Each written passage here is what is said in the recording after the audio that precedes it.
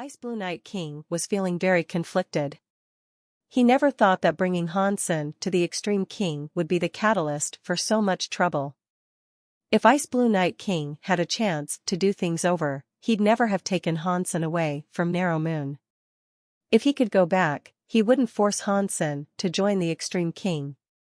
In fact, even if Hansen had begged Ice Blue Night King and called him grandfather, he still wouldn't take Hansen with him. He would slap Hansen until he fell upon the ground, then order him to remain in Narrow Moon. Hansen could stay there and bring harm to the rebate, Ice Blue Night King believed. Wherever Hansen went, he brought trouble and turmoil with him. But it was a shame there were no do-overs in the world. So, now, Ice Blue Night King had a massive headache pounding against his temples. What happened to my brain back then, when I forced him out of there? Ice Blue Night King just wanted to slap himself in the face. Hansen had killed a prince. He had disguised himself as a prince. He had taken treasures and power from the Extreme King. Everything Hansen said and did made Ice Blue Night King feel as if he was plummeting into an abyss. He knew it was game over for him. He was the one that brought Hansen to the Extreme King, and he knew it was only a matter of time before he got dragged into this affair. Even if his participation wasn't considered a crime, he was afraid that his career would never progress any further.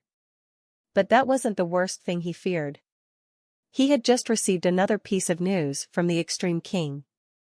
Hansen had broken through all the choke points that the Extreme had set up for him, traveled the length and breadth of the Tianxia system, and reached the systems of chaos.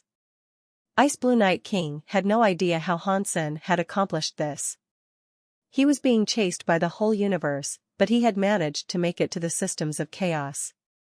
That made Ice Blue Night King confused. Right now, Ice Blue Night King had received an order.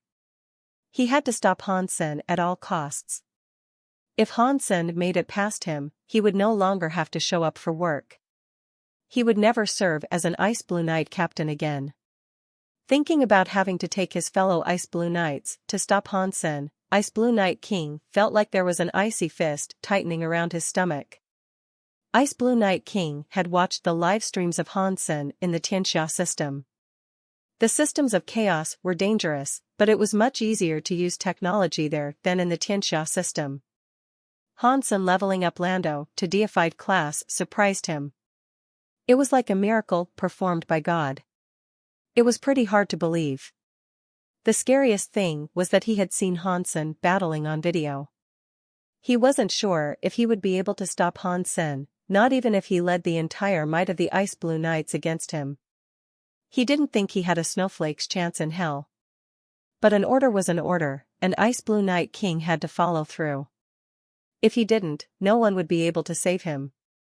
Using the news he received from the Extreme King and the knowledge he already had on the systems of chaos, Ice Blue Night King took his Ice Blue Knights to intercept Hansen. It worked. The beaten-up white whale was easy to spot. When Hansen saw Ice Blue Night King, he was surprised. He had intentionally avoided going close to the headquarters of the Ice Blue Knights, and still, he was intercepted.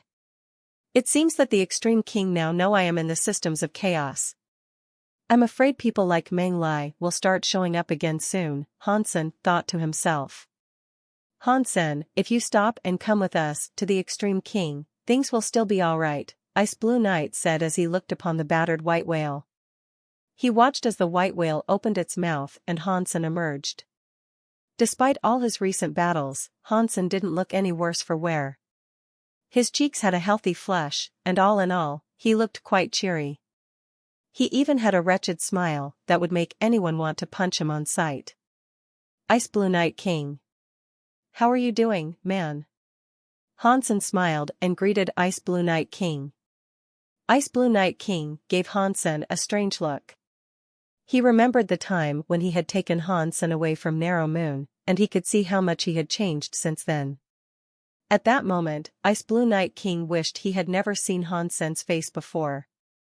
Come back to the Extreme King, or I will do you harm, Ice Blue Night King said in a hard voice.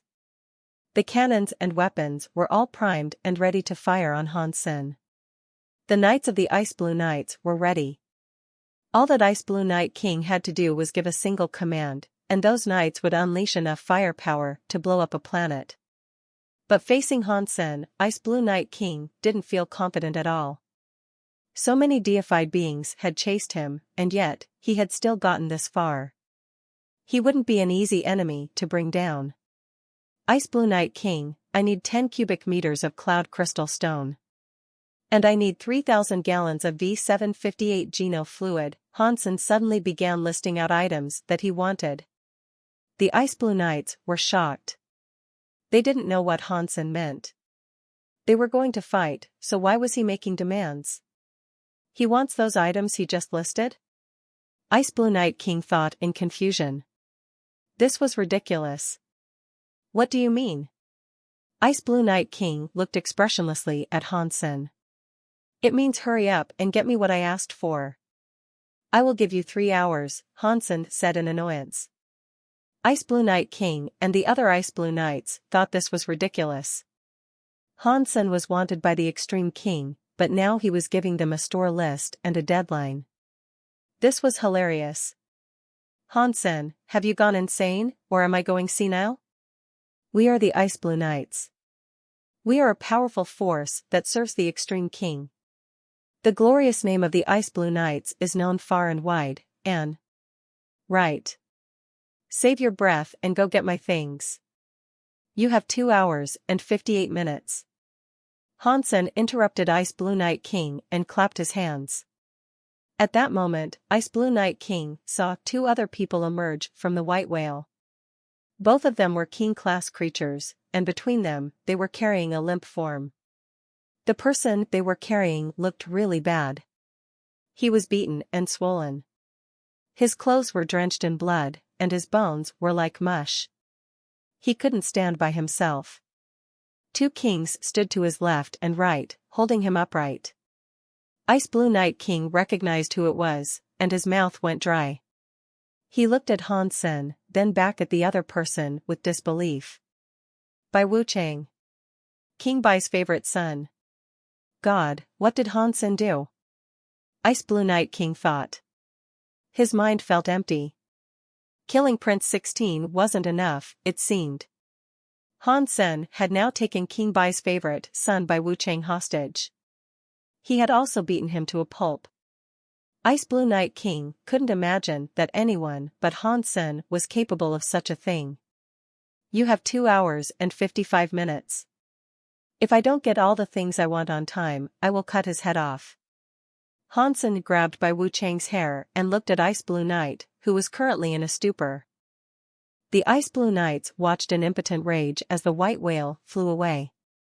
Although there were countless weapons and cannons primed and ready to fire at it, no one dared to push the button on that damaged white whale. They only stared at the white whale as it left, until it departed their vision.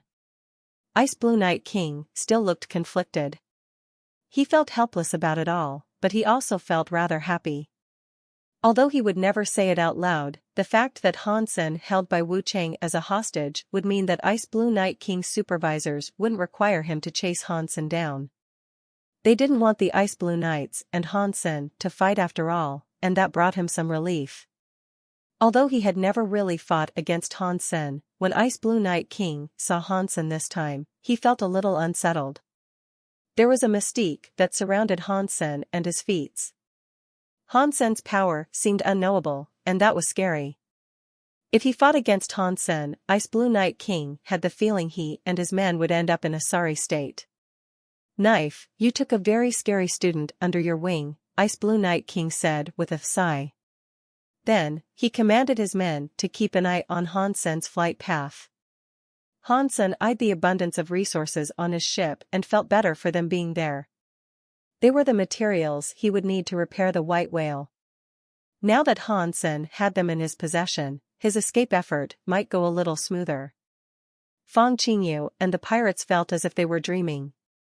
They had been intercepted by the Extreme King's Ice Blue Knights, and they had emerged wholly unscathed.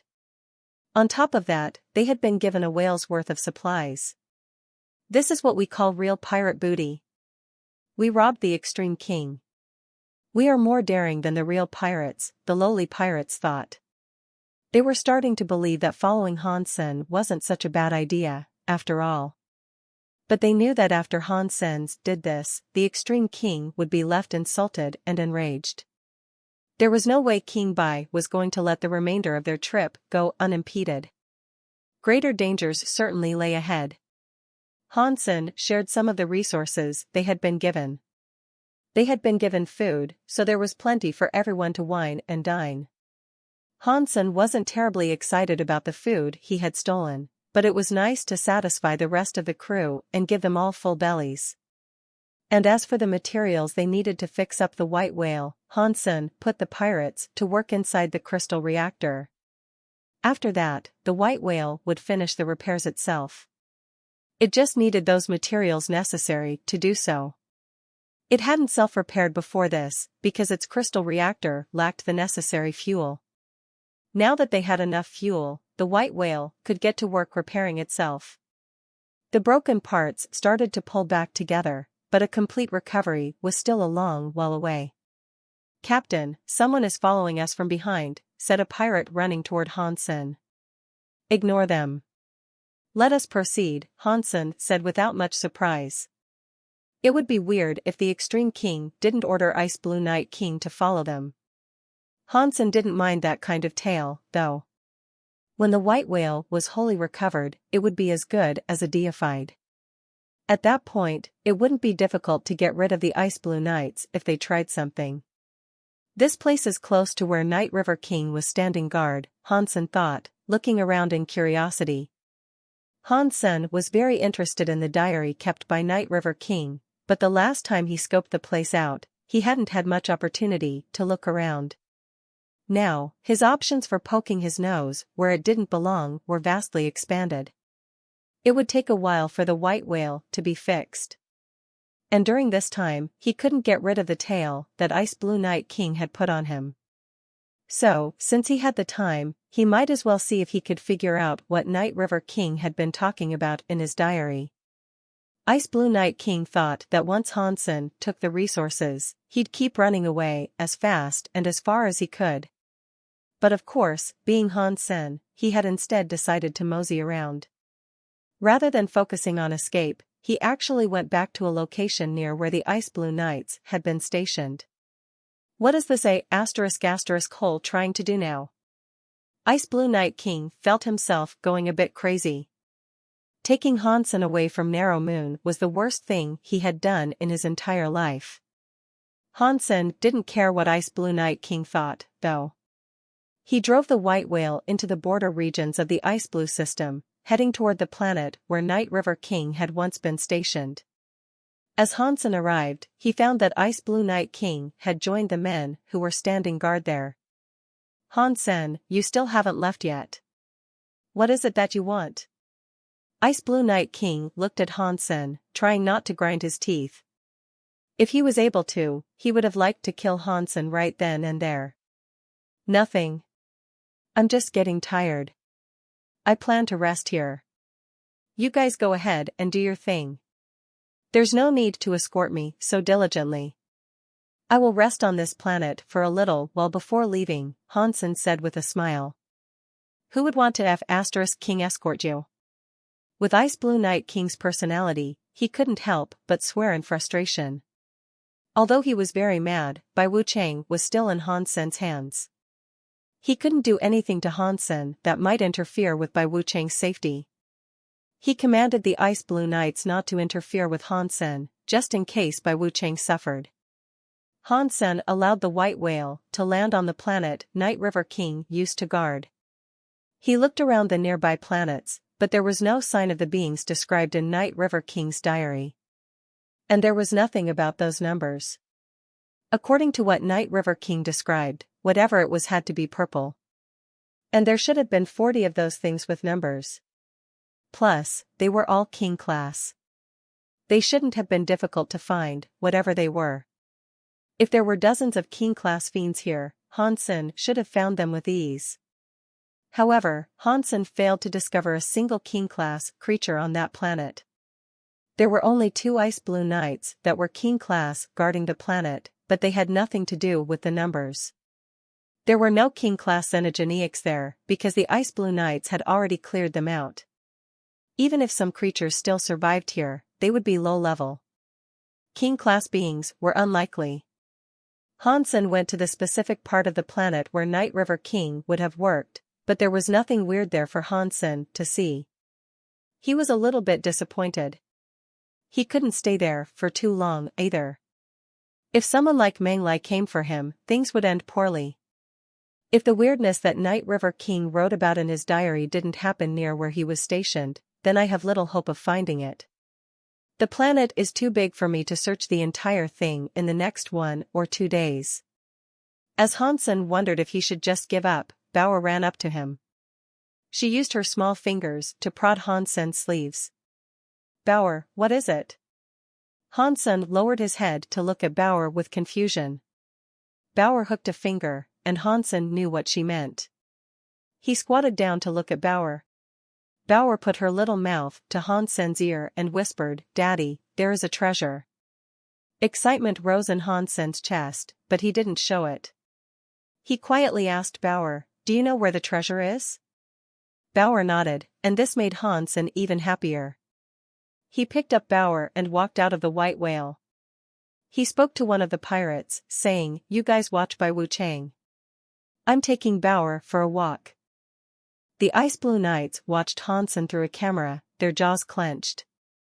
He was like a thief who had run into their house and beaten up their son before proceeding to steal their possessions. After his crimes, instead of running away, he had gone into the backyard for a cup of tea. Wouldn't that make anyone mad? The worst part was that, in order to preserve Bai Wu Chang's life, they had to refrain from doing anything to Han Senator. They had to watch him go for a nice walk on the planet. What is he trying to do? Ice Blue Knight King looked at Han Senator. He couldn't tell what Hansen's true purpose was in coming here. Considering the inherent danger in Hansen's situation, they all thought it would be best if he left sooner rather than later. No matter how strong Hansen was, he couldn't compete against deified elites. If the Extreme King deifieds arrived, he would be in a lot of danger. But Hansen wasn't running. He was just bumbling around. His actions made Ice Blue Knight King and the other higher-ups very uncertain. They sent a video of Hansen to the Extreme King. The Extreme King's deified elites were very confused about his purpose there, too. He didn't know why Hansen was choosing to hang around this random planet. It was like he was just waiting there for them to grab him. A conspiracy. "There must be some sort of conspiracy," Sixth Uncle said, gritting his teeth. They believed that Hansen had some sort of plan that was about to be exposed, but they weren't sure what it was all about. Everyone thought hard about what was going on, trying to guess what Hansen was trying to do. But there were too many possibilities. No option seemed more likely than any of the others. Let Fourth Uncle and the others go quickly to the systems of chaos. "It doesn't matter what Hansen is planning, it won't be a threat to them," King Bai said coldly.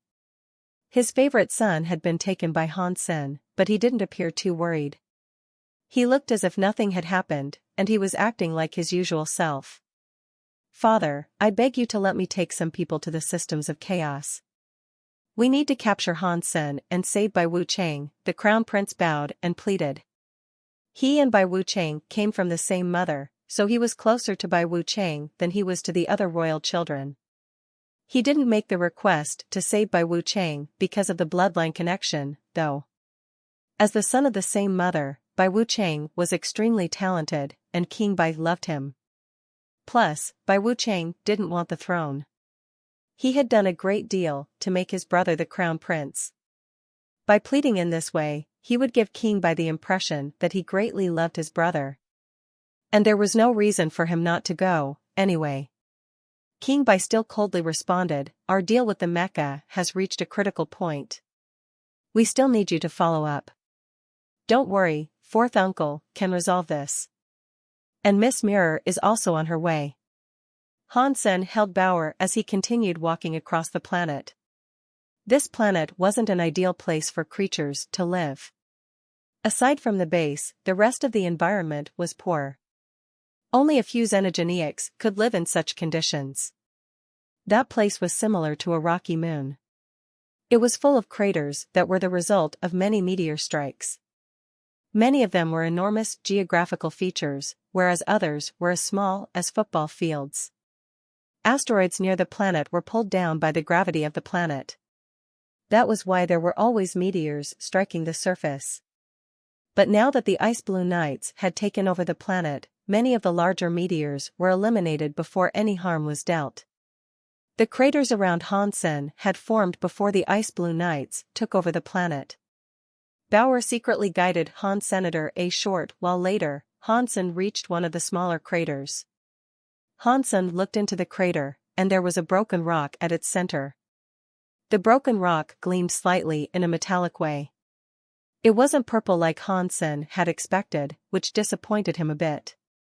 But if Bauer said there was some treasure available, it had to be something good.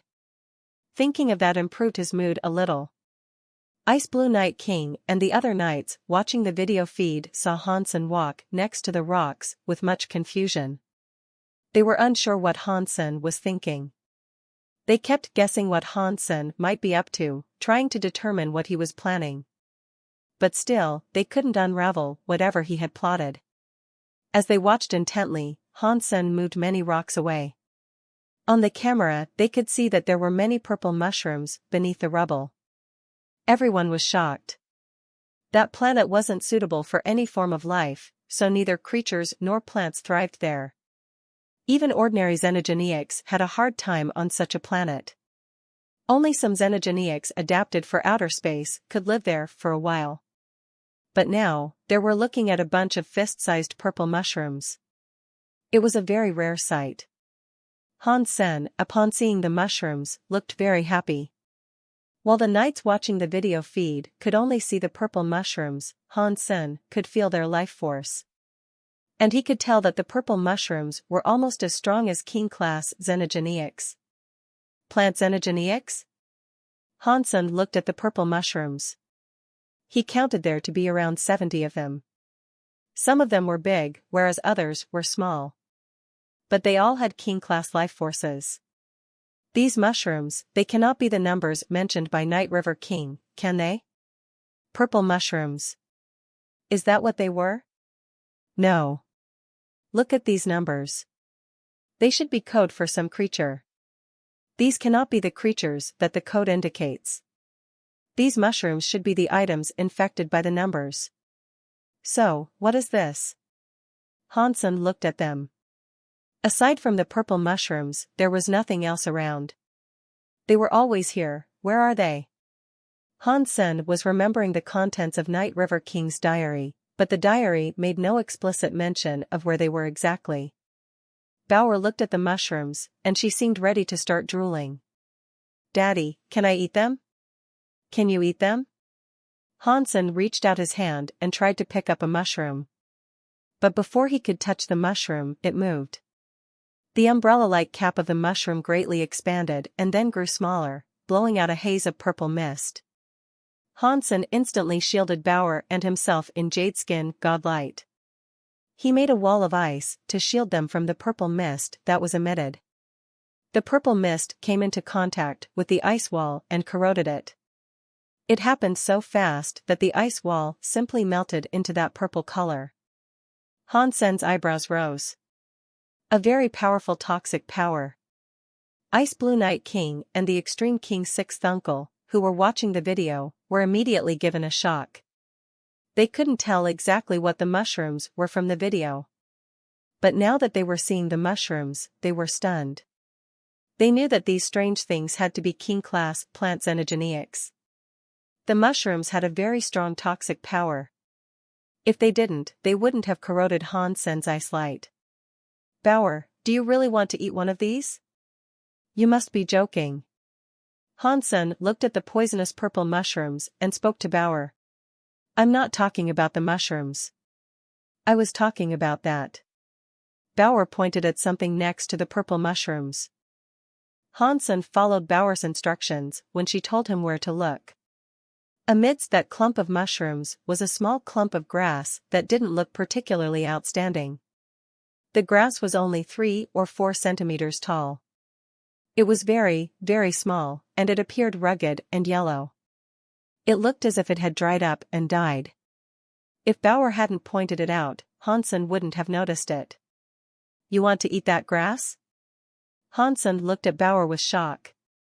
And he thought to himself, since when has Bauer changed her appetite? I thought she only ate sweets. Not the grass. "There is something below it," Bauer said quietly. "Below?" Hansen looked at the grass and instantly realized what she meant. The grass was probably similar to the greens of a carrot. The root of the plant was the useful part. Hansen stopped hesitating and began using his ghost teeth knife to cut a path to the tiny patch of grass. He swung his knife and cut down some of the toxic purple mushrooms. King-class xenogenic plants were nothing to Hansenator one life, one mushroom. He even cut down apart their roots. The toxic mushrooms released their toxic mist, but Hansen used an icy light to block it. Although the king-class toxic mist was very strong, it couldn't harm Hansen. Xenogenic king hunted, toxic umbrella mushroom. Xenogenic gene found.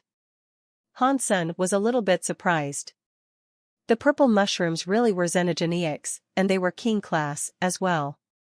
If Night River King's diaries coded creatures were toxic umbrella mushrooms, then that means something must have affected them. And that was why they became king-class. That might also mean they weren't originally king-class. But if this is so, what affected them? Could it be that wilted grass? Hansen thought to himself. Xenogenic king hunted, toxic umbrella mushroom. Xenogenic gene found. Obtained toxic umbrella mushroom beast soul. Once Hansen had killed 30 of the mushrooms, he earned a king-class beast soul. That was surprising. The mushrooms were king-class, and yet, they were unable to move. Their only talent was the ability to release toxic spores that were ineffective against someone like Hansen. Hansen quickly cleared the rest of them out and earned 2 toxic umbrella mushroom beast souls. That surprised Hansenator. They were weapon beast souls, but right now, Hansen didn't have time to stop and give them a closer look. Once all the mushrooms were gone, Hansen used his knife to dig around the wilted grass. He wanted to see what lay below. "Do you guys know what kind of plant that is?" King Bai asked, looking at the extreme king elites around him. Everyone could tell that Hansen's objective was to dig out something that lay below, but they all looked confused. None of them knew what the grass was. Even the xenogenic mushrooms Hansen had killed were unknown to them. They had no clue what they were. Many plants were oh so very weird, all across the Geno universe, so it wasn't strange that none of King Bai's attendants could identify the mushrooms. Even deified elites were unable to recognize all the plants that they encountered. But they were confused, too. They didn't know how Hansen had known there were xenogenic plants just lying around in that precise spot. As Hansen kept slicing and dicing, digging through the ground, he saw something purple appear below. At first, he was unable to tell what it was. But after digging for a while longer, he was able to identify it. It was a big carrot. The skin was purple, and the root was 2 feet long. There was also a purple beard on it. Hansen dug out the giant carrot and gave it to Bauer. He curiously asked, "Bauer, since when have you enjoyed eating carrots?" "Dad, even if we were at home, I'm pretty sure this thing would be called ginseng." Bauer held the big carrot as she spoke to Hansen. "Ginseng?" Hansen was shocked. That thing looked just like a carrot. How could ginseng be that large? And Hansen remembered that ginseng looked yellowish. This thing was purple. It was a carrot, no matter what. Then treat it as a carrot. As Bauer fondled the massive ginseng, she looked very happy. She looked at Hansen and said, "Daddy, keep digging. I am sure you can find something else in there." "There is something else?" Hansen kept on digging. The cameras only had video. Ice Blue Night King and the others of the Extreme King were unable to hear what was being spoken. They watched as Hansen dug up a big carrot and gave it to Bauer to hold. King Bai frowned. No one around him recognized what the big carrot was. There were too many similar plants in the universe. If they weren't famous, there wasn't much of a chance of people remembering them. The purple carrot was the same as the mushrooms in that it wasn't famous at all. No one had heard of them before. Now, they were very curious about what Hansen could dig out of the ground there. Hansen didn't know what he was about to dig up either. He just used his ghost teeth knife to keep digging. It looked as if there wasn't too much to be found. He dug another meter into the ground, but there didn't appear to be anything down there below the earth. Bauer, are you sure there's something down here? Hansen looked at Bauer with confusion. There should be. Bauer was still holding the giant ginseng, sitting atop a rock. Hansen kept on digging. He dug 3 meters into the ground before he felt the tip of his knife strike something. Because the hole was too deep, the camera's position wasn't right, and the Extreme King couldn't film whatever was inside the hole. Ice Blue Night King and the others of the Extreme King could only see Bauer. She was sitting atop the hole with a carrot in her hand, with rocks and soil being flung out of the hole. But they couldn't see what was going on inside the pit. If they were there, they could use many methods to see what was in the hole. But through video, no matter how smart they were, they couldn't tell what was going on below ground. Hansen felt something down there. He dug faster as he grew more excited. It wasn't long before he revealed what was down there. Hansen discovered that it was a shield. It looked like a tower shield. It was forged from purple metal, which was almost like some form of copper, but not quite. If he was honest with himself, he wasn't even sure if it was metal. The inside of the shield was facing up, so Hansen could see the handle. The styling of it was so old, and there weren't even any insignias on it. Hansen grabbed the handle of the shield and lifted it. Why is it so heavy? But then again, judging by the weight, it has to be something good.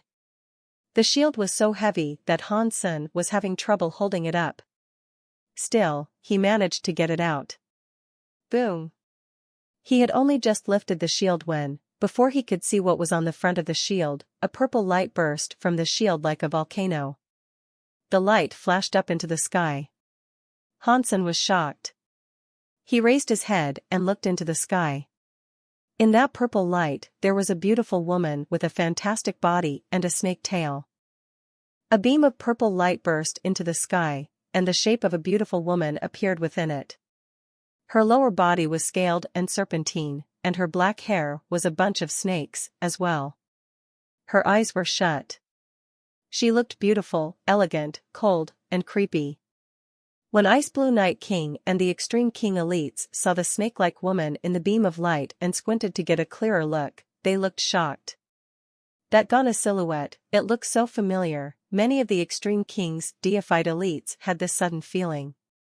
But before they could get a better look at the woman, the shape within that light was gone. It just vanished from sight.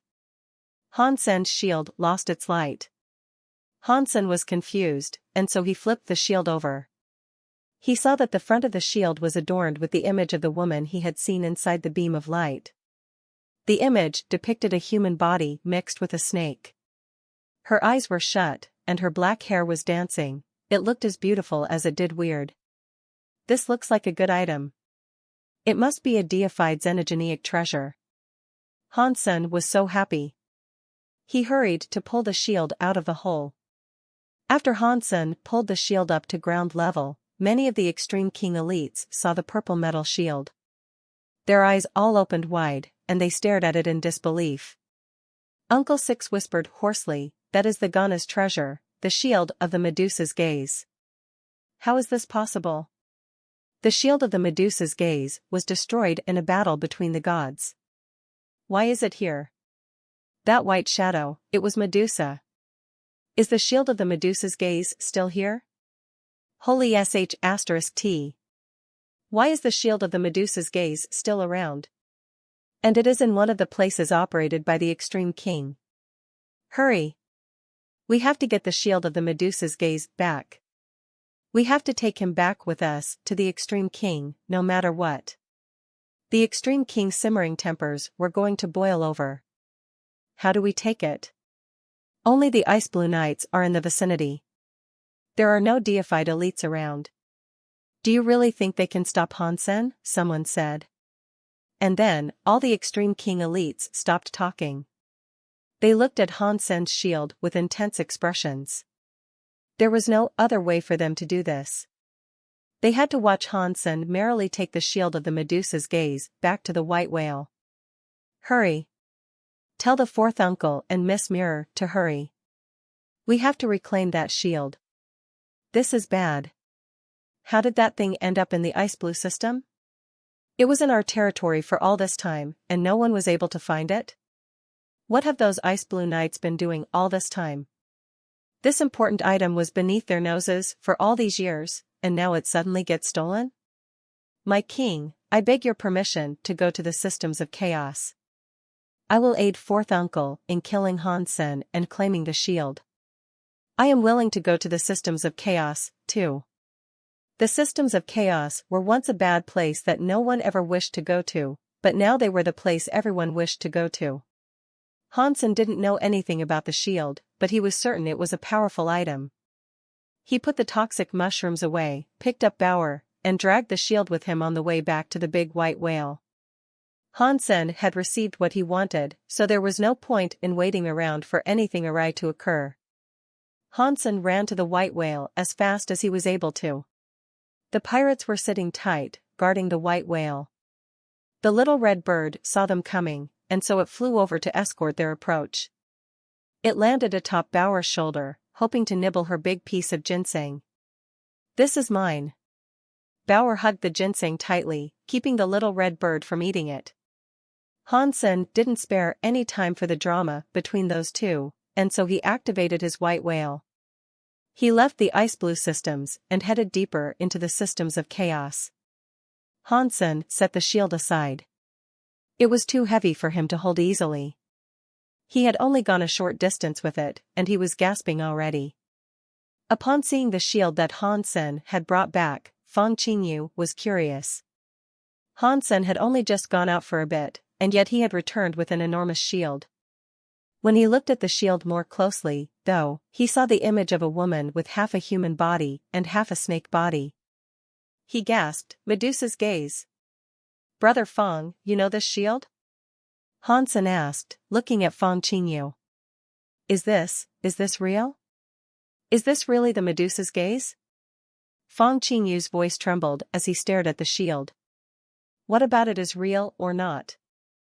I just dug it up. I don't know. Do you know about this shield?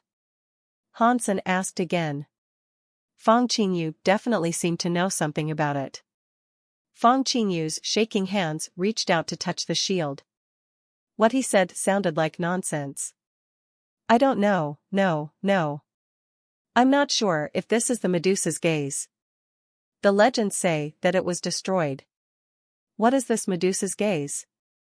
Hansen asked with confusion. Fang Qingyu looked at the shield with excitement. Time keeps changing. Elites live and elites die. The same can be said about treasures. Some break, whereas others are created. They might be famous eventually, but in one day, under the gushing flow of history's river, they can be washed away. Some, however, glow and shine like diamonds beneath the rushing water of that river. They become legends. People will remember such items forever. Back in the day, the Ghana Alpha used the shield of the Medusa's gaze and Purgatory Heaven. They were two deified treasures, and they made him invincible. With them, he lit up the Geno Hall's Geno lantern. And it was through that act the Ghana became one of the higher races. At that time, the shield of the Medusa's gaze and Purgatory Heaven, the two deified xenogeneic treasures, became super famous. That was especially true of the Medusa's gaze. It can be considered one of the top 10 well-known deified items. The Ghana Alpha used the Medusa's gaze and Purgatory Heaven to assault the Geno Hall. After a few days of fighting, they were kicked out and made to fall. Then, Medusa's gaze and Purgatory Heaven were lost. As Feng Qingyu spoke, he stroked the shield at the same time. If this is really Medusa's gaze, it will be one pricey artifact. This shield alone could buy out a whole higher race. After all, this is a deified item that assaulted the Geno Hall. But the legends say the shield of the Medusa's gaze and Purgatory Heaven were destroyed. I don't know the truth to this tale. An elite that entered the Geno Hall? Hansen was shocked. Even ancient water god, who was almighty and powerful, was unable to breach the gate of the Geno Hall. The Ghana, however, had assaulted the Geno Hall properly. And there, they fought for a few days. That was a scary thought. Come take a look. Let us determine if this truly is the shield of the Medusa's gaze. Hansen was so happy. If that was a deified weapon from a battle waged between gods, it would be something truly amazing. Hansen already had Purgatory Heaven. If that was the shield of the Medusa's gaze, perhaps he would be able to learn much from the Ghana Alpha. He might even be able to use the two deified weapons to assault the Geno Hall himself. I don't know. I have only heard about it. If this really is the shield of the Medusa's gaze, then her eyes ought to be able to open. The legends say that if she opens her eyes, even a god would cry. But it has been too long. Many people have heard the legend, but anyone who might have looked on the shield of the Medusa's gaze is probably dead by now. Only an immortal could confirm the validity of this thing. Even in the Thousand Treasures Alliance, I am afraid only a few elders might be able to confirm its identity, Feng Qingyu said. Hansen frowned. If this was the shield of the Medusa's gaze, the Extreme King must have seen him retrieve it. Bauer, come up and pilot the ship. Speed up and let's get moving. Hansen turned the helm over to Bauer and carried the shield to his room. He wanted to find out if the shield was useful. It didn't matter if it was the shield of the Medusa's gaze or not. If he couldn't use it, then it was rubbish. Hansen gripped the shield in his hands and put his jade power into it. Or at least, he tried to. The power bounced away. He was unable to place Jadeskin's power into the shield. Hansen frowned. Next, he used the power of the Dongxian Sutra, and he tried to put that into the shield. This time the power didn't bounce away. After the power of the Dongxian Sutra entered the shield, the carving of the beautiful woman started to glow with a purple light. Light began to glow within her flickering eyes, and it appeared as if they were going to open. But Hansen's eyes widened. The shield was like a bottomless hole, and it consumed his power ravenously. In just a second, Hansen's face was ghostly pale. His life force had been drained, but the woman inside the shield still had her eyes closed. There was still some purple light around her face, but it didn't look as if the eyes were going to open. Hansen quickly pushed the shield away. If this kept going, he'd be nothing but a dried-up husk. After Hansen got rid of the shield, the light on the shield disappeared. It went back to looking old and slightly battered. It no longer showed any sign of activity. Even if this isn't the shield of the Medusa's gaze, it's still an awesome treasure. Even with my power, I cannot activate it. Hansen was quite pleased with his find. He believed the shield had to be the shield of the Medusa's gaze. But Hansen was still a bit miffed about being unable to make use of it. He was too weak, and he knew he would have to try it while wearing the Peacock King Soul robe. Hansen wasn't in the mood to try it at that moment, though. The legendary shield of the Medusa's gaze was too scary, and Hansen knew he couldn't control its power properly. He was afraid that if he activated the shield, its power would destroy everything. Hansen tried putting the shield of the Medusa's gaze into Destiny's tower. The shield of the Medusa's gaze was very heavy, but he managed to stick it into the tower without much difficulty. That would save him a lot of trouble. Feng Qingyu was still wondering if it was truly the shield of the Medusa's gaze. Hansen wasn't really concerned about that. It would be a powerful item, as long as he was able to use it.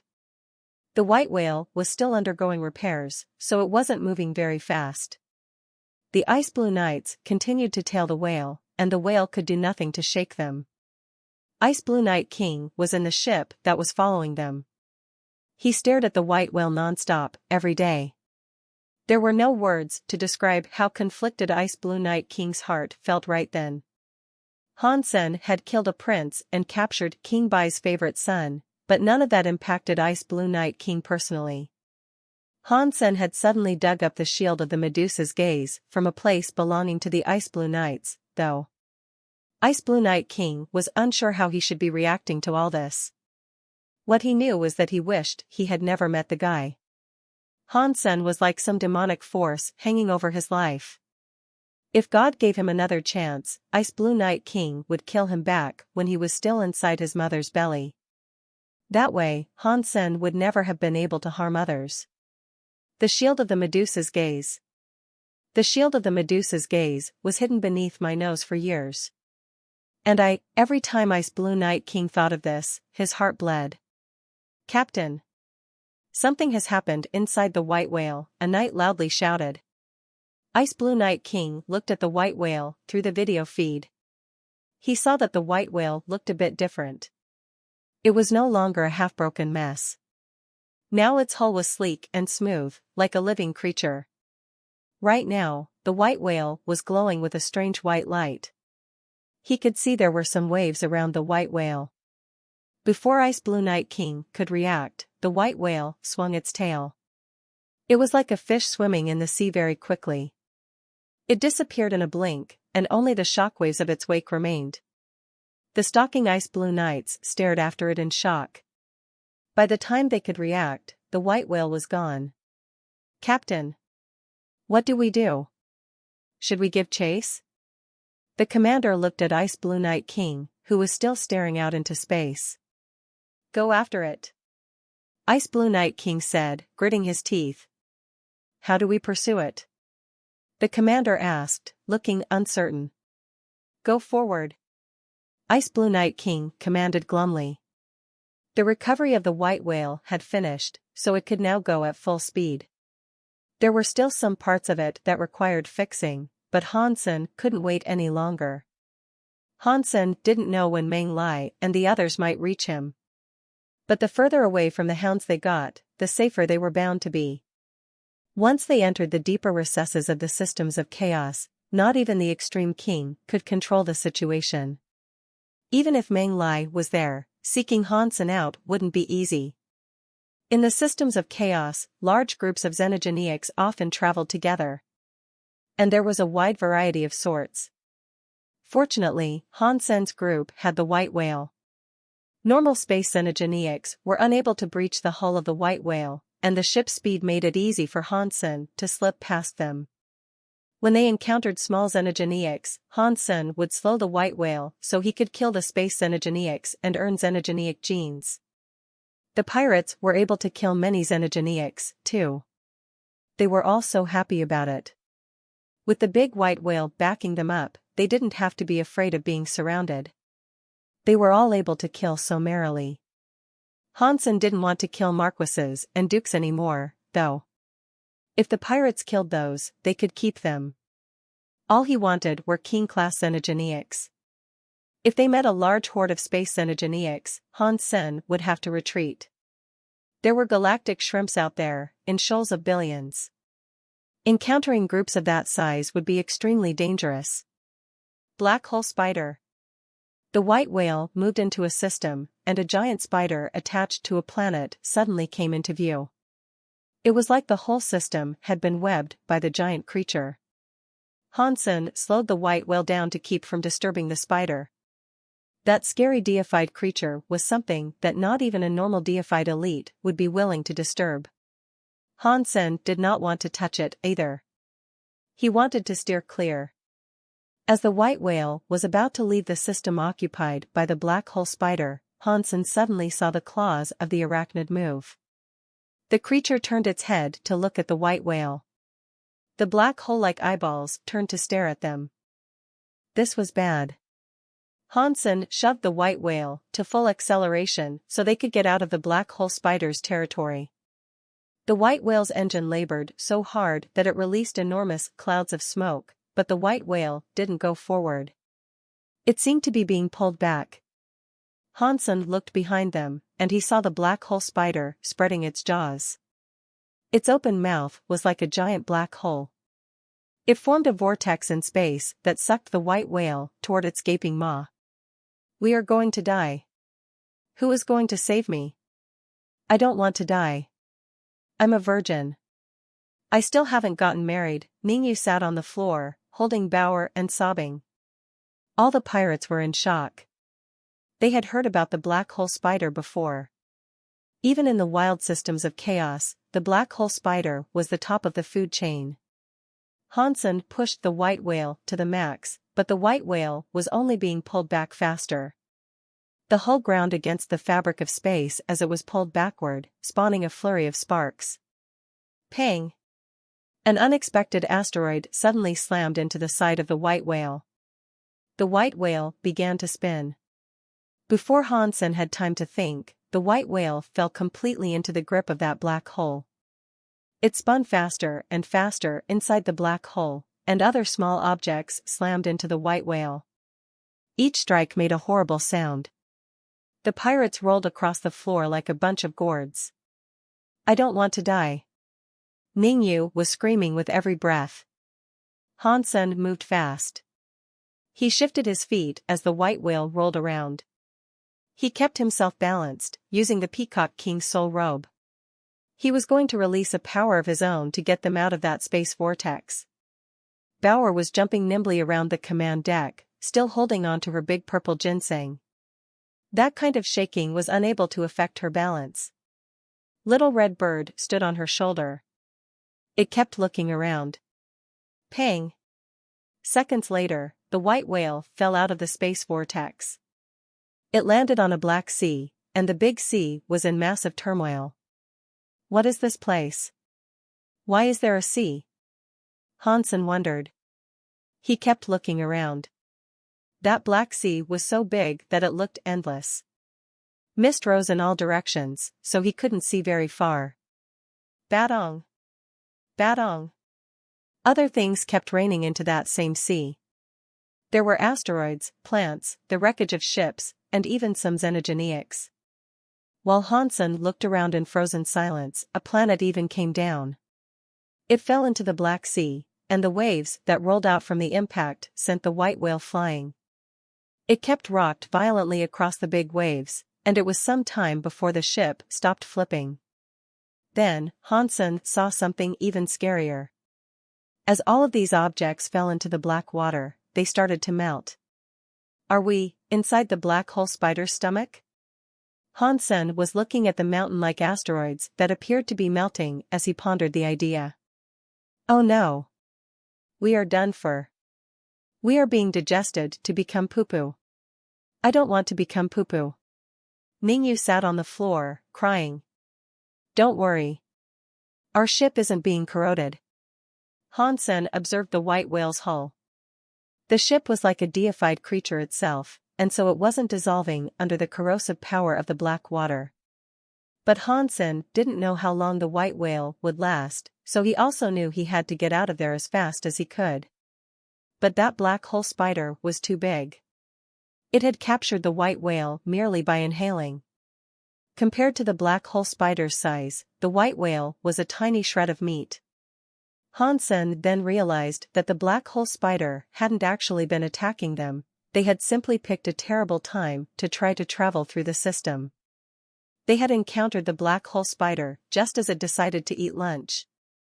Based on what they could see through the mist, they knew that the spider had ingested countless asteroids and more than a few entire planets.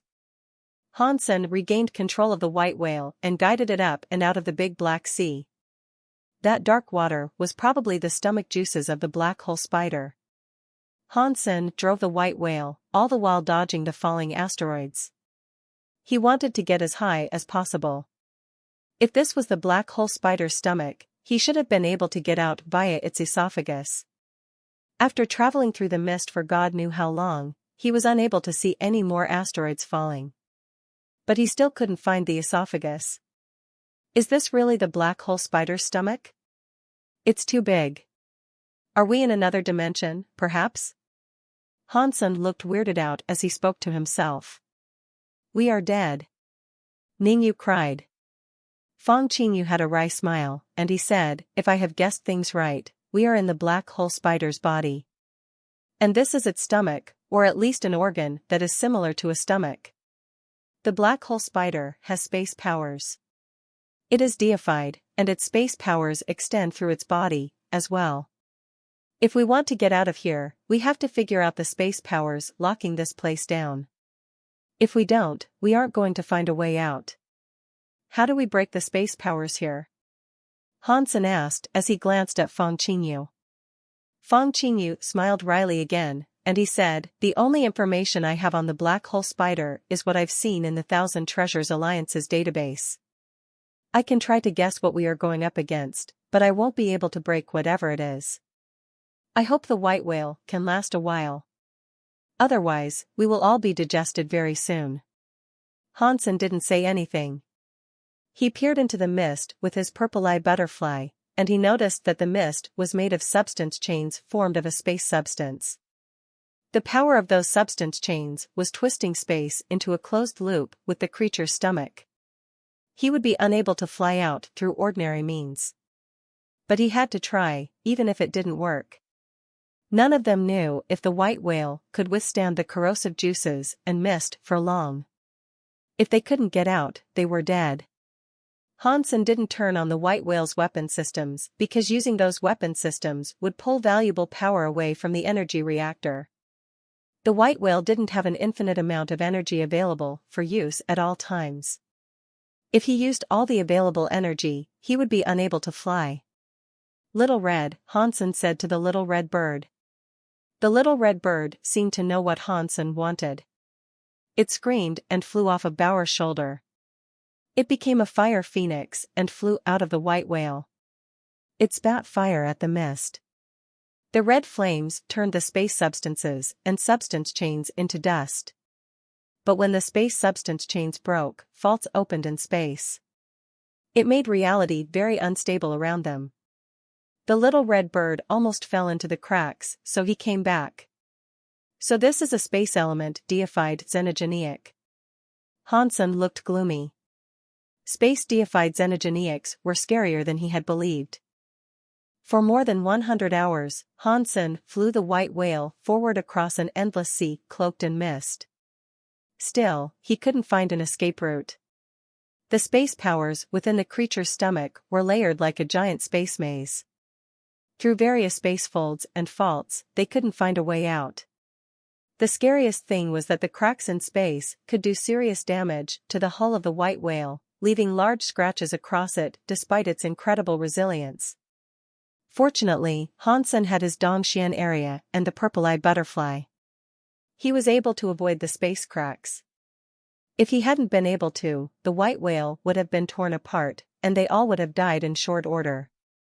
Even so, Hansen still had to face the crisis that had literally swallowed them.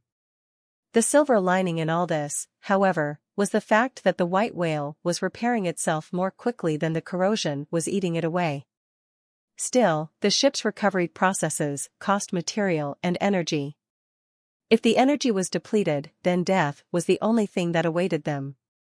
The ship and its crew were depressed. The uncertain fate left everyone feeling nervous. Aside from Bauer, who was trying her best to make Ningyu happy, none of the others could raise a smile. Hansen was under a lot of pressure to resolve this. He wasn't worried about his safety, as he could always hop back to the sanctuaries. But if he did that, Ningyu and Fang Qingyu would be left to die. Brother Fang, can you call the treasure identifier elder? Can you see if he can help us? Hansen asked Fang Qingyu hopefully. Fang Qingyu pulled out his Wanjia Rubik's Cube. The Rubik's Cube squares were all gray and lifeless. It wasn't picking up any signals. I tried already. The Wanjia Rubik's Cube can't function in this place. The Wanjia Rubik's Cube is a space treasure, but the black hole spider is also a space xenogeneic. Their powers affect each other. Fang Qingyu smiled ruefully. Hansen didn't say anything. He continued to guide the white whale forward.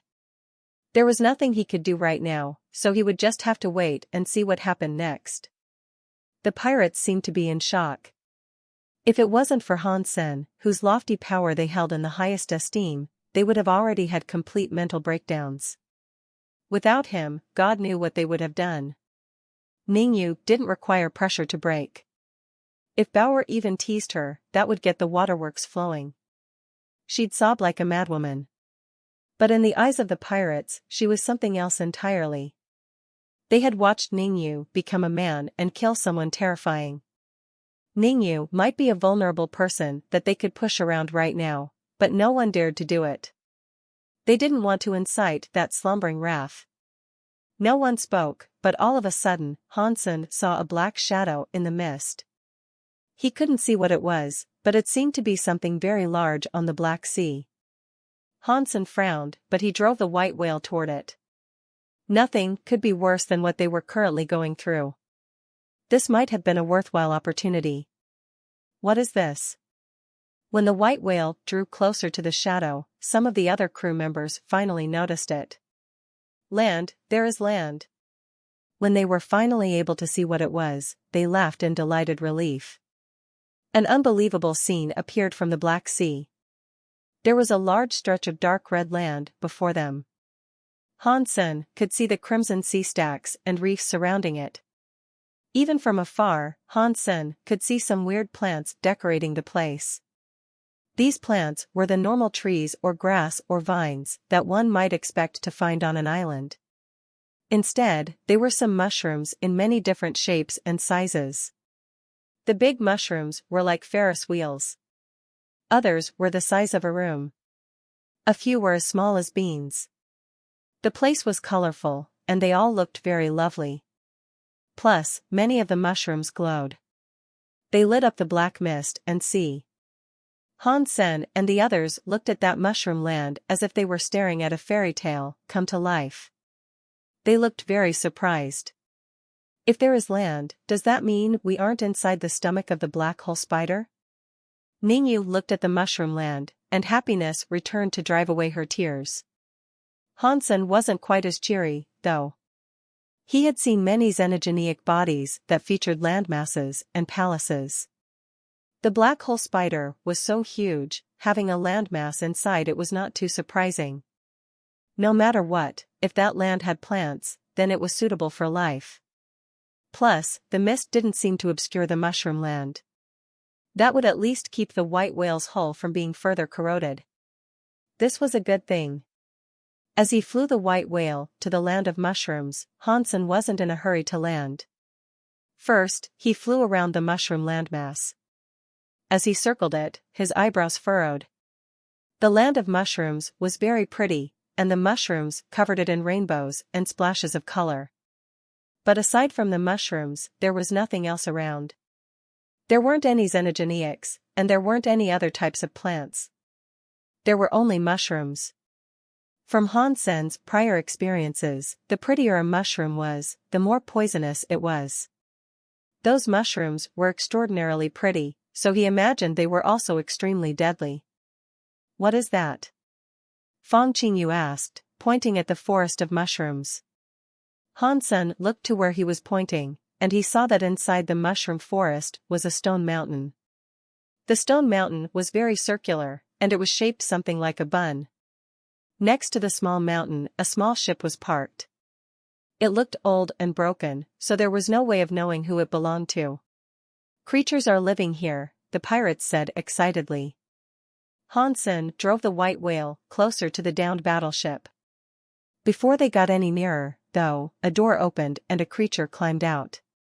When Hansen saw the creature, he felt his eyes open wide. He had seen many strange people in his time, but that creature that had just come out of the ship looked odd even to him. The creature was snow white, and its body was 2 meters tall. It was like an angry tiger, but there was a little pink mushroom glowing on its head. It made the tiger's angry face look rather cute. What a cute little tiger! Ningyu looked at the tiger and clutched her chest. Her eyes were full of stars. The white tiger with the little pink mushroom on its head looked at the white whale in the sky. It opened its mouth, walked around, and then let loose a loud meow. Hansen and the others all swapped glances. Ningyu, in particular, looked as if she was melting. She looked at the white tiger through the white whale screen and passionately said, "It's so cute." Boom. Before anyone could say anything more, the white tiger jumped, landing on the white whale's back. The white whale suddenly lurched. An enormous dent formed in the spine of the white whale, and it was pushed down into the canopy of mushrooms. The white whale came down into the mushroom forest, and its crash landing sent many mushrooms flying. It finally slid to a stop when it came up against a line of mushrooms that were a few dozen meters tall. But the mushrooms they did break, releasing a rainbow-colored mist. When Hansen and the others looked closer, they could see a nearly infinite abundance of rainbow-colored spores forming the foggy veil. The little red bird was angered. It flew straight out of the white whale's mouth and flared into its fire phoenix form. Its scary phoenix fire immediately turned the area into a burning hellscape. Many of the mushroom spores were burned to ash, and the white tiger that had assaulted them was surrounded in flames. The white tiger jumped to escape the blazing inferno. It hovered in the air, opened its mouth, and fired cannonballs at the red phoenix. As the cannonballs approached, Hansen could see that they were actually mushrooms. The red phoenix opened its mouth and released another torrent of fire, which easily incinerated the incoming mushrooms. They combusted and exploded, and streams of spores erupted from them like fountains. The explosions were beautiful, but within a second, the phoenix had reduced the mushrooms and their spores to dust. The white tiger fired out many more mushrooms. Each of them was turned to ash by the little red bird. The white tiger started to look afraid of the little red bird's fire, and it started to believe it had incurred some fairly bad luck. The little red bird gave chase to the now fleeing felon. "Bird brother, go get him. Bird brother is strong." The pirates could see that the little red bird had gained an advantage. They were so happy for the little red bird, they all cheered loudly and gave the bird their support. Some of the white tiger's fur was singed by the little red bird's fire. It kept meowing pitifully as it fled. Its white fur started to turn black in the heat, and it suddenly lowered its head toward the ground. Like a drill, it dug into the ground and disappeared someplace below. The little red bird flew around the area, but it was unable to see the white tiger anymore. So, it flew back in a much happier mood. The pirates quickly opened the door and welcomed the little red bird back inside. "Brother bird is so powerful. Brother bird is like the best bird ever. That crappy tiger said itself when Brother Bird went out to greet it." The pirates said, trying to ingratiate themselves with the little bird. The little red bird puffed up its chest to look big and cocky, like the big brother it was being revered as. It seemed as if the praise of the pirates had gone to the creature's head. Upon seeing it, Hansen shook his head. Even a bird can't ignore sweet talk. The little red bird was once an innocent little thing, but now it has fallen. The little red bird had been a nightmare for the white tiger. The crew needed the bird's protection, so no one dared to offend him. But when the bird flew back to bower, it made sure to look polite. It didn't dare to act cocky around her. Hansen looked around. Aside from the white tiger, there were no other xenogeneics in the vicinity. The white tiger had been suppressed by the little red bird. So, for the time being, they were safe there. If the white tiger had survived on the island, then they should be able to survive there as well. They would figure out how to escape later. Fang Qingyu and Ningyu felt relieved. This place was strange, but it was better than the Black Sea. At least they weren't in any immediate risk of death. I wonder if those mushrooms can be eaten. They do look delicious. The better looking they are, the more poisonous they are. But we are high-class pirates. Why would we be afraid of poison? The pirates talked amongst themselves, but suddenly, one of them screamed. He sounded so scared, and he said, "Mushroom. What is so shocking about mushrooms? They are everywhere." Another pirate laughed, but everyone still looked at the pirate that had just screamed. That pirate looked very shocked. His fingers shook as he pointed, and in a trembling voice, he said, There's a mushroom on your head. Whose leg are you trying to pull here? Why would my head have a mushroom on it? The pirate didn't believe the claim. But when he touched his head to be sure, his face changed. Hansen and the others all looked at the pirate. His head had a mushroom. It was a white mushroom that looked like an egg. My head has a mushroom. That pirate touched his mushroom and screamed. What are you afraid of? Maybe Brother Bird accidentally dropped it onto your head, the ex-captain pirate shouted at the distressed pirate. He reached his hand out to pull and tug at the pirate's mushroom. Ah! It hurts. It hurts. It hurts, the pirate screamed in pain. The other pirate pulled harder at the mushroom, lifting the man's entire body, but the mushroom didn't come off. The white mushroom on his head seemed to be attached to his scalp. Hansen frowned. He looked at everyone's head, and he was given a fright. Your head has a mushroom, too, and you, as well, arg. Everyone's head now had their own mushroom. The sizes and colors of each were all different. Suddenly, aside from Bauer and the little red bird, everyone's head had a mushroom.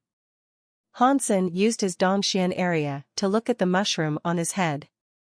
It was the size of a fist, and it was pitch black. It was like a little umbrella. The mushroom cap was quite large, but the stalk was very thin. The scariest thing about it was that the roots of the mushroom were inside his head. They were like vines, tangling around his brain. Hansen looked at Ningyu and Fang Qingyu. They both looked the same. Ningyu's head had a fat, pink and white capped mushroom. Fang Qingyu's head had a rainbow polka dot mushroom. The pirates all had different mushrooms, too. But when Hansen looked at them all with his Dongxian area, the mushrooms were attached to all of their brains. Arg! What the hell are these mushrooms? A pirate tried cutting off his mushroom with a knife. He barely managed to pierce the skin of the mushroom, and even that was so painful that it had him rolling around on the floor. I don't want to be a mushroom man. Ningyu looked into a mirror. Seeing she had a mushroom, she couldn't help but weep. Bauer tried to bring her comfort by saying, Little Miss Ningyu, your mushroom looks quite nice. You could join a mushroom beauty contest for sure. I don't want to be a mushroom man. I don't want to join mushroom competitions. Ningyu cried. Hansen tried to pull his mushroom, and when he did, his expression changed. When the mushroom was moved, it was like he was tugging his brain. His will was strong, but it still felt incredibly painful. He almost screamed and his face turned all pale. Brother Fang, do you know what this is? Hansen asked Fang Qingyu. Fang Qingyu's face turned white. He tried pulling his own mushroom, but he looked bitter. He shook his head and said, I honestly don't know what this is. I've never seen anything like this before. There are many xenogeneic parasite mushrooms in this world, but their spores are always breathed into the lungs to enact their parasitic mischief. I've never heard of mushrooms attaching themselves to people's heads. Hansen and the others all had weird mushrooms on their heads. The saprotrophic had assimilated to become parts of their bodies. If the mushrooms were damaged, their brains would be injured as well. They had no idea what to do. No one was able to think of a way to get rid of the mushrooms on their heads. They all looked at each other, unsure of what to do. Fortunately, other than the mushrooms that sprouted on their heads, nothing else happened. Why did no mushrooms grow on Little Captain and the Little Red Bird? Have they employed some sort of secret technique? The pirates looked hopefully at Bauer and the Little Red Bird. Their bodies are special, Hansen said simply. They cannot be hosts to a parasite. They are not like us. All hope vanished when Hansen said that, and the pirates looked very sad. They kept looking at the mushrooms on their heads and sighed with dismay. Meow. As everyone was wallowing in their depression, they heard a familiar sound from somewhere else on the island. Far away, from deep within the mushroom forest, the white tiger looked at them with a rather cocky expression. Its face was surprisingly human, and it was cackling like an evil maniac. Its teeth were bared in a rictus grin, and it was laughing so hard that it seemed like it was about to cry. Hansen had never seen a tiger laugh in such an ugly manner before. If the tiger knew about the mushrooms on their heads, then it must have been responsible in some way. The little red bird flew angrily toward the tiger again. But when the little red bird approached, the white tiger drilled back underground and fled. The little red bird's phoenix fire couldn't damage the ground. No one knew what that ground was made of. Hansen called the little red bird to return. They looked at the strange rocks all around them. The stone that made up the island was metallic, but also like jade. No one could tell what sort of material the rocks were composed of. "You guys go and collect some mushrooms. Let's see if we can eat them," Hansen said to the pirates. "Captain, there are already mushrooms on our heads. If we eat more, might they start growing all over our bodies?" one of the pirates pleaded through tears. "Stop talking crap and just go." Hansen glared at them moodily. The pirates shifted from foot to foot unwillingly. They were afraid that if they went out, their bodies might become the hosts of even more mushrooms. And they were also afraid that the white tiger might show up and kill them. They walked half a step away, and that was it. They didn't dare leave the safety of the white whale. The little red bird spat some fire behind them, and they all jumped out of the white whale in sudden fear. The pirates trembled with fear as they walked through the undergrowth of the mushroom realm. They didn't walk too far, though. They collected a few mushrooms, and Hansen asked the cook to fry them up. After the mushrooms were cooked, the pirates didn't dare eat them. They looked down at the fried mushrooms in their bowls, then they all just looked at each other. None of them dared to take the plunge. "Why are you all frozen? Hurry up and eat." Hansen smiled at the pirates. "Captain, we aren't hungry. We really aren't hungry." Inside, the pirates were thinking to themselves, "Why aren't you eating, huh? We don't know how long we're going to be stuck here. With our food reserves, we might not last very long. From now on, you guys are going to have to eat these mushrooms to survive. Even if you don't eat them today, there will come a time when you'll be forced to eat them or starve. But don't worry, these are just ordinary mushrooms. They won't kill you." Hansen laughed. Hansen expected that they wouldn't be leaving that zone anytime soon. "Captain, we aren't hungry just yet." "Can we eat them when we grow hungry later?" a pirate asked quietly. "What do you think?" Hansen smiled at the man. The pirates understood that they had no choice in the matter. Something might happen after they ate the mushrooms, though. Getting hurt or dying was only one possibility, but it was a strong possibility. And if they didn't eat the mushrooms now, Hansen would likely deal with them personally. The pirates gritted their teeth and picked up the mushroom slices. Trying to summon their bravery, they closed their eyes and put the mushrooms in their mouths. In the beginning, they looked glum. But after chewing for a bit, they opened their eyes excitedly. "Captain, this is so good. They are actually very fresh." A short while later, one of the pirates exclaimed his delight. Nothing bad happened after they ate the mushrooms either. No more mushrooms sprouted upon their bodies. There was just that one mushroom still attached to each of their heads. "Slow down. Don't eat so quickly. I'm afraid you will be eating these mushrooms for a long time to come," Hansen said sternly. He already knew the mushrooms weren't poisonous. If he hadn't been certain that the mushrooms were harmless, he wouldn't have permitted the pirates to eat them. The mushrooms on their heads hadn't appeared because of the mushrooms on the ground, they had come from the mushrooms that the white tiger had spat out. The spores inside of those mushroom attacks were the reason why Hansen's crew had developed the mushrooms. It was obviously the white tiger's power, although Hansen wasn't sure what eventual effects the mushrooms on their heads might have. The white tiger kept appearing now and again. It would growl at Hansen to try to provoke him.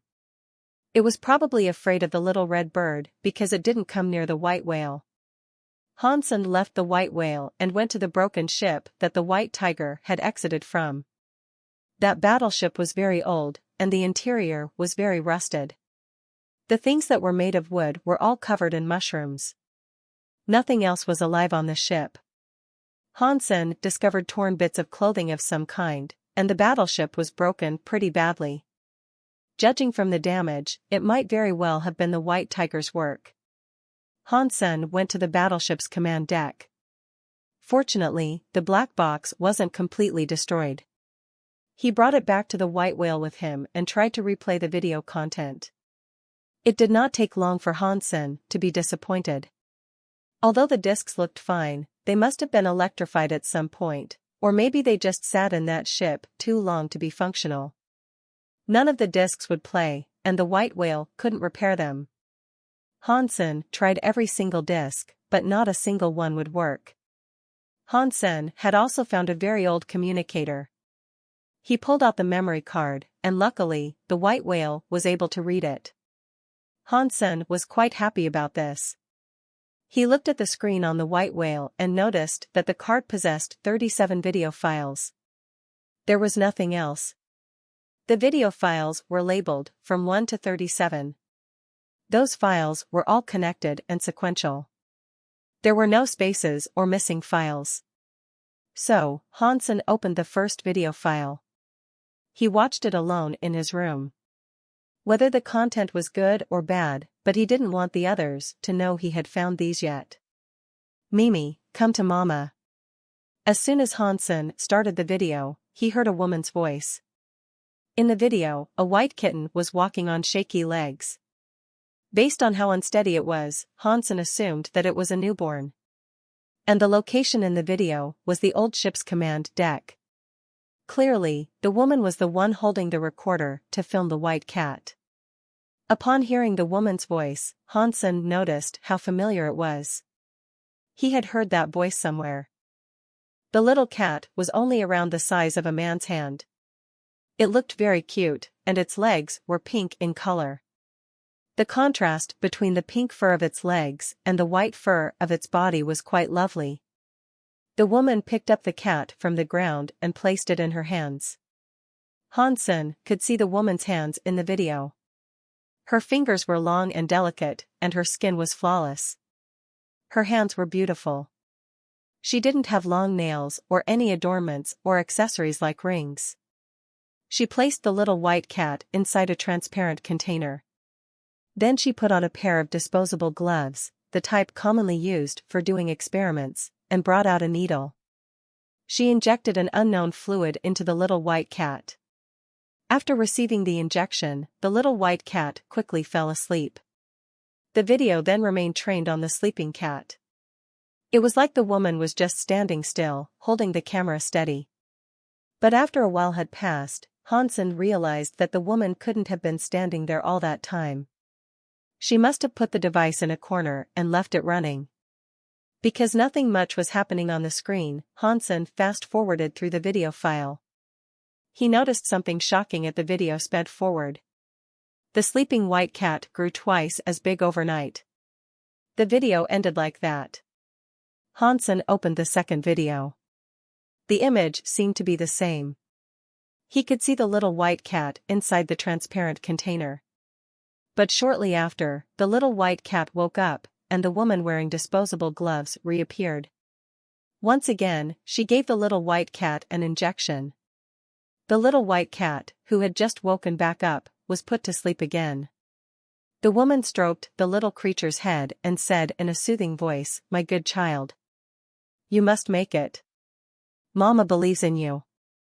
Injection, sleep, injection, sleep. This process seemed to go on forever. And in this cycle, for 7 days, the little white cat grew to the size of an adult tiger. As it grew larger, the little white cat began to look more and more familiar. Is that actually the white tiger outside? Hansen wondered. Honestly, though, he was not too surprised by the revelation. And then, the cycle continued. The little white cat didn't spend much time awake. For most of the video, it slept under the influence of the injections. but its body was continuing to grow. It was now much larger than the mushroom-headed white tiger that inhabited this island. On the 23rd day, the woman discovered that the little white cat had a small and delicate mushroom on its head.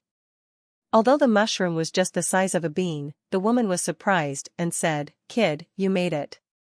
After that day, the white cat and the mushroom continued to grow bigger and bigger. The woman's tests also continued. On the 37th day, the white cat had become a mammoth-like beast. The container was no longer big enough to contain it. While it slept, she opened the container and stood next to the giant white cat's head. It was like she was taking a selfie. She filmed herself and the little white cat together.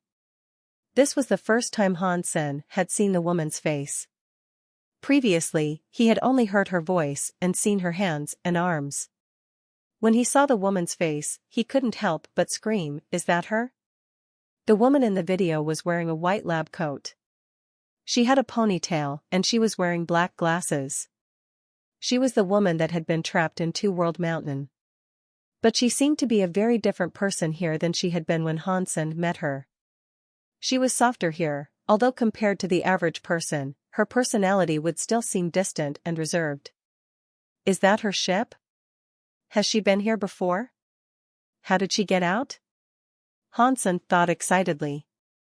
If that woman had come here and managed to escape, then he should be able to get out, too. But Hansen didn't know how the woman had managed to get out. And Hansen was a little confused about why the woman hadn't taken her guinea pig with her when she left. Hansen needed to find answers to the questions that the video had raised, but the videos came to an end there. He had watched the last one. The final video ended with her and the little white cat sharing a selfie. D***it. Couldn't you have filmed a little more? Hansen thought in frustration. But at least he had found out that escape from this realm was possible. So that was good news, at least. Hansen watched the video to the end, but he didn't learn anything else. The video just filmed the white cat, and the camera remained in a fixed position. Aside from the selfie at the end, it was almost all filmed from the same angle. "Captain. This is so bad. Captain. Something is climbing up the island," a pirate shouted as he knocked on Hansen's door. Hansen switched off the video, exited his room, and went straight to the command deck. There, he saw that creatures were emerging from the Black Sea. They were like black snakes. They were as thick as barrels, and their heads were serpentine. Their mouths were oddly squarish when they opened, but they possessed many fangs. They looked very scary. There are living creatures in the Black Sea? Hansen was shocked. The corrosive powers of the Black Sea had been beyond even the deified white whale's ability to withstand. It was hard to imagine how such creatures could survive in that sea. When those weird snakes emerged, they started to eat the mushrooms on the land. Although there were many mushrooms, there were many black snakes, too. It wasn't long before they had eaten a few acres worth of mushrooms. "Meow," came a sharp cry. The white tiger swooped in from the sky, slashing with its claws. The bodies of numerous snakes were ripped apart. The injured snakes bled a black juice, but their broken bodies still tried to bring down the white tiger. The white tiger slammed its paws down to squish the heads of the snakes into jelly.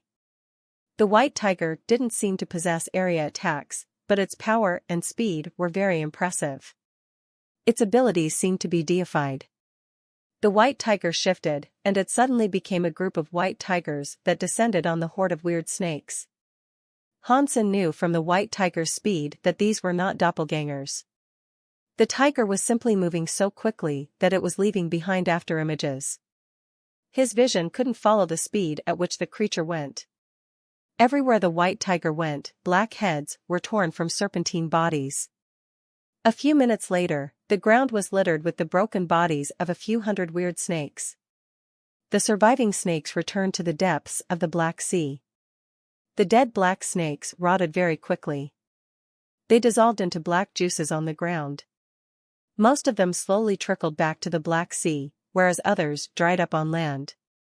After all the weird black snakes returned to the Black Sea, the white tiger roared at the sea, then turned around and went back to the mushroom forest. The old battleship was the only piece of technology that Hansen could find on the island.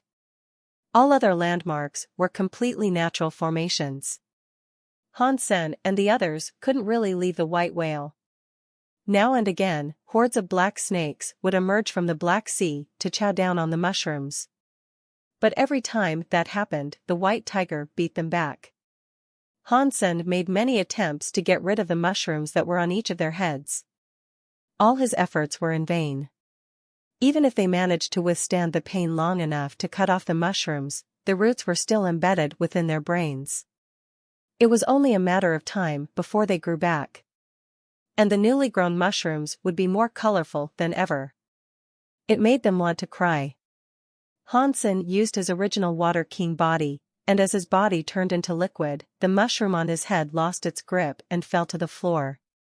The mushroom died quickly, and for a moment, Hansen thought he was free. However, it wasn't long before another mushroom grew atop his head. Although the new mushroom looked the same as the old one, some instinct told Hansen that it was actually different. When Hansen got rid of his mushroom, he quickly entered the core area. While he was in the core area, the mushrooms did not plague him. But if he left the core area, a new mushroom would immediately rise from his head. Fortunately, aside from looking incredibly strange, the mushrooms didn't seem to be harmful. They merely sat quietly atop the heads of Hansen and his crew. Meanwhile, Hansen took the white whale back into the air to find a way out. But after making a few loops of the area, he would always end up returning to the familiar land of mushrooms. The space faults and folds were too complicated, and they changed and morphed constantly. Unless the black hole spider was killed and its space power disappeared, getting out of the beast's stomach was an unachievable dream. The pirates had gotten used to eating the mushrooms of the land by now. The mushrooms tasted reasonably good, but the pirates still got tired of eating them before too long. At least the different-looking mushrooms had different textures. That made the experience somewhat tolerable. And eating the different types of fungus was better than drinking tasteless nutrient solutions all the time. Hansen and Bauer never ate those mushrooms, though. Bauer kept the big ginseng with her at all times. She nibbled at it constantly. Still, despite the amount of time it had been in her possession, she had only managed to gnaw off its tip. Hansen didn't eat much. He spent most of the time consuming king-class genes. The extreme king elites like Meng Lai were still searching for Hansen in the systems of chaos. They were about to go mad as they circled through the same dangerous systems time after time, but no matter what they did, they were unable to find Han Senator. That made them very depressed. Hansen still had both the Shield of the Medusa's Gaze and Bai Wu Chang. The Extreme King used every method at their disposal to try to locate Hansen, but all of their efforts were fruitless. Hansen and the others had completely disappeared, or so it felt like. No one could know for sure if he was dead or alive. Hansen summoned his Dongxian armor and entered the core area. Since he couldn't find a way to leave the Mushroom Kingdom, he could hunt King-class xenogeneics in the core area to max out his King genes. Hansen entered the core area, but before he could find anything to kill, Dia Robber and Dragon 1 were heading toward him. Hansen was surprised. "Dollar, can we talk?" Dia Robber said. "Sure," Hansen said casually. "We want to slay a deified core xenogeneic. Are you interested?" Dragon 1 came up to ask. "I'm interested, but what benefits would I receive if I was to help you slay this deified xenogeneic? You probably wouldn't give me the body of the deified xenogeneic, am I correct?" Hansen said. Dragon 1 and Dia Robber looked at each other. Dia Robber said, "The deified xenogeneic's body would be the primary component for the crafting of deified treasures. We would need it. We're asking you to help us because we require the body. But if you are willing to help, we can discuss a price and shares of the profits. You can have anything, as long as it isn't the deified xenogeneic's flesh." Hansen tapped his lip in thought. I suppose I'd be okay with hunting a deified xenogeneic without receiving its flesh. But I would like 1000 King-class core xenogeneic genes in exchange. If Hansen went after King-class xenogeneics alone, simply finding them would take a long time. The fact that he could kill them easily would matter little. King-class xenogeneics weren't terribly common, and finding vast numbers of them would be difficult. God knew how long it would take him to get 1000 King-class core genes alone. Hansen didn't need just 1000 King-class genes. If he wanted to max out the 9 tiers of 4 different geno-arts, he needed at least 3000. And he didn't know if he would need more xenogeneic King-class genes once his 9th tier reverted back to 1. If so, he would require even more. Rather than spending a few years to gather the genes he needed himself, this could be an opportunity to earn big. He could level up his areas fast this way, and become half-deified in no time. 1000 King-class xenogeneic core genes? Isn't that a bit too much to ask for? Dragon 1 and Dia Robber looked glum. That meant they had to kill 1000 King-class xenogeneics. They didn't know if they could even find that many xenogeneic kings, let alone kill them all. Even though the core area had many King-class xenogeneics, 1000 of them was too much to ask for. With their strength, finding that many might take a few years.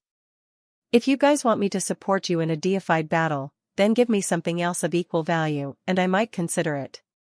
Hansen's face didn't change. We asked you because we require your power, but 1000 King-class core xenogeneic genes is simply too much. We cannot get that many out to give you, all of a sudden, Dragon 1 said. You guys consider it, then. I have given you my price. If you think it is too much, then go and find someone else. Hansen didn't cut them any slack. Dragon 1 and Dia Robber hesitated for a moment. Although Dollar looked very strong, he was just King class. Even if they got him to join their party, they might still fail to kill the deified they were after. So, they would have to find someone else. That offer was asking too much of them, without the guarantee of success. Anyone would hesitate before striking such a bargain. While they were talking, a man rode up to them atop a golden lion. If the two of you are considering spending 1000 King-class core genes to hire him, why don't you just hire us? We are the Royal Knights. You can hire us for the same price, and we can guarantee the kill. If we fail, we will reimburse you. You two trust the reputation of the Royal Knights, don't you? Hansen looked back. It was the Extreme King's Crown Prince, Wan Jia. Brother Dollar, can we discuss the price some more? Instead of answering Prince Wan Jia, Dragon 1 remained focused on Dollar. I won't go any lower. You can pay me 500 first and the other 500 after my task is done. If I fail to kill it, I still keep the first 500. Consider it a down payment for the effort I put into the attempt, Hansen said. Dragon 1 and Dia Robber talked quietly amongst themselves, then Dia Robber said, Okay Dollar, we will hire you to help us. Please come to our base so we can talk. Hansen and Bai Wanjia were shocked. They couldn't believe at the same price, with Bai Wanjia guaranteeing the kill, Dragon 1 and Dia Robber still selected Hansen. Bai Wanjia thought about it for a moment. He seemed to realize why Dragon 1 and Dia Robber hadn't hired the Royal Knights. Bai Wanjia looked at Hansen, smiled, and said, I recommend you think about it before you take on this job. Otherwise, you might die without even realizing what happened. Hansen was also wondering why Dragon 1 and Dia Robber had selected him over the Extreme King Crown Prince and the Royal Knights. Hansen couldn't understand what his would-be employers were thinking. Seeing Hansen worry over their decision, Dia Robber said, Dear Dollar, please don't misunderstand. We mean no harm to you. We haven't hired the Crown Prince because he wouldn't accept our offer even if we were to hire him. Hansen looked at Bai Wanjia. The man laughed and said, If you guys are really going to go after Gold Armor General, then you are correct. I wouldn't dare take on this task. That isn't a matter of business, anyone who takes on the gold armor general has a death wish. The Extreme King have many king-class elites, but we cannot just send them to their demise. Right. We are going to kill the gold armor general. Dragon 1 looked at Hansen and went on to say, Gold armor general is a very scary being. He is one of the top deified core xenogeneics in the core area. Although we have made extensive preparations, our chances of success are still low. Are you still willing to accept this quest? Well, you wouldn't be hiring me if the success rate was high. Hansen smirked slightly. Upon hearing his answer, Dragon 1 and Dia Robber laughed happily. Clearly, Hansen was accepting their deal. Bai Wanjia's face didn't change, and he said, My friends, I'm afraid you have no idea what gold armor general truly is. Although the xenogeneic deifieds of the core area are weaker, they still have substance chains. They are like cripples compared to the deified xenogeneics of the outside world, but even so, these creatures are not something a king or a half-deified being can challenge. You especially cannot challenge a deified core xenogeneic. Their powers are far beyond yours. That gold armor general is one such being. Once upon a time, someone gathered up 20 half-deifieds to hunt him down. In the end, almost half of the team was killed. Are you sure you want to invest so much in this attempt? After that, Bai Wanjia looked directly at Dia Robber and Dragon 1, and said, If you guys really want to kill the gold armor general, the Extreme King can actually accept this job. But the price has to be measured differently. If you guys are still interested, perhaps we can find a place to discuss this. The Crown Prince is confident in his ability to take down the gold armor general? Dragon 1 and Dia Robber's bodies were shaking. They couldn't believe what they were hearing, and so they stared at Bai Wanjia.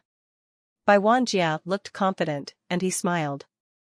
If we royal knights are unable to slay the gold armor general, I can assure you that no one else in the core area can kill it. Why don't you guys think about this? Dragon 1 and Dia Robber looked conflicted. Although they were well prepared, they still lacked confidence in their abilities to take down the gold armor general. If they had been confident, they wouldn't have hired Hansen. But seeing Bai Wanjia's self-assurance, they knew that he must have some way to kill Ghost Armor General. If they didn't hire Bai Wanjia, he would probably hire others to kill it. If they did hire Bai Wanjia, given the arrogance of the Extreme King, he would probably demand far more than 1,000 king-class core genes. They were pretty sure the Crown Prince would want the Gold Armor General's xenogeneic gene as well. Dragon 1 and Dia Robber glanced at each other, then turned back to Han Senior, Brother Dollar. Now that you understand, are you still willing to accept our request?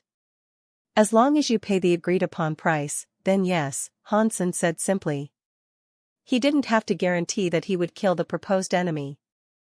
All he had to do was ensure that he would try his best.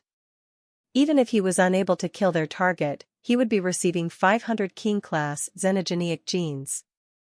With Hansen's power, it didn't matter how strong the Gold Armor General was. Hansen's life wouldn't be in danger. Plus, Hansen knew that the core area's deified xenogeneics were weaker than the ones in the outside world.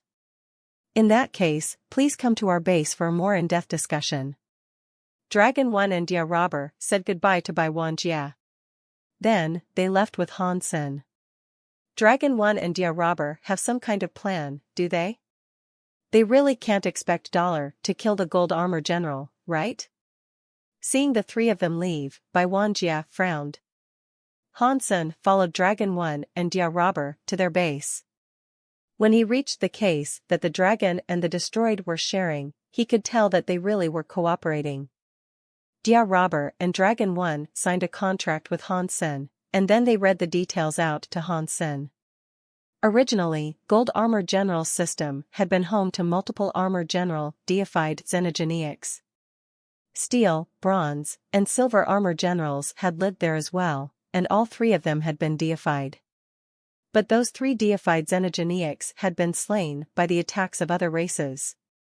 The dragons themselves had killed Steel Armor General and Silver Armor General. They had paid a heavy price to kill those deifieds. That was especially true when it came to killing the steel armor general. They had lost many king-class dragons, and they had been forced to hire many half-deifieds of different races too. While they succeeded in killing steel armor general, it had been very expensive. But for the dragon, it was all worth it. After they earned the xenogeneic genes of the silver armor general and the steel armor general, they discovered something shocking. The xenogeneic genes of the two deifieds could work in conjunction, which led to some surprising developments. After this discovery, the dragons spent a lot of time and power to find and gain control of the bronze armor general's xenogeneic gene. Once they brought that third item into their treasury, they were only missing the gold armor general. Many attempts had been made to bring down the gold armor general, and not just by the dragons. Other races had attempted to kill the gold armor general, but they all failed. Steel, bronze, silver, each general had been stronger than the last. The gold armor general's power was very close to the power of a real xenogeneic deified of the outside world. It had very scary defensive properties, and so it had proven extremely difficult to kill. The other races had essentially given up, but the dragons didn't want to throw in the towel. Without the gold armor general's xenogeneic gene, the genes of the three other generals were an incomplete set. It lowered the value of their collection. So, the dragons wanted to kill the gold armor general. They had spent a long time preparing for this offensive, and they had a plan to take down the gold armor general. Still, they knew their chances of success were low. But when Dragon 1 found Hansen, he realized the plan might work. That was why he wanted to do this. Dia Robber had agreed to help the dragons because he had xenogeneics of his own that he couldn't kill. He needed the power of the dragons, and this was a fine chance to see the full extent of Hansen's abilities. If Hansen could help the dragons slay the gold armor general, then Dia Robber would also hire him to help slay xenogeneics in the future. Bai Wanjia hadn't expected that Dragon 1 and the others would make a serious effort to kill gold armor general. But based on what he had just learned, it seemed that Dragon 1 and Dia Robber really intended to take on gold armor general. My prince, Dragon 1 and Dia Robber didn't seem to be joking. I think they're actually planning to fight gold armor general. Should we prepare? Should we steal the kill before they arrive? Nightmare Knight asked Bai Wanjia. We need to prepare, but there's no rush. Just let them go ahead if they want to. Do they really think that this dollar, who came out of nowhere, can truly help them defeat gold armor general? How naive. Bai Wanjia laughed and went on to say, even if I wanted to take down gold armor general, I'm afraid I would have to request Yu Shanqing's aid, which would be expensive. I would also need to rally every half-deified at my disposal if I was to have any hope of defeating gold armor general. Dragon 1 and Dia Robber are too weak. After pausing, Bai Wanjia laughed and said, let's let them go ahead. When they are beaten, we can resume the fight in their place. It will save us a lot of work. Why don't we do that? Let's find out when they are going to attack the beast. Then, we'll know when we can tune in to watch the show. Yes. I will make preparations, Nightmare Knight said as he left. In the base of the dragons and the destroyed, Dragon 1 and Dia Robber explained their plan for taking on gold armor general to Hansen. With our power, we should be able to restrict the gold armor general for 2 to 3 seconds. During that time, we need you to use this dagger to stab the gold armor general's eyes. You will not have much time and you only have one dagger. It is crucial that you get close to him during this window of opportunity and blind both of his eyes. If you fail in this task, all our efforts will have been in vain. Can you do this? Dragon 1 asked very seriously, passing a snow-white dagger to Hansen. Why do I have to blind his eyes? Hansen accepted the dagger and ran his fingers curiously over it. Gold armor general's body is encased in gold armor, Dragon 1 explained. Its defense is too hard for us to penetrate. Even a top dog half-deified couldn't pierce that monster's armor, so it will be difficult to damage.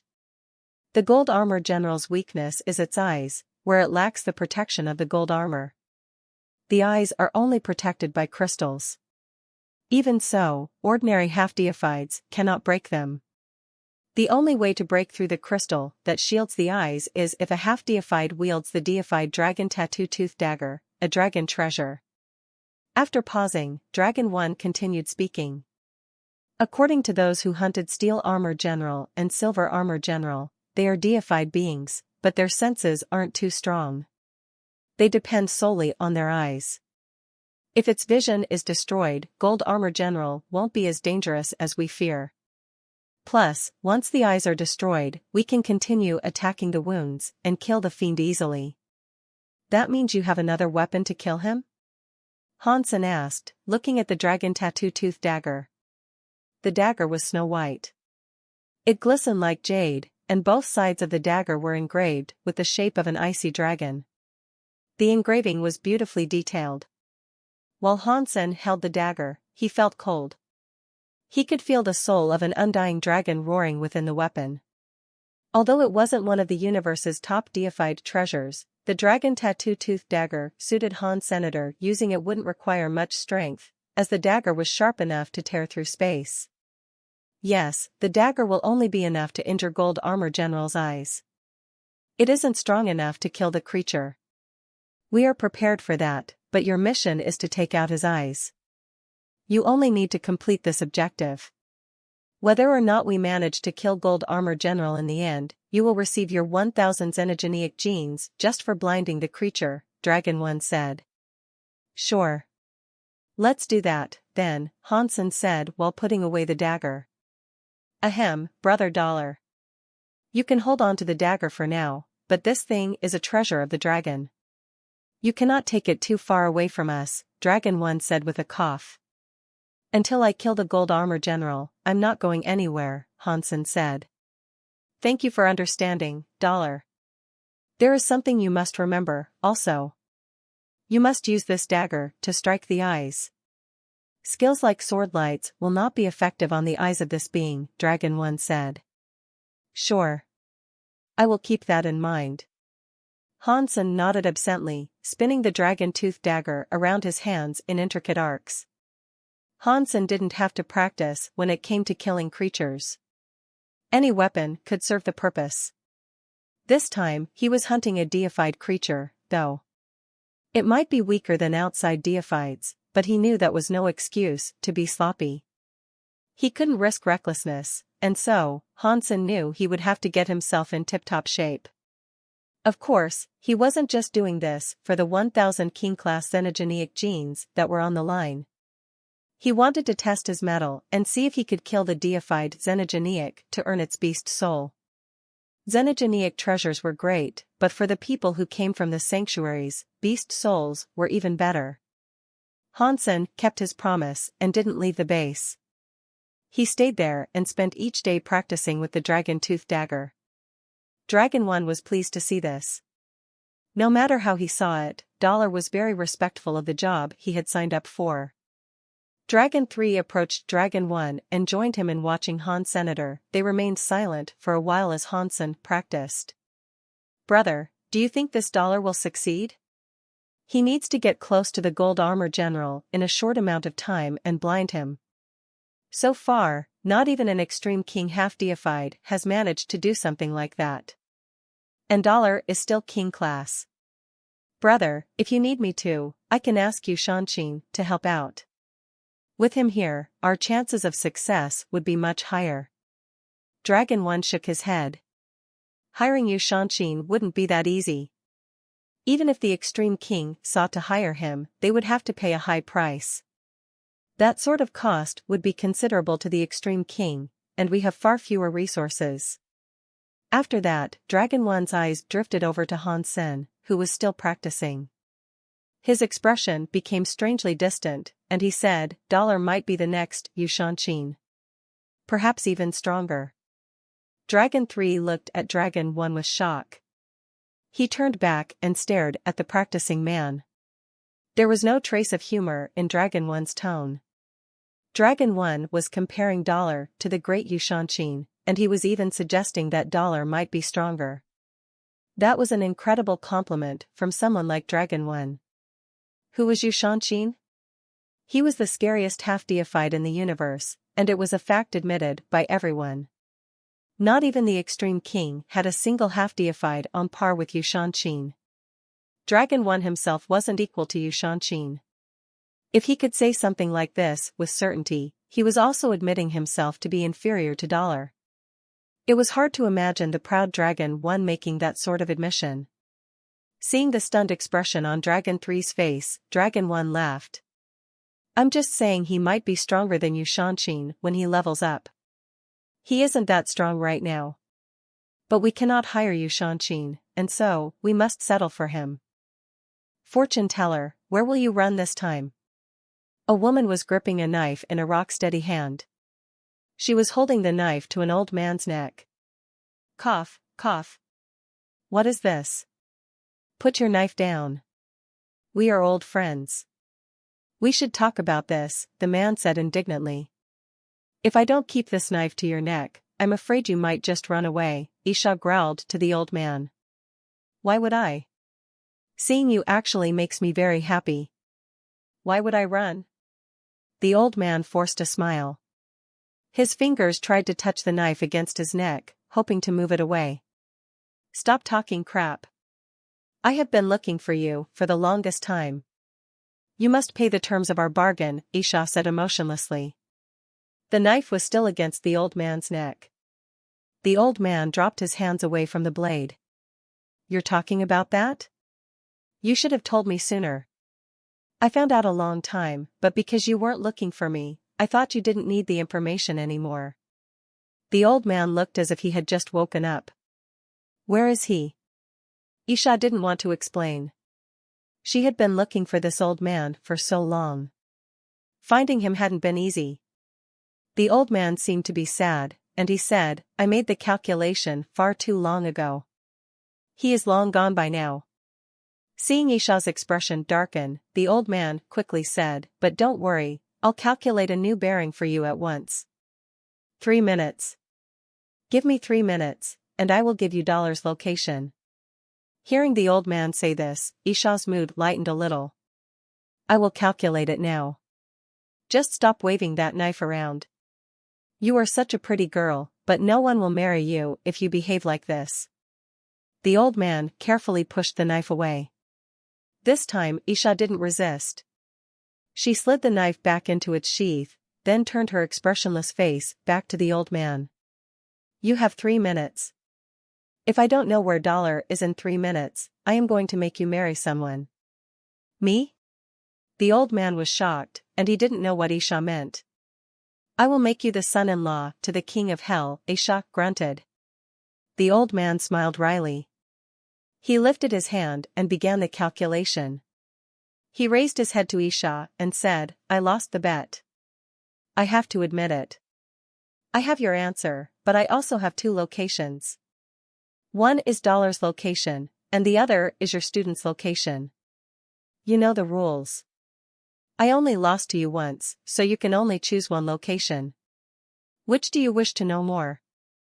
Hansen is still alive? Isha frowned. He is for now, but he isn't doing well. If no one goes to save him, I'm afraid, the old man stopped talking. He just shook his head and sighed. Can he still be saved? Isha asked with a frown. He can if you go there. The old man nodded. Where is he now? Isha asked. My lady, are Dragon 1 and Dia Robber really going to kill the gold armor general? In the core area, a maid-looking woman of the Kate was curiously looking at a woman in a yellow shirt. They were on a ship. They're spending a lot of manpower on this project. It cannot just be for show. The lady in yellow was attractive and composed. She seemed young, probably no more than 20 years old. But her eyes were alert and intelligent, as if they could see through everything. The gold armor general is as good as a deified xenogeniac outside the core. Are they really going to kill it? I have heard that they have hired someone called Dollar, and they seem to have high expectations of him. I don't get it, though. He hails from some small, nameless race. He achieved first place in the Marquise bracket of the Geno being scroll fights, but that's it. The evolution of his genes can't be that good. Why would geniuses like Dragon 1 and Dia Robber place their faith in a guy like that? The maid asked, still not understanding. The yellow-cloaked woman laughed and said, they're collecting all the strength that they can. Expensive things are often useful, but we do not know if Dragon 1 and Dia Robber are using their resources correctly. My lady, Little Butterfly doesn't understand this. In your territory, you can choose geniuses of the Extreme King, and some of them are already deified. That would save you trouble. Why are you giving up that option, though? To pick a silkworm of some other race? Dragon 1 and Dia Robber are strong, but they are half-deified. And even when compared to other half-deifieds, they are still worse than the likes of the Extreme King. Am I right? The maid asked with wide eyes. The yellow-cloaked woman blinked and said, I didn't say I would choose the Extreme King. It's just that the blood of the Extreme King is quite strong. After all these years, however, I believe they have peaked. Even if they could help me, they cannot improve much more. I prefer someone who can keep improving. Will that make a difference? They will reach the same strength as the Extreme King in the end. Little Butterfly didn't understand. The yellow-cloaked woman laughed. It is just like how some people enjoy buying adult dogs to watch over their gardens. I would prefer buying a young one and raising it myself. Watching things grow is fun. Little Butterfly seemed to understand this, and so she said, you mean that Dragon 1 and Dia Robber are like young puppies? And the Extreme King are adult dogs? Something like that. The yellow-cloaked woman laughed again. It isn't just Dragon 1 and Dia Robber, though. Other races could fit the bill, too. There are many different breeds of racing dogs, you just need to find the one with the most potential. So, which do you think has more potential? Dragon 1 or Dia Robber? Little Butterfly was curious. Neither of them are bad. Their potential shouldn't be any worse than the Extreme King's princes and princesses. But they aren't the best. The yellow-cloaked woman sighed. Out of all the people I've seen, the best still has to be Sky Palace's Yu Shanshin. Lone Bamboo isn't bad, but he is probably taken. Isn't that a bad thing? Little Butterfly asked with shock. It isn't that bad. This universe has no lack of geniuses. I just need some more time to find them. Let's watch Dragon 1 and Dia Robber for now. Perhaps we might learn something interesting. The woman's eyes were like stars. She looked at the sky, thought of something interesting, and smiled. It had a beautiful curve, and she spoke to herself, Very High's forgotten love. Although they have big hearts, they are boring. Many of the higher races knew Dragon 1 and Dia Robber were preparing to defeat the Gold Armor General. And so, their every move was watched.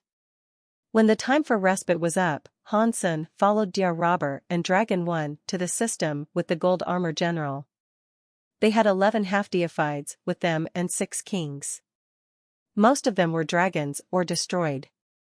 There were only 2 different races. Although Dragon 1 and Dia Robber could enlist the help of more half-deifieds, they didn't. The success of this mission wouldn't rest on the strength of numbers. The trust and cooperation between the fighters were the most important factors. Dragon 1 and Dia Robber knew many people were watching them, but they didn't care. Killing the Gold Armor General was an incredibly ambitious goal, and it would be a cooperative effort. Keeping their preparations under wraps would be almost impossible, so they didn't bother to try. Brother Dollar, according to the plan, we will deal with the Gold Armor General. All you need to do is find the right opportunity for your attack. You need to have pinpoint accuracy. If the opportunity is squandered, there won't be a second chance, Dragon 1 reminded Hansen. Dragon 1 wasn't trying to be annoying, this was simply a huge deal. The dragon had already paid a high price for this operation. And the 1,000 King-class xenogeneic genes he was giving Hansen was not a small sum. They couldn't afford to waste so much preparation and resources. Sure. Hansen nodded. He wasn't someone who usually took on employers, but they really were paying him a lot of xenogeneic genes. It wasn't difficult to give them verbal confirmation, once again, that he would do his job. He had to satisfy their anxiety. Crown Prince, Dragon 1 and Dia Robber are going now, Nightmare Knight said, as he bowed before Bai Wan Jia. Let's go. Let us see how much they can accomplish. Bai Wan Jia moved out to lead the members of Royal Knights towards the region that the gold general armor occupied. My lady, this place is very popular. There are many familiar faces around. A small ship was parked near a mountain that looked like an asteroid. Little Butterfly, the maid, looked out across the galaxy and spoke. Killing the gold armor general is a huge goal. It is understandable that kings and half-deifieds from all over have come to watch. Who wouldn't want to be here in case they discover some way to take advantage of the situation? The yellow-clothed woman asked in a toneless voice. Are you saying that they've come to steal the gold armor general from Dragon 1? Little Butterfly was shocked. Not quite, but most people are sure to have that thought in their minds, the yellow-clothed woman said. Her eyes brightened. Dragon 1 and Dia Robber entered the system. The yellow-clothed woman looked at Dragon 1 and then at Dia Robber. Then, her eyes stopped on a person wearing pitch-black armor. His face was hidden. Is that Dollar? The yellow-clothed woman asked herself. She stared at him. As the woman focused on him, he suddenly turned around and seemed to look back at her. The woman was stunned.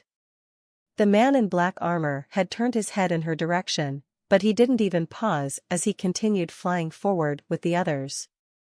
Does he know that I was watching him, or was that just a coincidence? The woman frowned. She had looked at Han Sen with her eyes, not activating any special abilities. Even a deified creature shouldn't have been able to tell she was watching him. But it seemed like the figure in black armor had turned to meet her gaze. Whether it was on purpose or an accident was unknown. Maybe I'm overthinking this.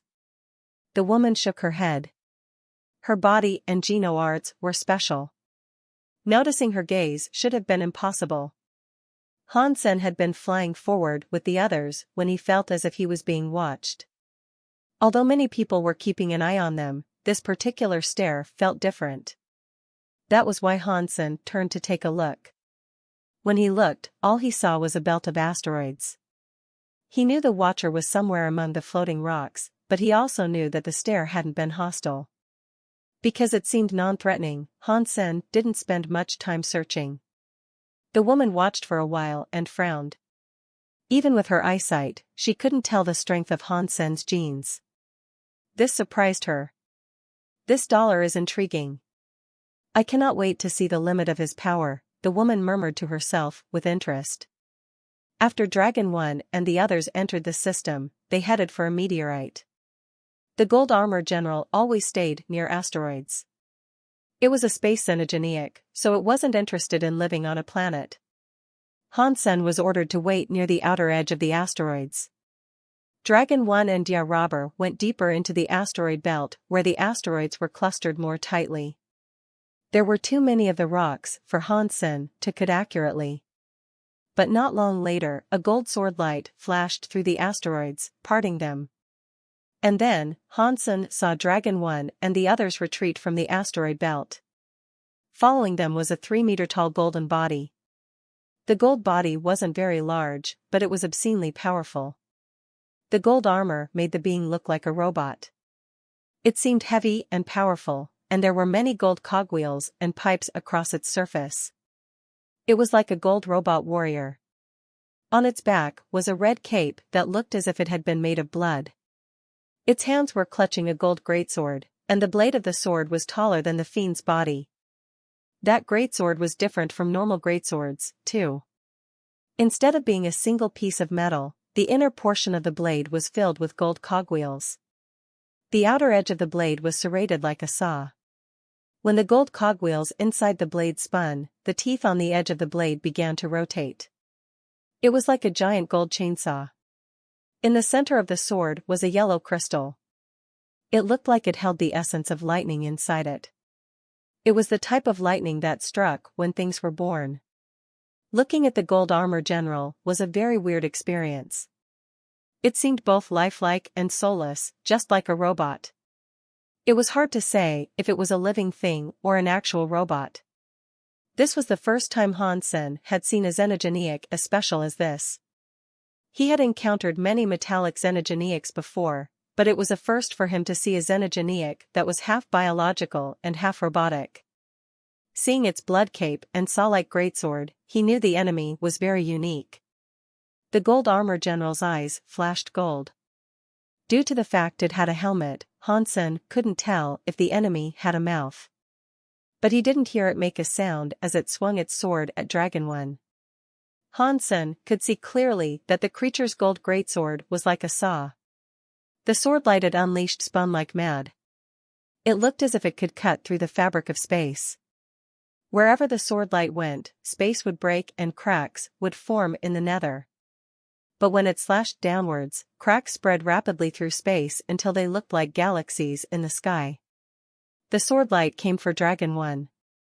At the speed they were moving, Dragon One and his party would be unable to dodge sword lights like those. As Hansen wondered how Dragon One was going to block that scary sword light, a half-deified destroyed opened his area. It wrapped around Dragon One and the others, then disappeared.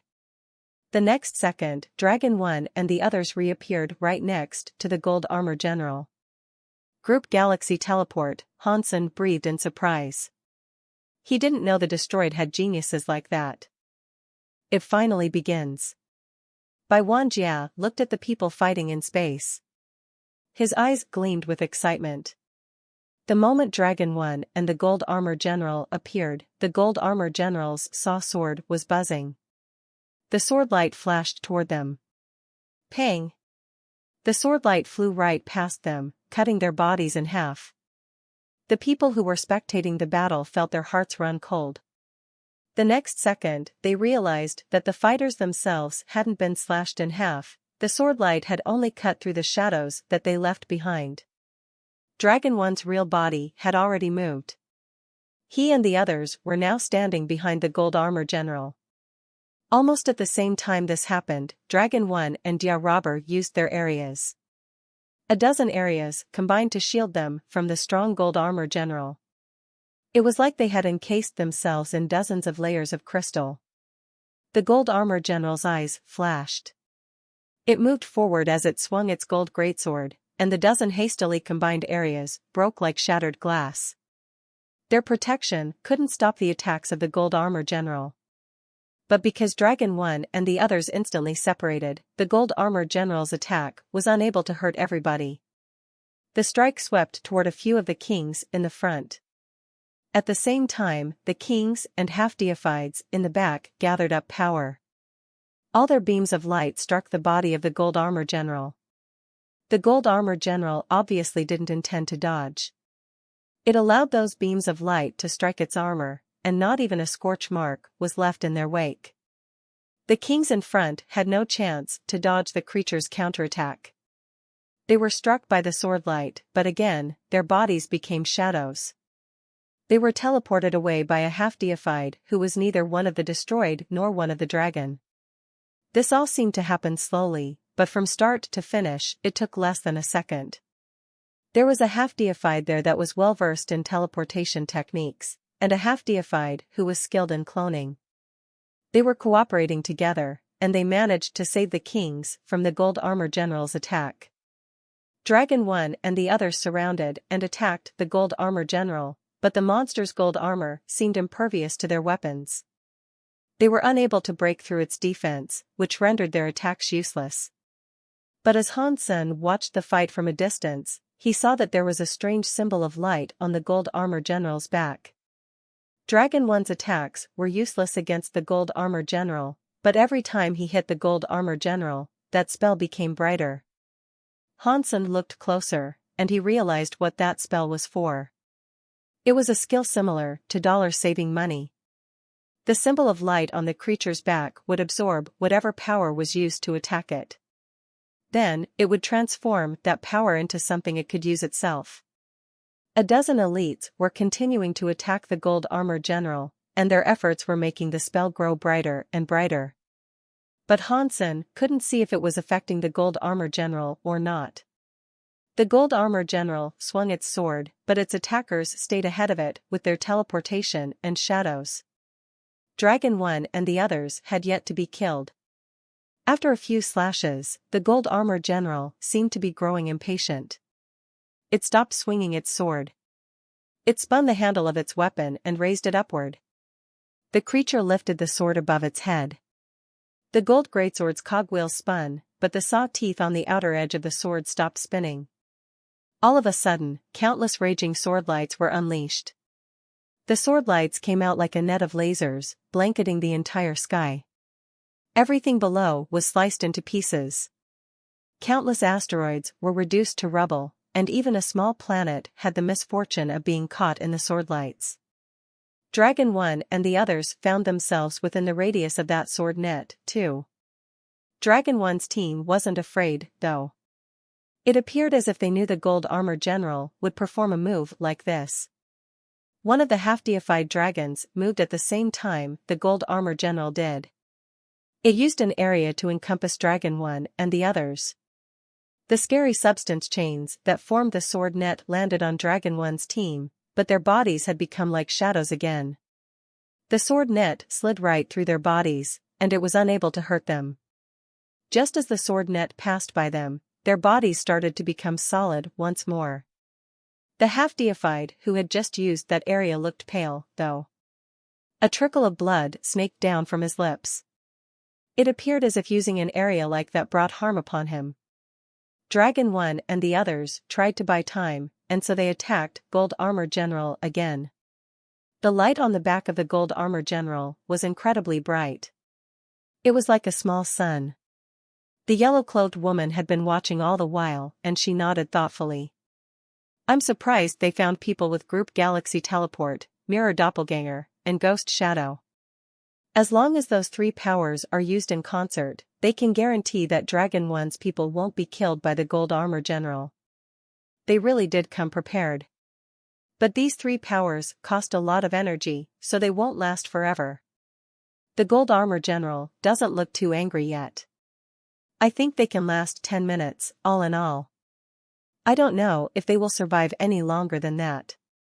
Little Butterfly didn't understand, and so she asked, even if they survive for a short time, won't this all be rather pointless if they can't kill the Gold Armor General? The yellow-clothed woman pointed at the Gold Armor General's back. The glowing symbol now looked like a little sundae. This is a skill of the dragon. It's an evil breaker spell. When the strength accumulates to a level, even a deified elite will be affected by it.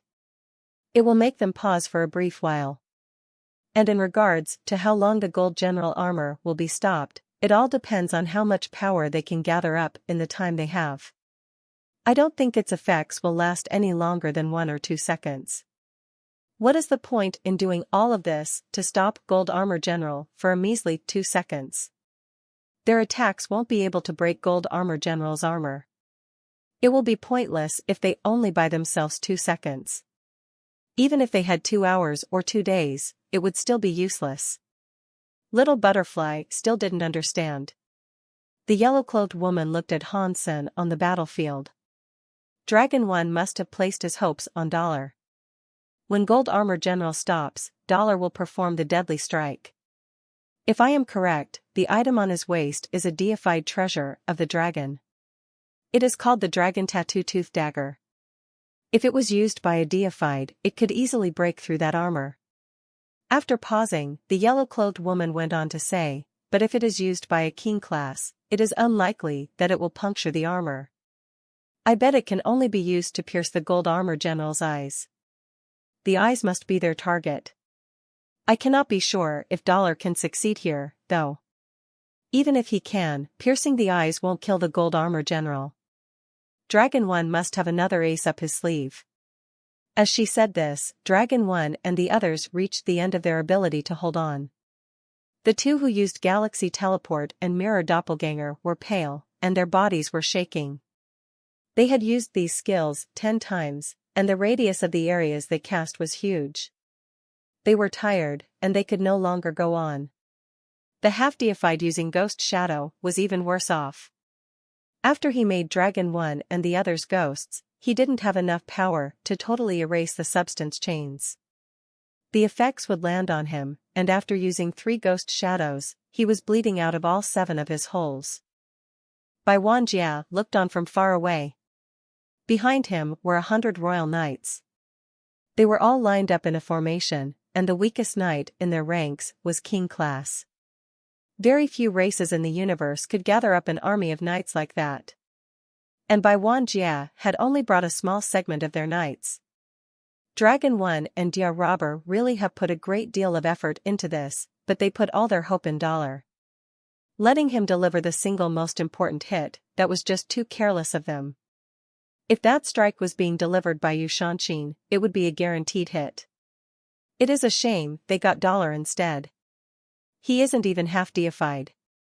This won't turn out well for them, Bai Wanjia said grimly. The yellow-cloaked woman's eyes moved. She quietly said, "This is the time Dragon 1 and the others reach the max." As the woman spoke, Dragon 1 was also shouting, "Dollar! Get ready to strike." Hansen heard the call and immediately pulled out the dragon tattoo-tooth dagger. He sprinted into the battlefield and deployed his Dongxian area. The awareness of the Dongxian area rolled through his mind. Blurg. The user of Ghost Shadow activated his area again. He helped Dragon 1 and the others avoid the sword net, but he was bleeding badly. Blood gushed from every orifice in his body, and after this last use of his power, he passed out. The half-deified user of Mirror Doppelganger shone a light on him, bringing the man's true self close and leaving a shadow in his place. His mouth was bleeding, and his face was all gray. Back! Dragon 1 shouted, dragon blood spilling over his own lips as he did. That dragon blood became a dragon shadow that flew at the Gold Armor General. After it landed upon Gold Armor General's back, it melted into the spell. The spell became red. When the Dragon Blood Evil Breaker spell was activated, the Gold Armor General became incredibly angry. The yellow saw-like greatsword was lifted, and the fiend drew a circle above its head. The circle of sword light blasted out like a shockwave. Dragon 1 and the others were teleported away by the Galaxy Teleporter, dodging that scary, rain-like sword light. At the same time, the Gold Armor General's body froze in place. He remained in the same position, with the golden greatsword held up over his head. "This is it!" Dragon 1 shouted with insane glee. The Dragon Blood Evil Breaker powers had activated before there was a single casualty. Right now, everything was copacetic, and everything had gone according to plan. Now, everything rested on Dollar's shoulders.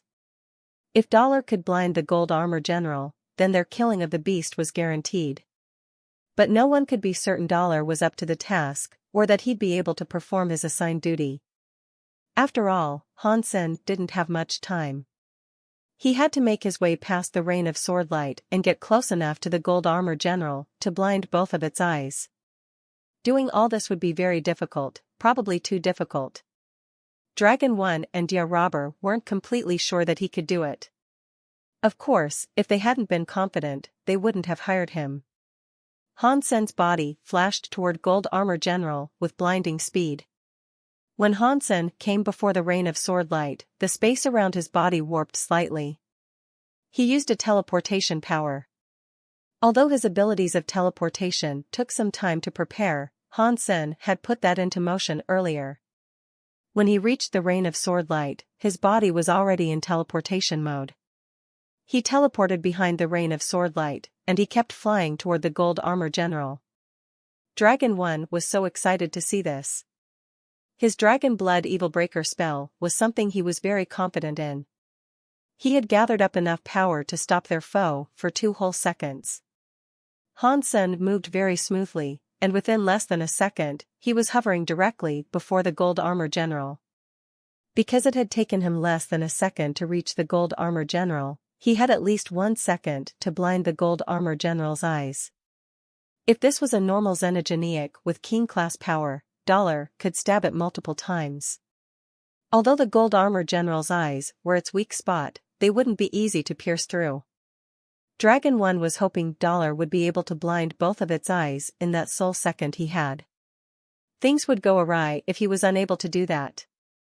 Bai Wanjie and the yellow-clothed woman were watching the show, their eyes focused on Han's senator. They understood that a single blow would determine the entire outcome of the battle. Dragon 1's success in hunting the gold armor general now depended on Dollar's strike. Suddenly, the yellow-clothed woman shifted her eyes. She looked disappointed. As Hansen drew within striking range of the gold armor general, the monster's body hissed like a steam machine. The pipes across its form released gold flames. The stationary body suddenly moved. Its gold eyes turned to stare at Hansen in front of it. Its gold greatsword began to move through the air, striking downwards. The cogwheel spun, and the blade was groaning. A gold swordlight was emitted, unleashed like a chainsaw. The entire asteroid belt shook, and the darkness of space moaned. The realm was breaking under the force of that gold swordlight. It's over, the calculations were incorrect. We underestimated the gold armor general. That dragon blood evil breaker power was only able to stop the fiend for a second. Dragon 1 suddenly felt overwhelmingly cold. His stomach turned. Dia Robber and the others were in shock, too. The pipes on gold armor general's back were spitting out gold fire. They broke the dragon blood evil breaker power, while the blood cape on his back rippled and waved. The cape was dyed a golden color. It's all over.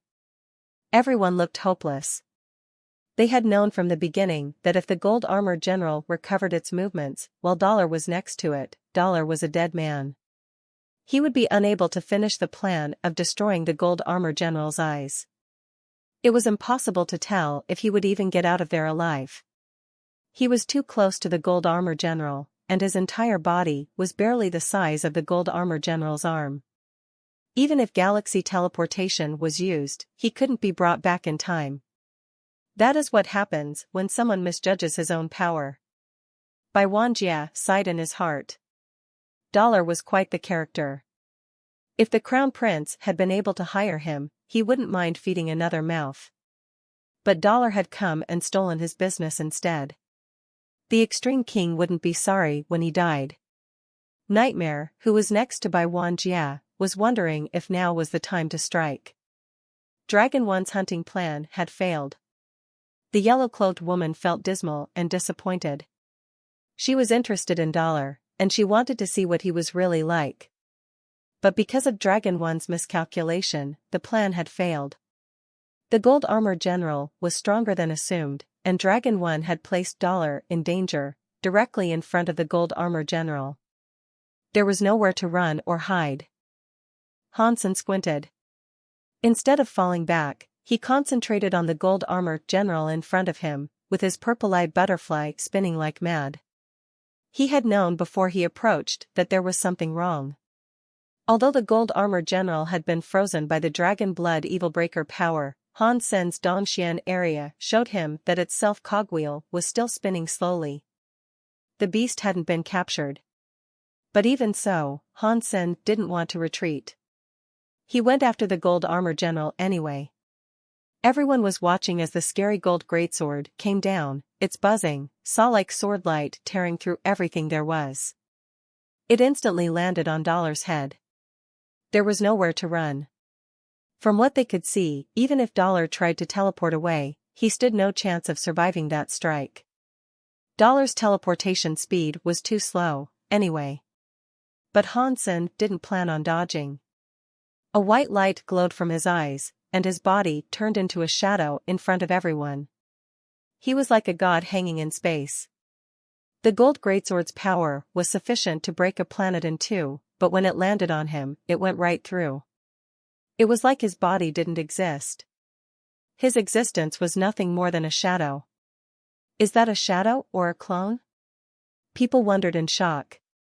But a second later, the people watching the battle became even more astounded.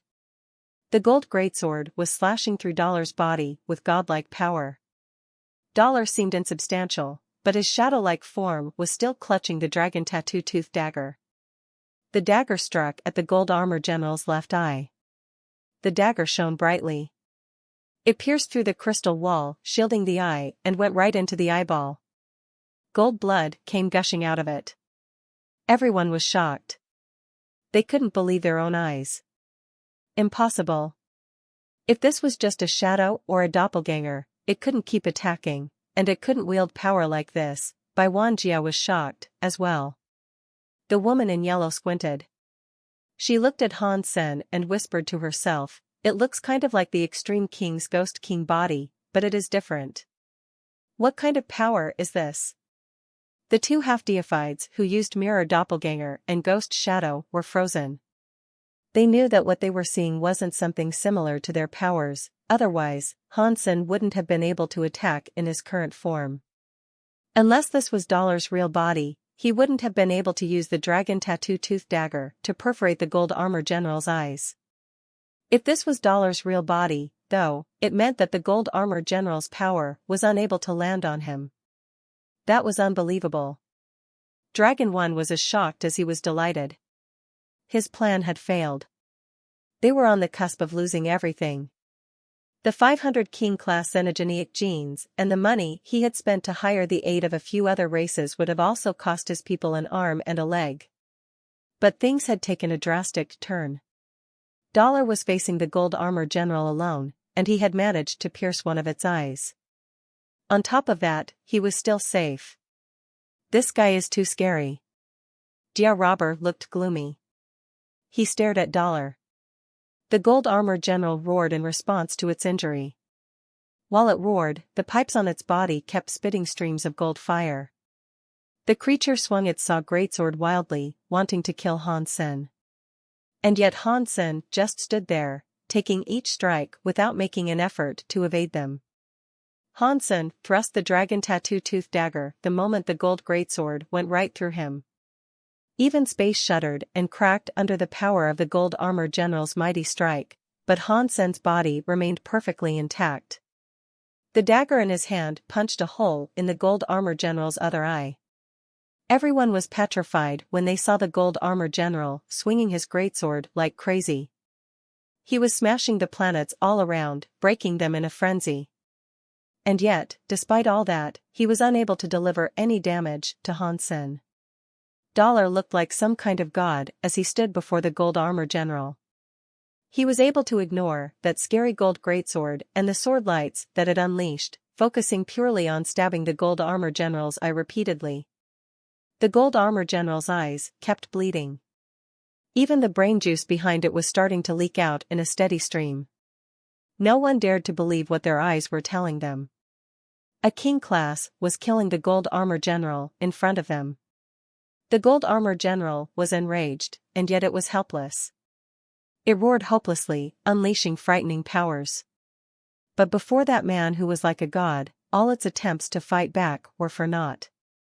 It kept getting stabbed in the eye, over and over.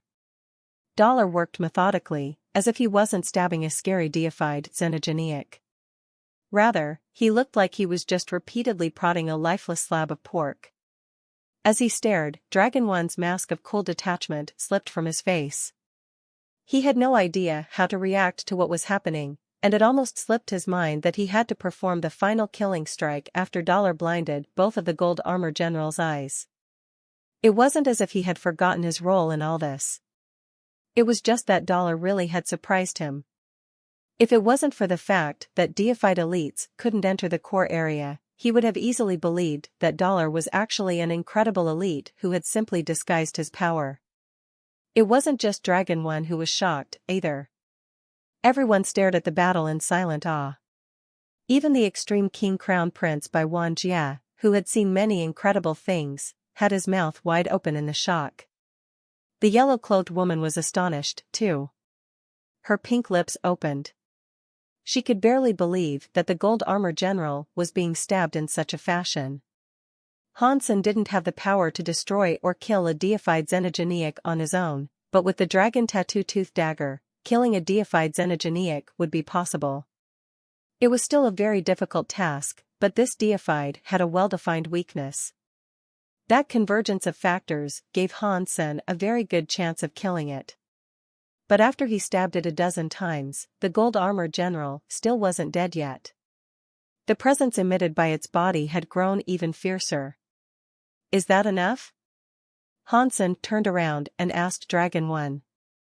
Dragon 1 was in awe, and he acted as if he had just woken up. He quickly pulled out an item and aimed it at the gold armor general. Then, he shouted to Hansen, quickly, get out there. It is fine. Just attack. Hansen said simply. Dragon 1 didn't hesitate. Dollar wasn't concerned about the gold armor general's attacks, so there wasn't much need to concern himself with whatever was coming next. With that thought, Dragon 1 activated the item in his hand. A dragon's roar came from his hand, then transformed into a dragon's shadow that raged toward the gold armor general. It went into the ruined eye sockets of the gold armor general, which were still bleeding. Boom! When the dragon's shadow came back out of the gold armor general's eyes, it did so with a scary explosion. The blood-like fire came surging out of the eyes like an erupting volcano. The scary red flames fountained into Han Senator, but even so, they went right through Han Senator, they couldn't affect him. The gold armor general had taken their attack, and under its force, its head was reduced to little more than mud. But it still shook and moaned. Even that attack wasn't enough to kill it. Hansen swung his dagger to end the last of its life force. The fire of their enemy's life was extinguished. Deified Xenogeneic hunted, Gold Robot General. Xenogeneic gene found. Obtained Gold Robot General Beast Soul. Hansen was thrilled. I got its beast soul. Am I on a lucky streak to keep receiving their beast souls these days? When the Gold Robot General fell, its gold greatsword dropped from its loosened grip, too. Dragon 1 and the others were all ecstatic. After seeing this, they all ran up to Hansen. Bai Wanjia watched Hansen from afar, with his face cycling through a variety of different emotions. The members of his royal knights were all frozen, and none of them could speak.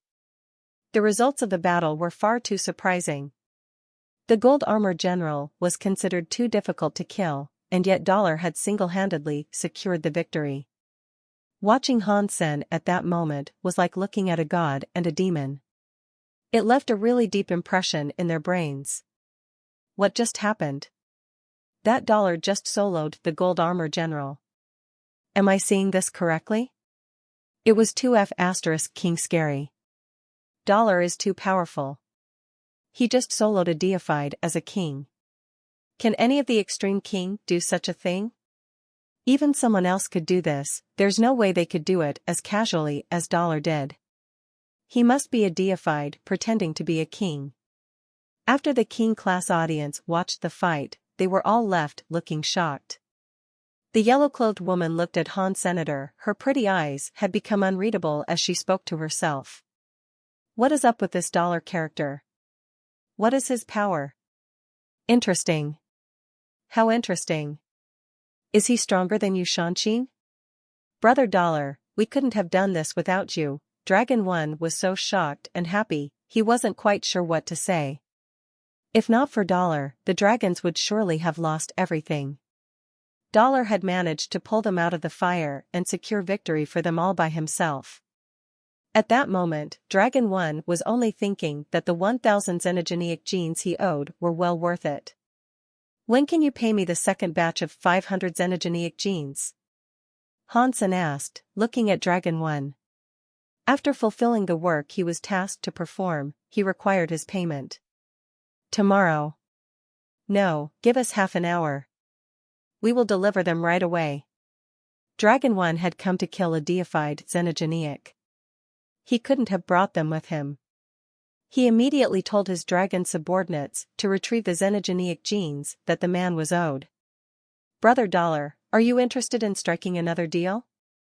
Dia Robber approached, lowering his voice as he spoke to Hansen.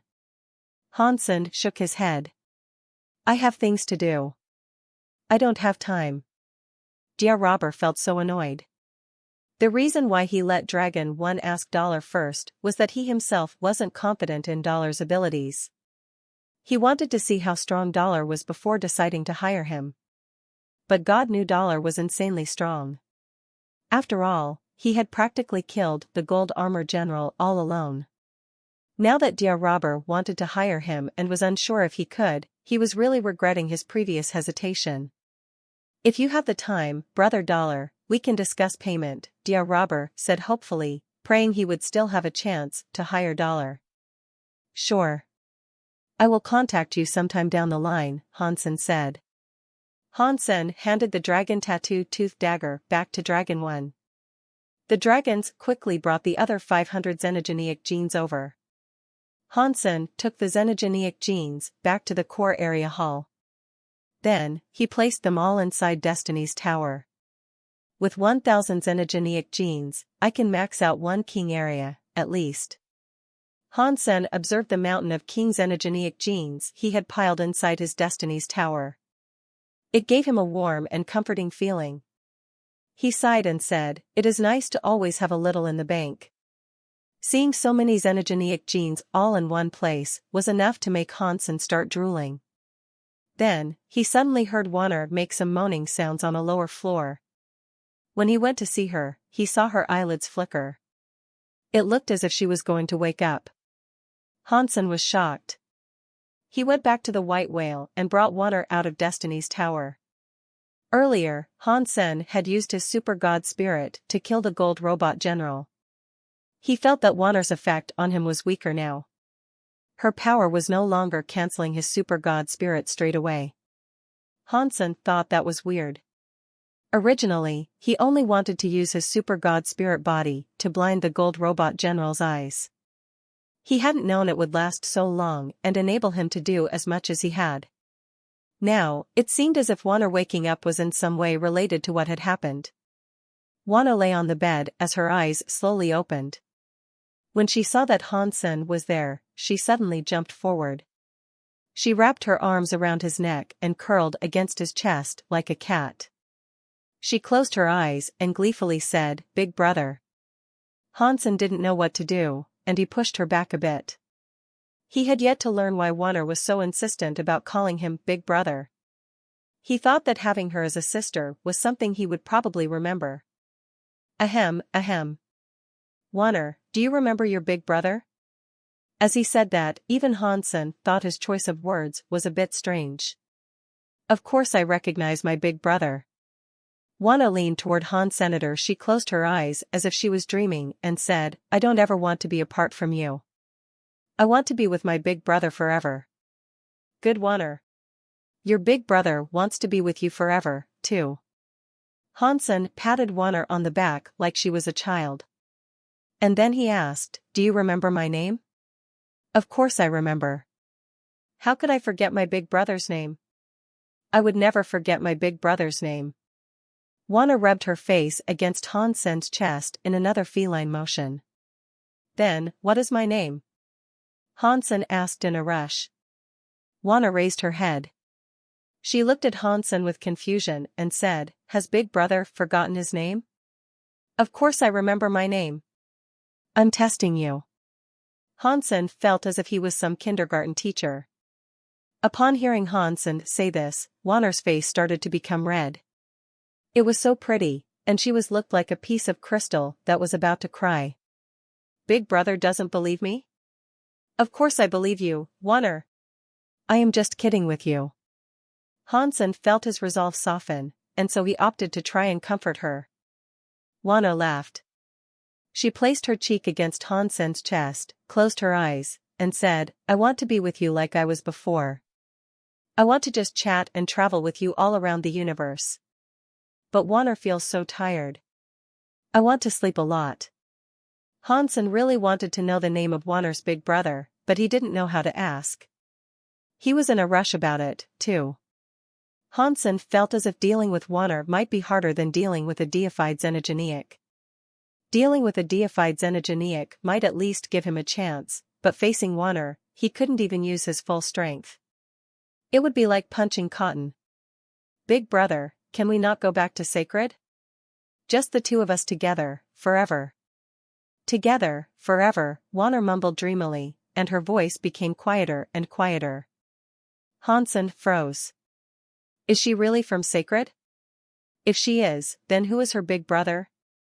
Is it someone else from Sacred? Hansen still wanted to ask Wonner about a few things, but it really did appear that she had just fallen asleep again. She looked exhausted, but happiness still glowed from her face. She lay against Hansen's chest, curled up in a merry little ball. She was like a helpless kitten. Hansen tried to wake her up, but there was no reaction. She must have been a very deep sleeper. Hansen continued to hold Wonner, though. He didn't set her down on the bed. If Hansen put her down somewhere and then went too far away from her, she would return to her gold hair mode. It would damage her body even further if that happened. Hansen hesitated to do it, but he placed her back inside Destiny's tower. She could sleep freely there. I'm going to have to wait until she wakes up before I can question her again. Now Hansen had some time to check out the Gold Robot General Beast Soul. Deified Gold Robot General Beast Soul, Armor Type. Hansen didn't immediately react. He knew this Armor-type Beast Soul would be different from other Armor-type Beast Souls. Hansen summoned the Gold Robot General, wanting to see exactly what kind of Beast Soul it was. The Gold Robot General Beast Soul instantly flew out into the air in front of Hansen, and his heart leaped. It floated right before Hansenator. It had a golden body and held a gold greatsword, just as it had when it was alive. The red-colored cape was striking. But the Beast Soul had a shadowy element to it. It wasn't solid and it didn't look real. As a second passed, though, the Gold Robot General Beast Soul quickly solidified.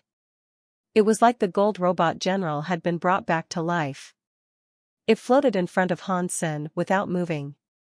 While Hansen was still in shock, Gold Robot General's gold body suddenly disassembled. It became pieces of metallic machinery, all of which flew right at Hansenator. It began to reassemble itself around Hansen, encasing him within. It soon reformed the shape of the Gold Armor General around him. Hansen was inside the Gold Robot General now. He felt as if his thoughts were symbiotic with those of the machine. Oddly, it felt like he could now control a second body. Hansen quickly realized what the Gold Armor General. The revelation made him grin. This is like one of the warframes of the Alliance, but the controls of this machine are far more sophisticated than the warframes were. The pilot uses their own mind to guide this thing, and I'm the one who is now controlling the Gold Robot General. I have the Gold Robot General's attack power now, but even so, it is different from shape-shifting beast souls. While I'm controlling the Gold Robot General, I can only make use of its power. I cannot send my own power through this body. But having the Gold Robot General's power made him practically deified. Hansen didn't even have to use his own power. I wonder if the Gold Robot General can be used in the core area. If that is possible, then I'll become unimaginably rich. I'll be able to wipe out anything in the core area. Hansen was exhilarated by the prospect. He couldn't wait to go to the core area to try it out. This time, Hansen didn't use his Dongxian Sutra's cogwheel to enter the core area. There must have been many people waiting where he last departed. It would be troublesome for him to show up there again. So, Hansen used his Jadeskin self-cogwheel to enter the core area. Under the power of Jadeskin, he appeared elsewhere inside the core area. Hansen found a quiet place without anyone around, and then, he quickly summoned the Gold Robot General. He discovered he could use it. Beast souls were not restricted in that realm, which meant that the Gold Robot General wasn't the only beast soul that he could use. Even the Peacock King's garments could be donned in the core area. Haha. God is on my side. My time to shine has finally come. Fighting those old deified elites in the outside world will be difficult, but mopping up across the core area should be an okay task. Hansen wanted to shout to the sky to release some of his excitement. Hansen didn't immediately head out to kill Xenogeneics, though. The core area extended into infinity in all directions, and he wasn't very familiar with the place. He didn't even know where to find deified Xenogeneics there. Plus, he already had 1,000 King Xenogeneic genes to make use of. That was too many for him to eat in a short period of time anyway. He could only eat 2 or 3 king xenogeneic genes per day. And that was only possible because he could use consume. 1,000 xenogeneic genes would take a long time to process. I wonder if there are any other geno-arts that can help me to digest king xenogeneic genes faster, Hansen thought to himself. He didn't have an answer, though. Maybe the 1,000 treasures might know a thing or two about this. I should ask Fang Qingyu. Hansen put away the beast souls and returned to the white whale. He went to tell Fang Qingyu what he was wondering about. Of course, he didn't say he was eating king xenogeneic genes. He asked Fang Qingyu if there was a geno-art similar to consume but even better. Fang Qingyu thought for a moment, then said, the consuming ants consume is the best geno-art of its kind. A geno-art that is better than consume might be difficult to find. But there is a very famous geno-art that most people would be unable to practice. What geno-art would that be? Hansen quickly asked. Big destroyed, Fang Qingyu said. Big destroyed? Isn't that a very destructive geno-art? Hansen had heard about this geno-art before, and he had heard that it utilized powerful, destructive forces. Even amongst the destroyed, not many could use big destroyed. Even elites like Bar weren't capable of practicing big destroyed. Dia Robber was said to have talent with it, but Hansen had never seen him make use of it. Big destroyed is an overbearingly destructive geno-art, Fang Qingyu said. The 1,000 Treasures Alliance has researched big destroyed before, and we discovered that it is a geno-art that breaks down substances and returns them to a base state. Any substances that are struck by big destroyed will be shattered and returned to their most primitive and practical form. If you eat those practical results, things might be easier for you to digest. After saying all this, Fang Qingyu laughed and said, but I have to tell you, aside from that, I don't think there is any geno-art greater that consume for this task. Consume is the best in its field of geno-arts. There are a few that are similar, but they are basically all the same. Hansen considered his options and decided that Big Destroyed might work out for him. He asked Fang Qingyu, where can I get Big Destroyed? Can I buy it from the 1,000 Treasures Alliance? It's a secret geno-art of the destroyed. You would need the body of a destroyed to learn it. The 1,000 Treasures Alliance has never had that skill, Fang Qingyu said as he shook his head. It looks like I will have to start with the destroyed, Hansen thought. Dia Robber does want to hire me to hunt another deified xenogeneic, but I don't know if he would be willing to give out the secrets of Big Destroyed in exchange for the help. Hansen didn't plan to go looking for Dia Robber. That would give Dia Robber too much advantage. Instead, Hansen planned on waiting a few days before returning to the core area. That way, Dia Robber would likely approach him. Wanner had been sleeping for a few days straight, and yet, there was no sign of her waking up anytime soon. That made Hansen feel a bit depressed. The white whale was doing the same as it always was. There was still no way for them to escape the dimension they were locked in, and the white tiger pest was still too skittish to get close to them. Still, whenever a horde of snakes approached the island, it would make sure to shoo them off. Everyone still had a mushroom on their heads. The mushrooms weren't hurting them, though. Every time Hansen came back from the core area, his head would grow a new mushroom. Before he entered the core area each time, he used his original Water King body's power to get rid of it and be separated from the mushroom. Bauer released the Knights of the Extreme King to work on the ship as deckhands and the like. They didn't dare disobey, because doing so would be pointless. Even if they knew their situation, they wouldn't dare to leave the safety of the white whale. Bauer had her new toys, so she was no longer bored. She carried around her big carrot that she called ginseng, and she had a bunch of Extreme King Knights that she could freely order around. The kings and even half-deifieds were being bossed around like they were rookies. The deckhands became more afraid of little Captain Bauer than they were of Hansen or even the little red bird.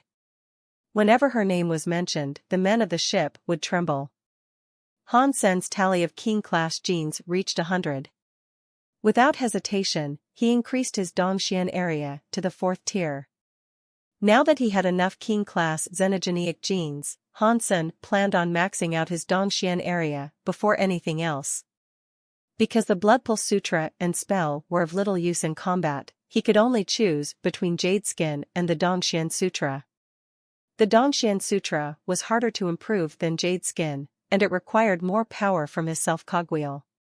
However, strengthening that Geno Arts area would prove more useful in the short term. Whenever he leveled up an area, his fitness and his area's power would increase by a lot.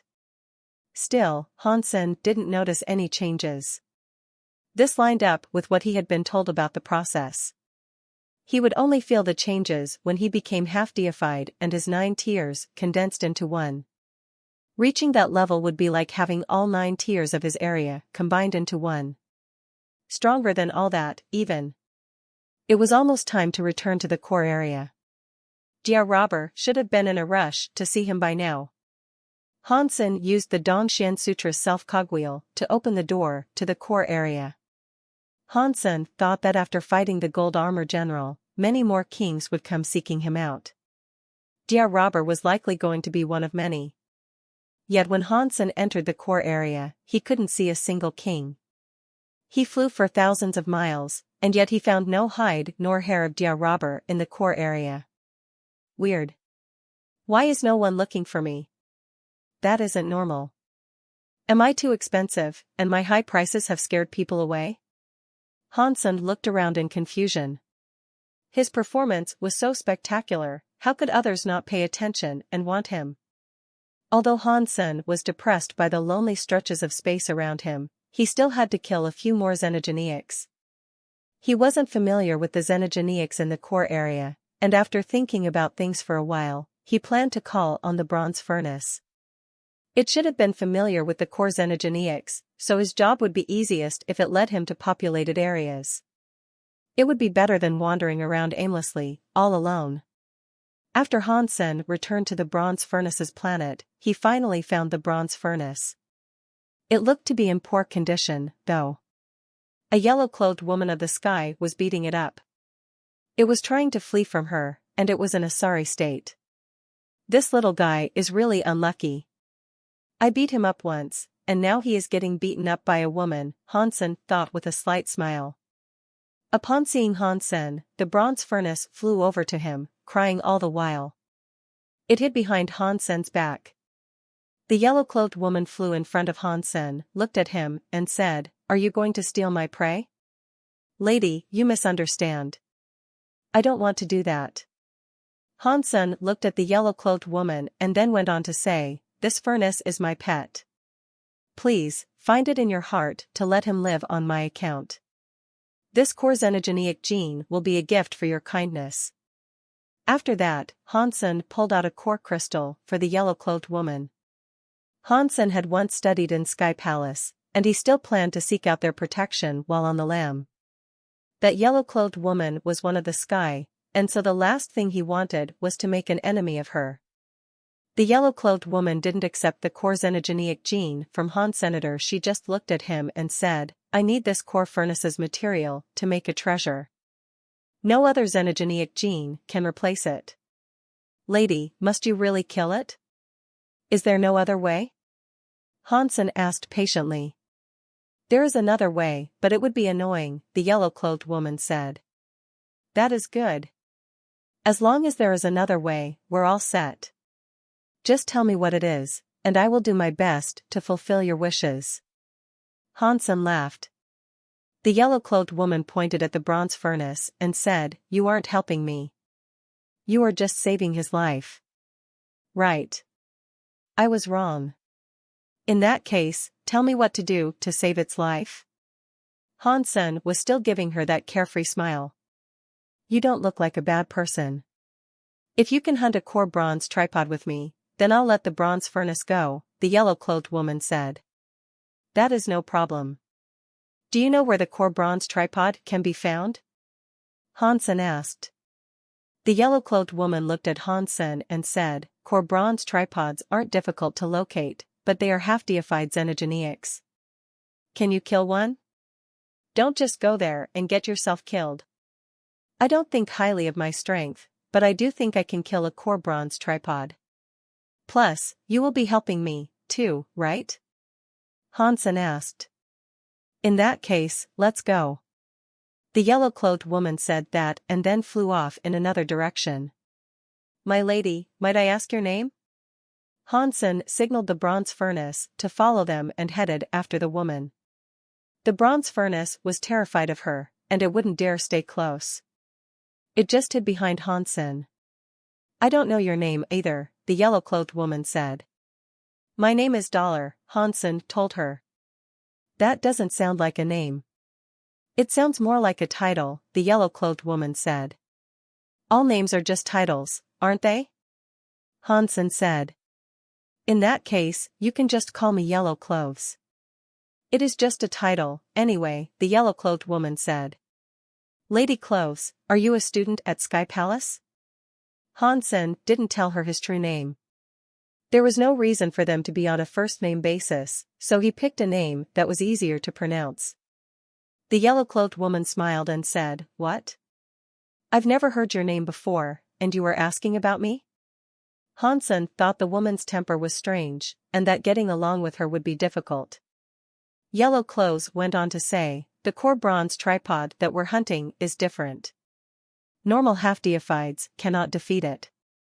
You can die within the blink of an eye. Let me see what sort of geno art and area you are good with.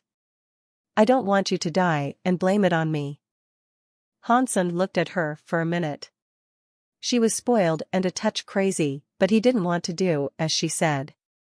Still, he was not mad.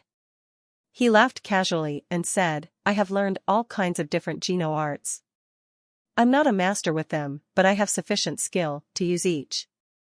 The term sufficient means different things to different people. Are you sure you have learned these geno arts sufficiently? Yellow Clothes asked seriously. Her face was solemn. I suppose so. Hansen didn't know what was wrong with Yellow Clothes. She was talking like they were competing, and they had to find out which of the two was stronger. Okay. In that case, I will test you with the most basic sword skill. Do you know Listening Sword? Yellow Clothes asked coldly. What is Listening Sword? Hansen had never heard of the skill. Yellow Clothes didn't laugh at Hansen for his ignorance.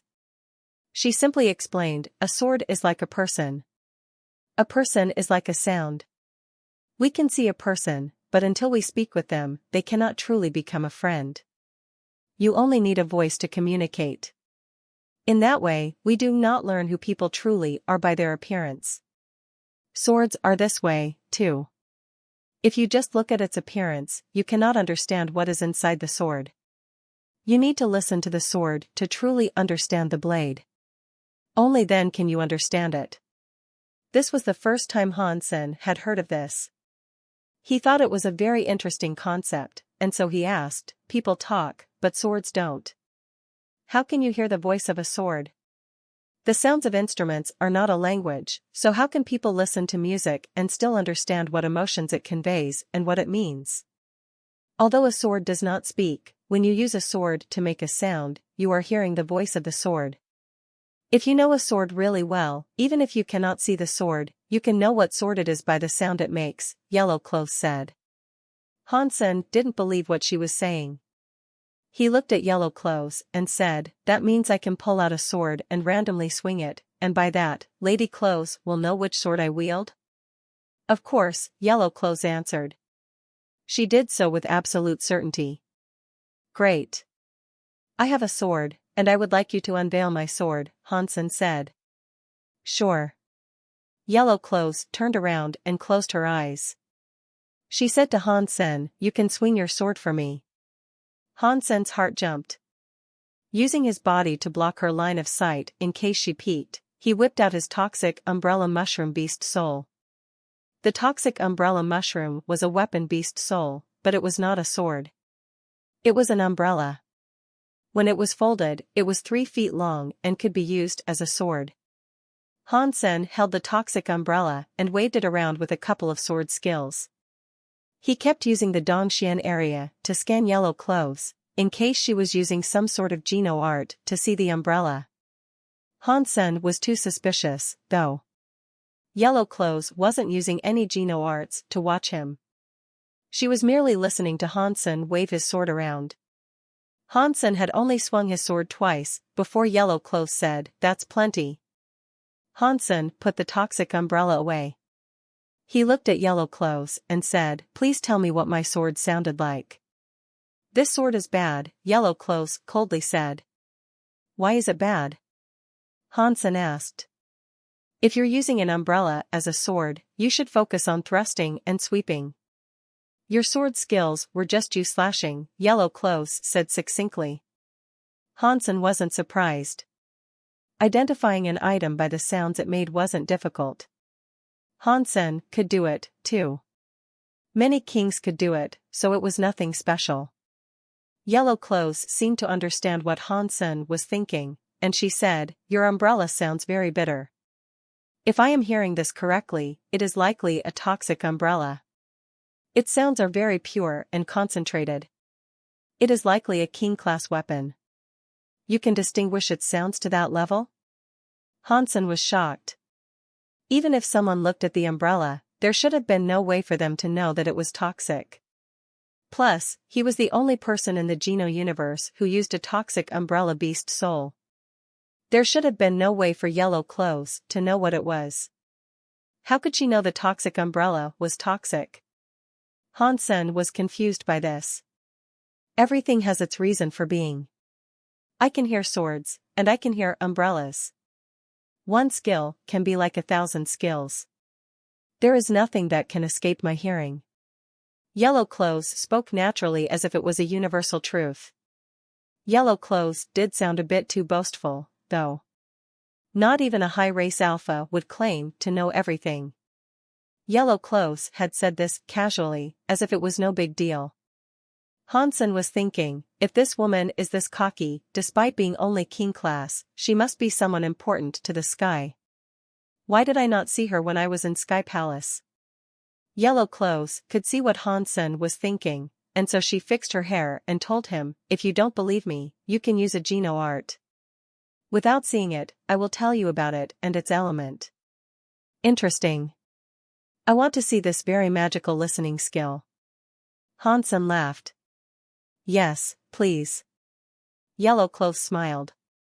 She had tried so hard to get close to Han Sen and speak to him because she wished to get to know him better. But the best way to get to know him was to see how he practiced his Geno arts. The theory of listening to sounds was just an excuse that Yellow Clothes had given so she wouldn't have to explain her real ability.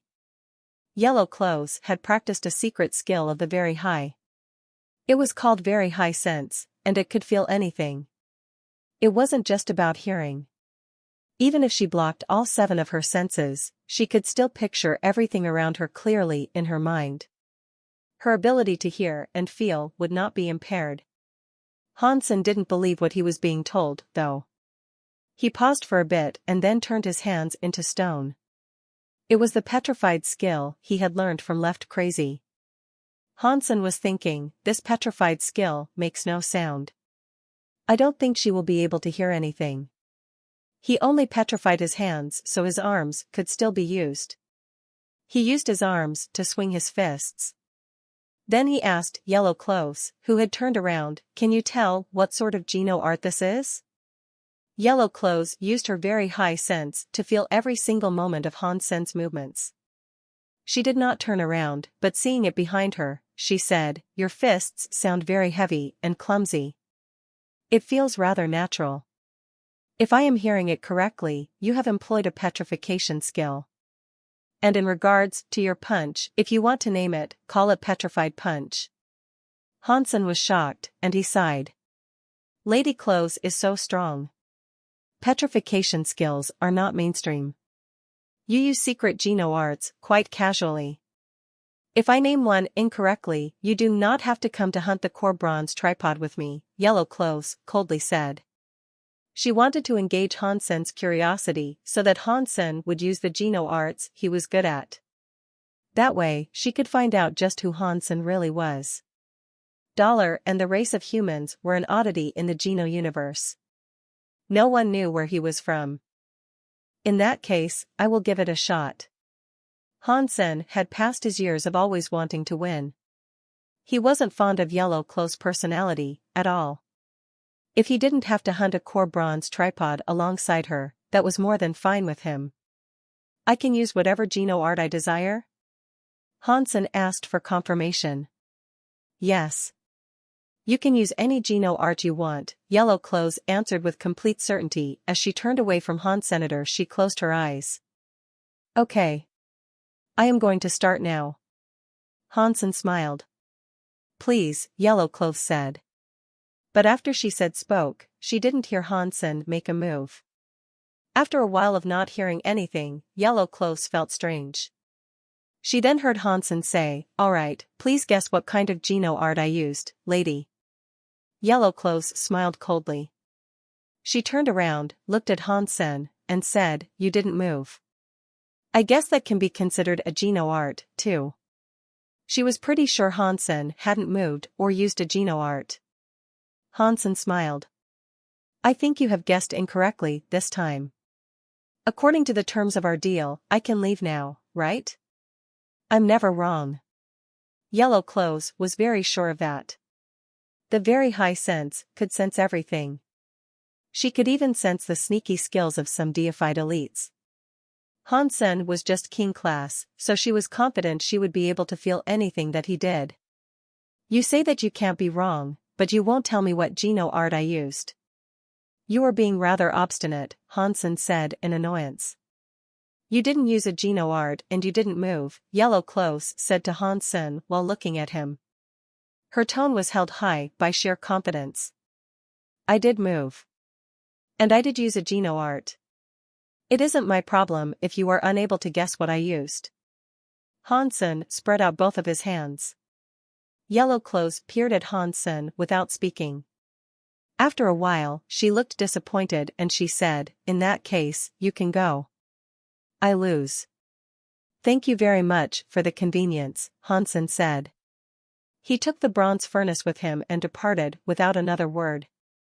Seeing Hansen leave, Yellow Clothes looked let down. She spoke to herself, playing tricks over such a small matter? It doesn't matter how talented he thinks he is, he didn't notice what he missed by playing this trick. Yellow Clothes was certain her feelings hadn't been wrong. Hansen hadn't moved or used a Geno art. He was a complete con man. He had made such a bad impression that Yellow Clothes no longer wanted to deal with him. Every member of the Very High was allowed to select a silkworm to grow. They had to choose carefully and go for the best of the best.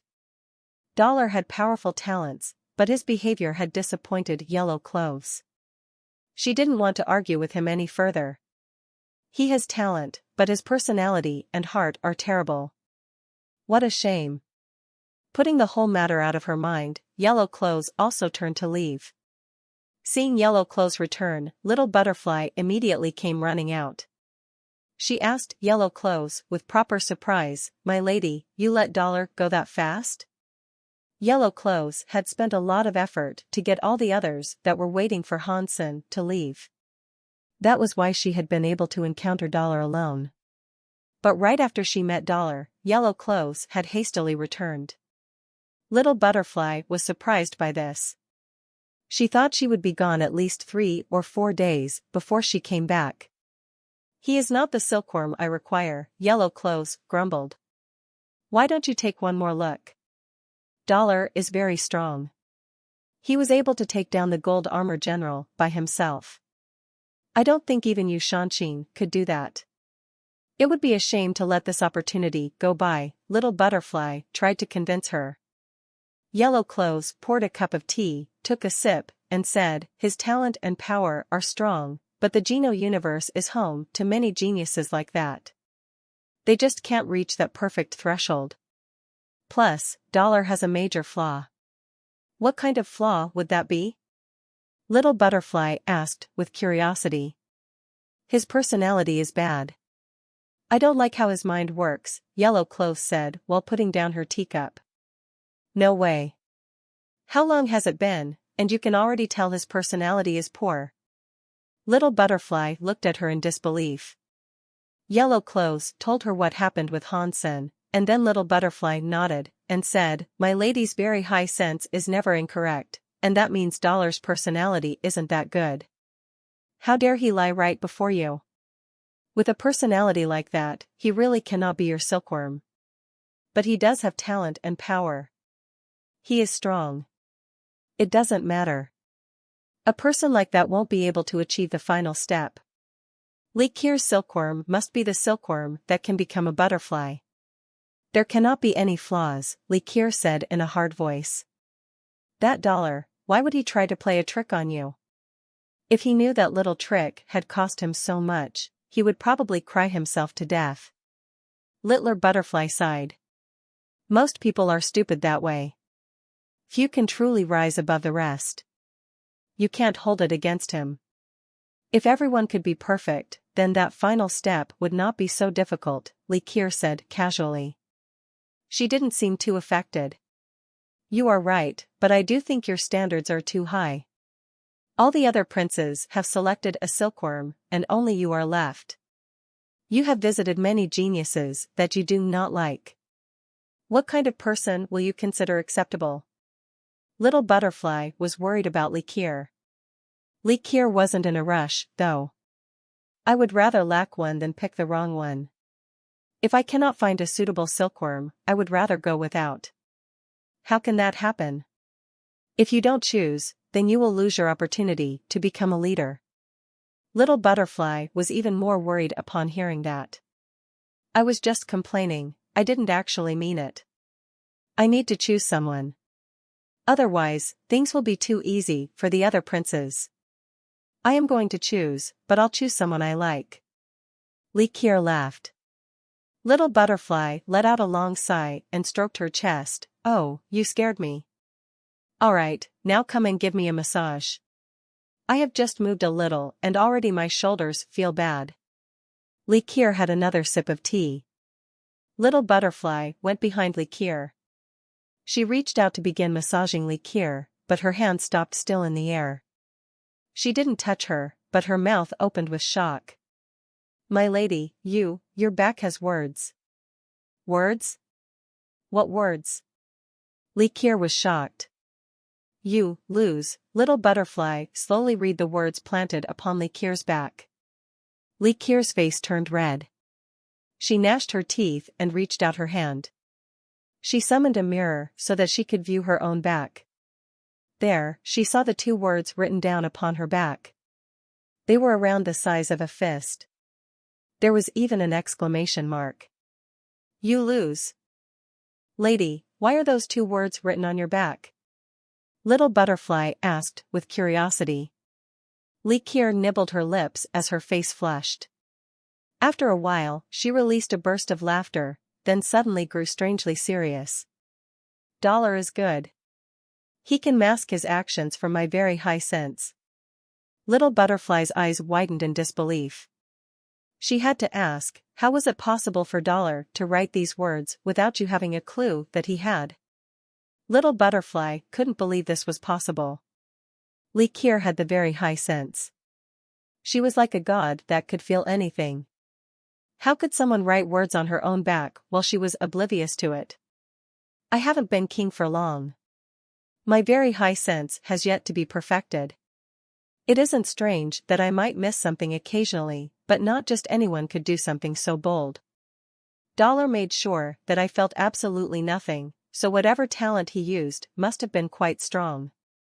I clearly underestimated him." Li Kier's beautiful eyes flashed strangely. "My lady, if Dollar is that strong, do you want him to be your silkworm?" Little Butterfly blinked. "I don't know him well enough yet. I cannot select him simply based on this showing of power. Plus, I cannot find him. Even if I wanted him to be my silkworm, how am I supposed to get in touch with him?" Li Kier blinked. Hansen hadn't known what Li Kier was thinking, but he clearly wasn't interested in her. The reason Hansen had been able to write words on her back without her knowledge was because he had used his Dongxian Sutra. He locked down all the universal cogwheels around them, allowing himself to move without being noticed. So, Likir was unable to feel anything. As far as the universal cogwheels were concerned, it was like nothing had happened. She wouldn't realize Hansen had taken the time to write something down on her back. When it came to the powers of sense, the Dongxian Sutra wasn't any inferior to the very high sense. Likir didn't know what the Dongxian Sutra was, and so that was the reason she lost the contest. Had she known about the Geno art, she wouldn't have lost in such a terrible fashion. The bronze furnace kept making crying noises as it led the way. The fires of the creature rose and fell. 100 swords were poking out from inside it. All of them were of different sizes. It appeared as if it had spent a lot of time slaying core xenogeneics and taking their xenogeneic genes to produce swords. "Where are you taking me?" Hansen asked the bronze furnace. He had asked the bronze furnace to find deified xenogeneics. It had been leading him for half a day, but they had yet to find a single shadow lurking nearby. As they traveled, the space around them was getting quieter and quieter. There were not even planets or asteroids around. Choo-choo, the furnace shot out some flames. They hovered in the sky to form the words Steel Castle. "What is that place?" Hansen asked. "Deified xenogeneic," the bronze smithy said by producing more of those fire words. The intelligence of xenogeneics was quite limited. They were never that good at expressing themselves. Hansen couldn't ask much, but it was fine as long as they were going someplace with deified xenogeneics. He wasn't going to be scared of any power he faced. He followed the bronze furnace in flight. After flying for a few days, they saw a castle hanging in space. The castle seemed to have been made of metal, and it had been constructed using cogwheels and machinery. 2 giant exhaust pipes came out of it. The cogwheels spun, and fire billowed out of it continually. Hansen could even hear the sound of a generator within, and it hummed melodically. That giant thing was like a huge steel monster. It floated in the air, and that entire trip, Hansen hadn't encountered a single xenogeneic. That had seemed quite abnormal to Hansen. The closer they got to the castle-like machine, the weirder it looked. The giant steel cogwheel spun, and there were clanging sounds like a blacksmith working in a smithy. Fire came pouring out of the machine. It was like some sort of factory. The xenogeneics of the core area are so weird. This steel castle can't be a xenogeneic, can it? Hansen was shocked. As Hansen was thinking about this, he suddenly saw the steel monster rumble forward like a bulldozer. Flames roared out of its twin exhaust pipes. The running generator seemed to rev up, and the rhythmic banging noises became one sustained sound. The cogwheels of various sizes spun like mad all along its robot arms. The next second, the steel door of the castle opened. Fire came bursting out as if it was a big furnace. From within the steel castle, a 10-meter-tall steel robot appeared. The xenogeneic looked very strong as it strode out. The robot xenogeneic looked very ramshackle. It couldn't compare with the modern AI robots that Hansen was familiar with. Its design was more reminiscent of the armor of knights in ancient Europe. As the castle door opened and belched out more angry fire, more steel robots queued out of the castle. It was like a production line of toys. Hansen stared at the emerging robots in shock.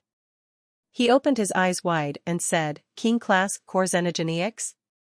This steel monster castle can make king core xenogeneics?"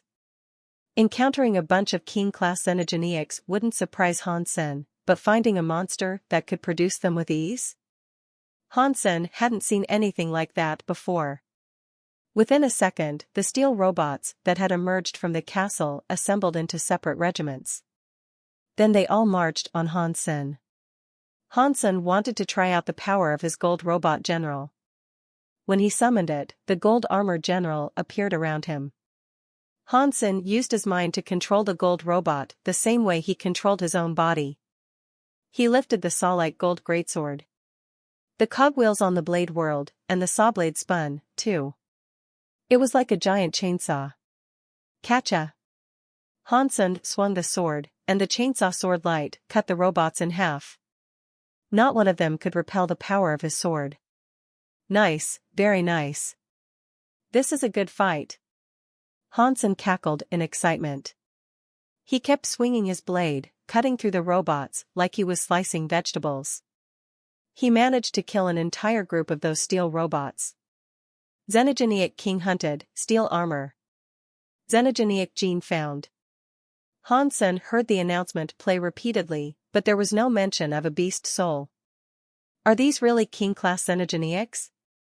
Do they simply live in the castle, or are they made there? Hansen looked at the weird steel castle and sank into thought.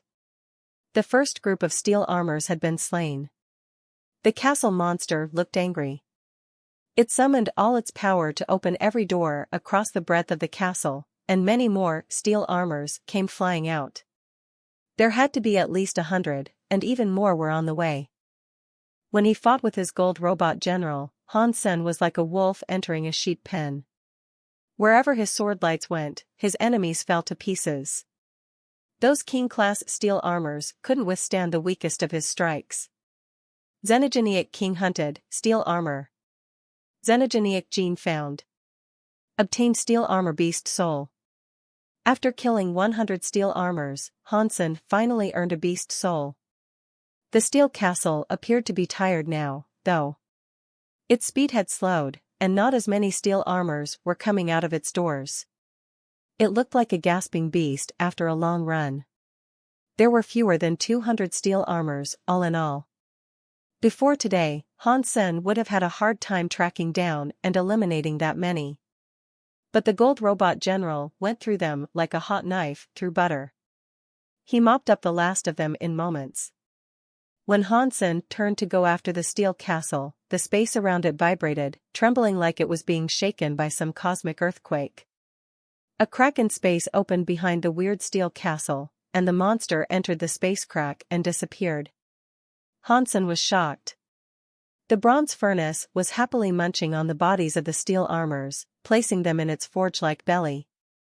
But because the furnace was small, after eating 8 of the steel armors, it couldn't consume any more. Where's the deified Xenogenic you were talking about?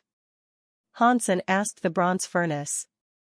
The bronze furnace whistled like a steam engine and spat out more fire. The fire became words, and they said, didn't it just run away? That steel castle was a deified Xenogenic? Hansen mumbled in surprise. And then he asked, can I still find it? He had wanted to see what else might be able to come out of the steel castle, which was why he hadn't tried to enter it. But now that it had run off, Hansen was starting to regret his approach. Can't find it, the bronze furnace said by spitting out words.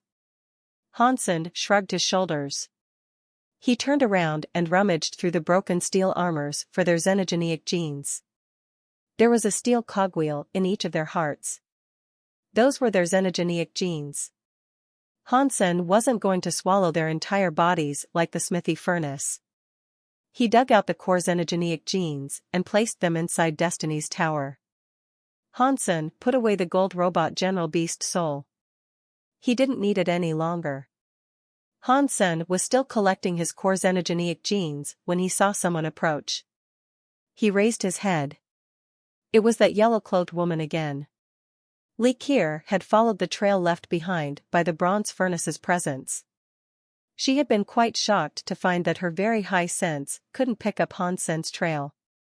Her only hope of finding him was to follow the leftover presence of the bronze furnace. As soon as Hansen came into view, Li Kier also saw the steel armors scattered all across that zone of space. She paused for a moment to stare at the sight, dumbfounded. She recognized those steel armors for what they were. She knew that the steel armors came from a steel castle that was a core deified Xenogenic. She could only see the bodies of the steel armors, though. She didn't see the steel castle anywhere. The steel castle, she surmised, had probably run away from Hansen. That realization was stunning. During the fight with the gold armor general, Hansen's main attack had come from Dragon One's deified treasure, the dragon tattoo-tooth dagger. Li Qier understood that. At that point, Li Qier had doubted Han Sen's attack power. But now, Han Sen had chased the steel castle away all alone. She was no longer hesitant to believe in his capabilities. A king can battle deifieds? Although the core area's deified xenogeneics are weak, akin to fake deifieds, the results Dollar is achieving are still nearly unbelievable. Plus, he can somehow slip under my very high sense. Where does this human Dollar come from? Even the extreme king haven't had someone this talented in the last 1,000 years, Li Qier thought to herself. Without hesitation, she went right up to Han Sen. Lady Close, how much of a coincidence it is for you to show up here. Han Sen greeted her grudgingly, but he still acknowledged her as she drew near. It isn't a coincidence. I have come looking for you, Li Qier said. You were looking for me? You aren't asking me to kill the bronze core tripod again, are you? Han Sen frowned. He wasn't interested in doing that, and if Li Qier didn't uphold her end of their bargain, he was just going to ignore her. Li Qier shook her head. I saw the words you left on my back. I saw them, and I'm here to admit that I lost. I really did lose to you. Han Sen was shocked. He hadn't expected Li Qier's attitude to change so much. She suddenly wasn't so annoying to talk to. You don't have to say such things, my lady, Han Sen said. Why don't we get to know each other a little better? Let's try this again. My name is Li Qier. Li Qier held out her hand and smiled. Dollar. Han Sen shook her hand. I've heard a little about you. If it is possible, I'm interested in hiring you to kill the bronze tripod with me. After Li Qier lowered her hand, she smiled again. I'm afraid I must disappoint you. I have something important that needs doing. It didn't matter if Li Qier was nice or not, Han Sen had no interest in traveling with her. His plan to kill deified xenogeneics took precedence. Li Qier wasn't disappointed, though. She gently said, don't say no just yet. How about hearing what I can offer you first? Han Sen thought she would offer up a xenogeneic gene or something. It couldn't be anything spectacular, but since she was being polite and she wasn't an enemy, Han Sen was willing to let her say her piece. Li Qier rolled her eyes. She moved forward to stand atop the bodies of the steel armors. If I'm understanding this situation correctly, you have just slain a horde of steel armors and made the steel castle run away, yes? Han Sen looked at Li Qier. He didn't confirm or deny her summary. His silence was an affirmation on its own, though. Li Qier's eyes brightened. She had already guessed what had happened, but now her conjecture had received confirmation. She was pleasantly surprised. The steel castle of the core area isn't very strong for a deified, but you have managed to chase it off as a king class. Not many people in this universe could do such a thing. Dollar's name surely carries weight, Li Qier said, gushing his praises. What are you trying to say? Han Sen frowned. He felt annoyed. He wasn't a kid who had never seen the world. He wasn't going to get cocky just because this woman was complimenting him. From what he could tell, Li Qier's praise was just wasting his time. You have the power to kill core deified xenogeneics, but actually taking them down isn't as simple as beating them in a fight. Most deified xenogeneics won't remain in one place for you to deliver the final blow. Like the steel castle, they can be hard to find once they decide to flee. But I can find them. If you help me hunt a core bronze tripod, I can help you locate the deified xenogeneics you seek, Li Qier said with a wink. Han Sen and Li Qier flew through space together, but the bronze furnace lagged some distance behind them. It still wasn't willing to come anywhere close to Li Qier. If Li Qier was willing to lead, Han Sen had no reason to reject her offer. If she could find deified xenogeneics, Han Sen wouldn't mind helping her slay the bronze tripod. Han Sen still wasn't fond of Li Qier's personality, so he didn't talk to her all that much. But Li Qier was smart and talkative, and Han Sen discovered that she even had a sense of humor. He found it difficult to rectify her personality with how she had acted when they first met. Hansen didn't know that her attitude had actually changed. When they first met, Li Qier had looked at Hansen as if she was far superior to him. It was like a human talking to a cow. Humans normally wouldn't bother talking to cows, because there was no point in having a conversation with a being of such low intelligence. They would just teach the cow what to do, instead. But ever since that bet, Li Qier had realized Hansen wasn't just some lesser being. He was her equal, or perhaps he even stronger, in some ways. Li Qier could no longer think of Hansen as some foolish creature. But the blame couldn't be put on Li Qier for her initial assumptions.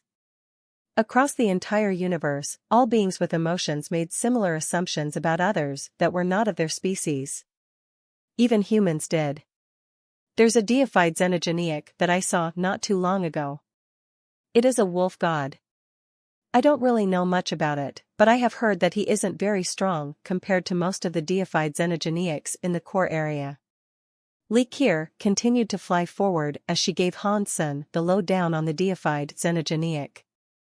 As she spoke, Li Qier was thinking, I'm not lying, the wolf god really isn't that strong compared to most deified xenogeniacs in the core area. It can be considered medium-low. But it does have a wolf god area. That area not only summons a wolf pack, but it also summons clones of the wolf god. A whole horde of wolf god clones will be summoned, and they aren't much weaker than the wolf god itself. Let's see how you deal with an opponent like this. Li Qier wasn't doing this to harm Hansen, but to see how he handled himself in danger. When he did fall into trouble, she would swoop in and help. She would save him and impress him with her skill at the same time. Then, Hansen would more willingly obey her. That way, she could take him on as her silkworm. Following Li Qier's lead, Hansen flew down toward a planet. Li Qier pointed in the direction of a mountain and said, I saw the wolf god on that mountain. I'm too weak to fight it, so I'm certainly not going over there. Okay. Wait here, then.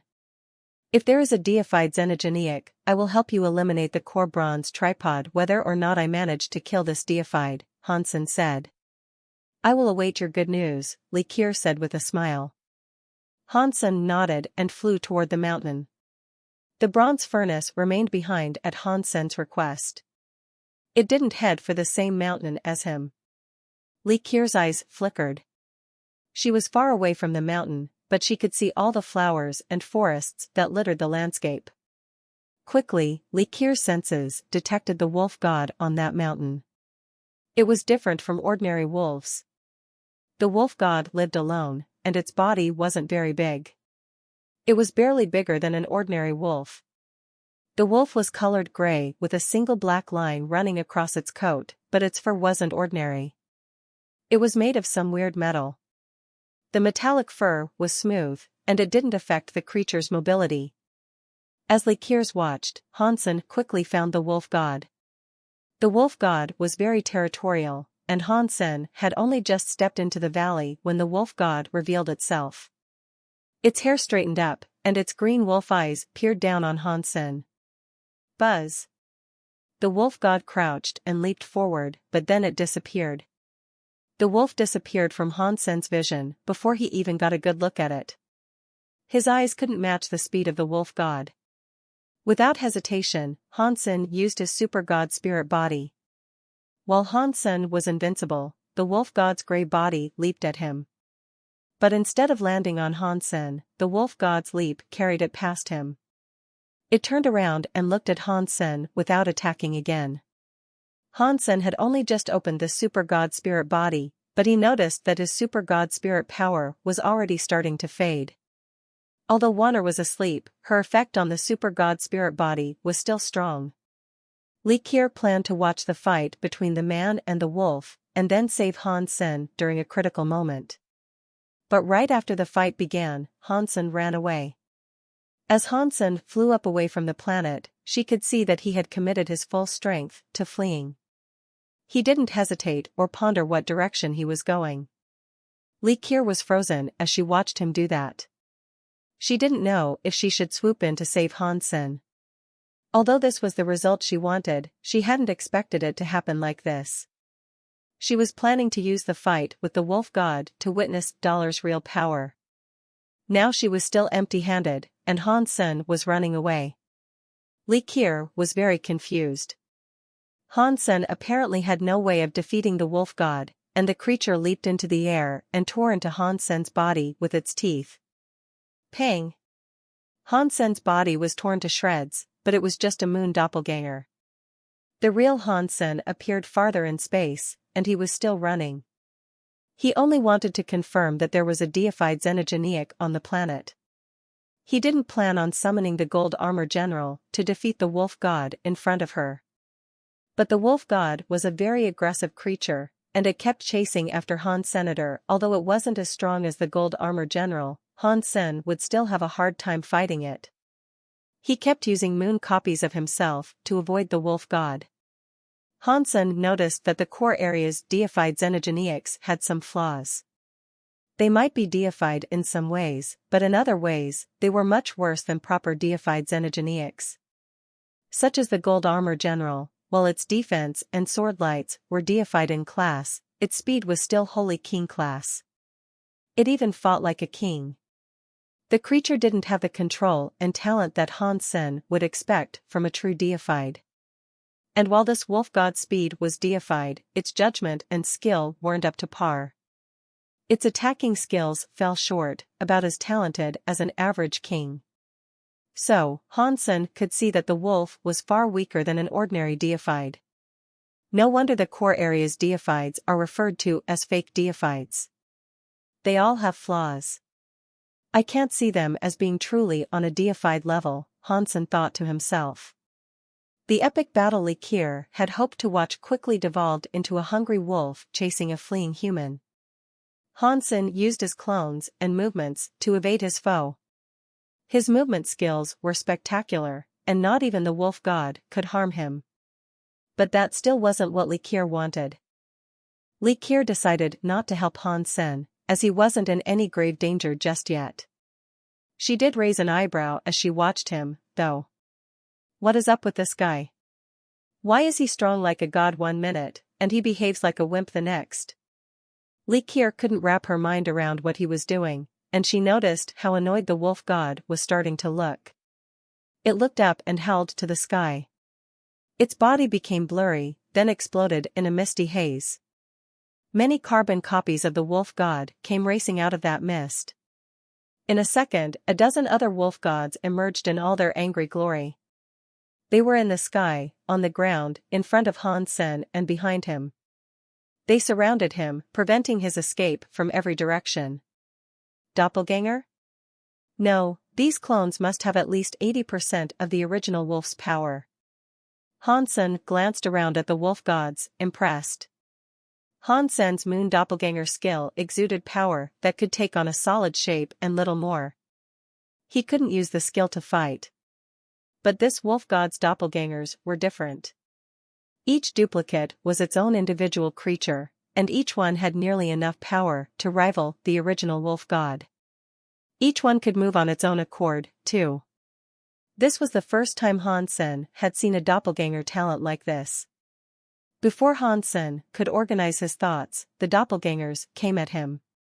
All of them were shockingly fast. They were only a tiny bit slower than the wolf god itself. Han Sen used his Dongxian movement to the max.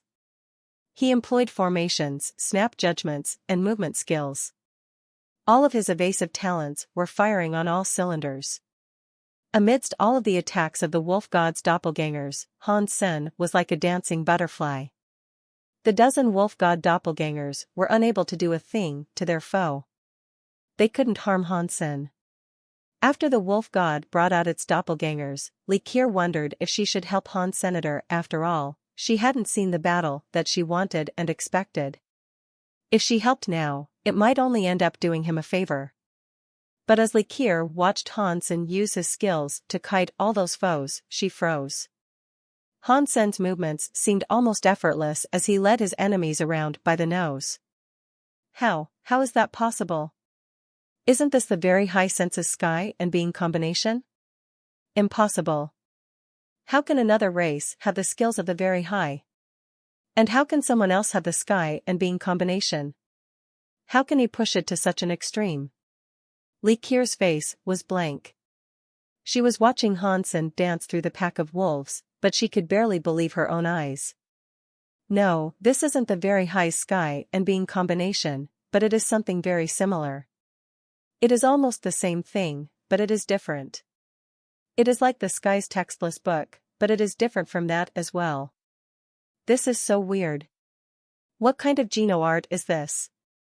Is there some ancient, scary undead being that has made a Geno art similar to the very high sense? Li Kier's face kept changing. She looked very confused. She thought rapidly, but she couldn't come up with the name of any Geno art that was remotely similar to the very high sense. Aside from the sky's textless book, that is. Although other races had similar Geno arts, they were only superficially reminiscent of the very high sense. The abilities Hansen was using weren't weak or superficial at all.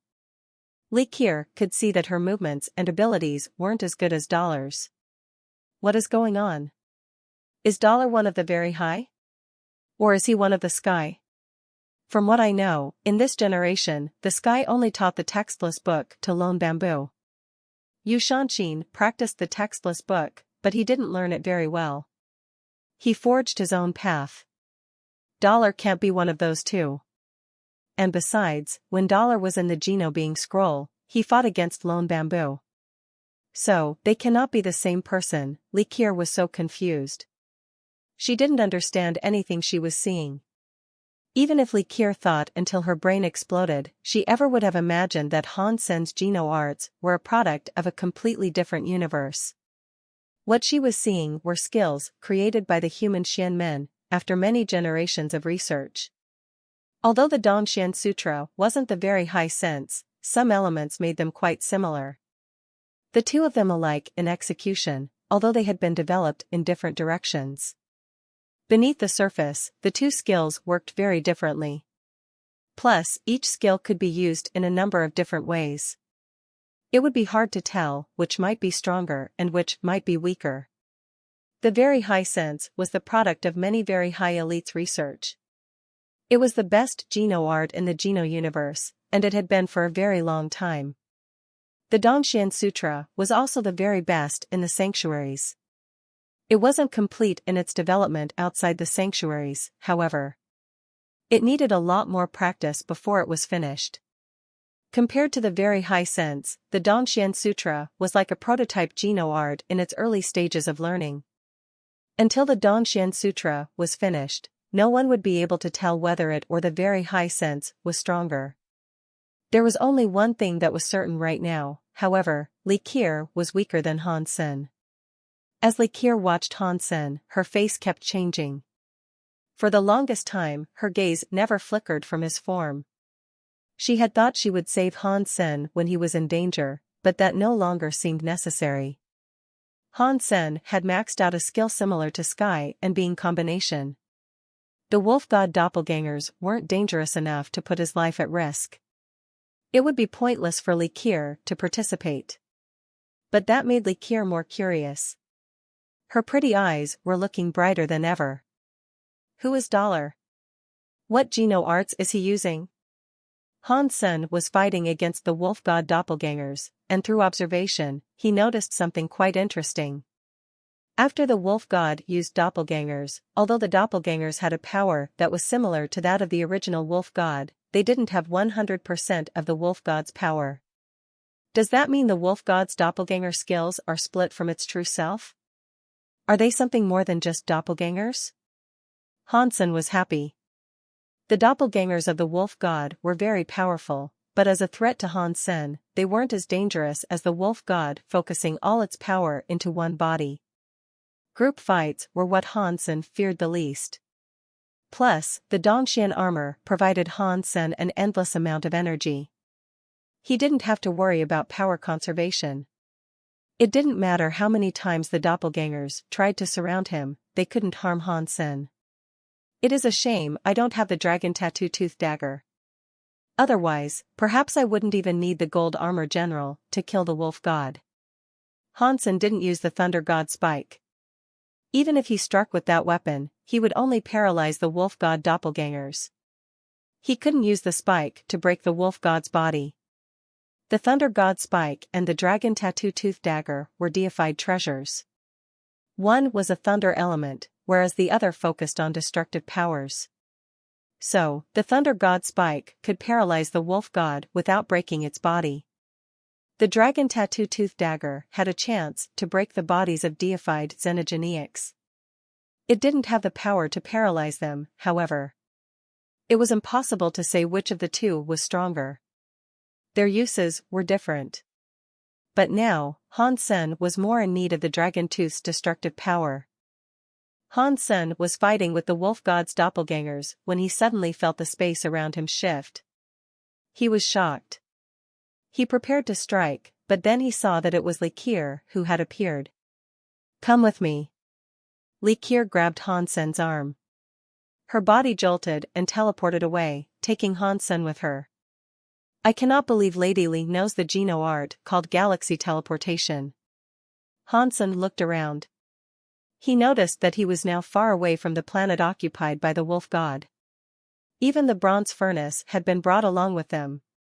He was shocked. Han Sen had always been interested in learning galaxy teleportation, but he had never taken the time to learn it. His lack of knowledge wasn't just limited to galaxy teleportation, either. He had only learned a small amount of any kind of teleportation. His talents in the field took too long to prepare for use, and he just hadn't taken the time to learn proper teleportation. That was why he didn't yet have galaxy teleportation. So, seeing Li Qier's casual use of galaxy teleportation made Han Sen somewhat envious. "It's just a simple trick. If you want to learn it, I can teach you." Li Qier smiled at Han Sen as she spoke. Han Sen raised his eyebrows, then asked Li Qier, "What do you need me to do?" Han Sen didn't think Li Qier would teach him a skill like galaxy teleportation for free. Plus, Han Sen wasn't even sure if he had the chops to learn it. Those that could make use of galaxy teleportation usually had been born with the talent. The capacity to learn the skill was innate. "It's just a small trick. If you want to learn it, I can teach you. I won't require anything in return. But galaxy teleportation does require talent and power. I don't know if you have what it takes to learn it." Li Qier smiled. "Yes, of course, I can learn it," Han Sen quickly said. The chance to learn galaxy teleportation for free wasn't an opportunity that Han Sen was going to turn down. Whether he could learn it or not, he was going to try. "Then let's talk as we go. If you want to learn galaxy teleportation, you must first learn teleport. If you cannot use teleport, you cannot use galaxy teleportation," Li Qier winked. Li Qier didn't lie to Han Senator as she taught Han Sen about teleport. She guided them steadily toward the core bronze tripod. Han Sen had already learned a thing or two about teleport from the times he had used break space flash. He knew the fundamentals, but Li Qier was actually teaching him various types of teleport. He needed some time to adjust to that first. But Han Sen still managed to learn what she was teaching him quite quickly. The techniques that she taught were quite different from break space flash. There was no delay, he only had to think, and he would teleport. "This is the real power of teleportation," Han Sen sighed. But Han Sen had only just started studying these new techniques, so the distance of his teleportations was limited. His accuracy was poor, as well. He could only teleport accurately within a distance of 500 meters. When Li Qier saw how quickly Han Sen was picking up teleportation, it caught her completely off guard. She didn't allow that surprise to show in her face, though. Li Qier wasn't just teaching Han Sen ordinary teleport. She had decided to teach him a skill of the very high called God's Wander. It was part of the very high sense. Even if they possessed space powers, beings that had learned teleport couldn't learn God's Wander without first practicing the very high sense. Ordinary teleport skills had a delay. The only question was how long those delays were. Some delays were so short they were barely noticeable at all. The basic teleport was similar to the highly advanced God's Wander in that regard. but teleport was the weakest of the skills. After it came galaxy teleportation. And lastly, there was God's Wander. After reaching the highest level of God's Wander, you could travel across entire systems with a minor thought. Normal galaxy teleportation couldn't achieve this. The further one wished to travel, the longer it would take to prepare, as well. Likier taught Hansen God's Wander.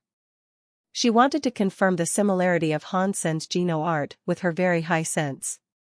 When she confirmed that Hansen could also simply learn something like God's Wander, it revealed many things. It was a surprise how much faster he learned the skill than Likier had when she was in her infancy. Likier was very shocked. What kind of person is this? He can use a Geno art similar to the very high sense? Has someone stolen our very high sense? No way. Without the body of a very high, you cannot learn the very high sense. Only the sky can replicate a part of it, which was how they created the textless book. Likier was full of wonder. But she didn't think Hansen had practiced the very high sense or the textless book. If he had one of those, he would have known how to teleport already. He can't be like the very high. And he doesn't seem to be one of the sky. Human, what kind of race is that?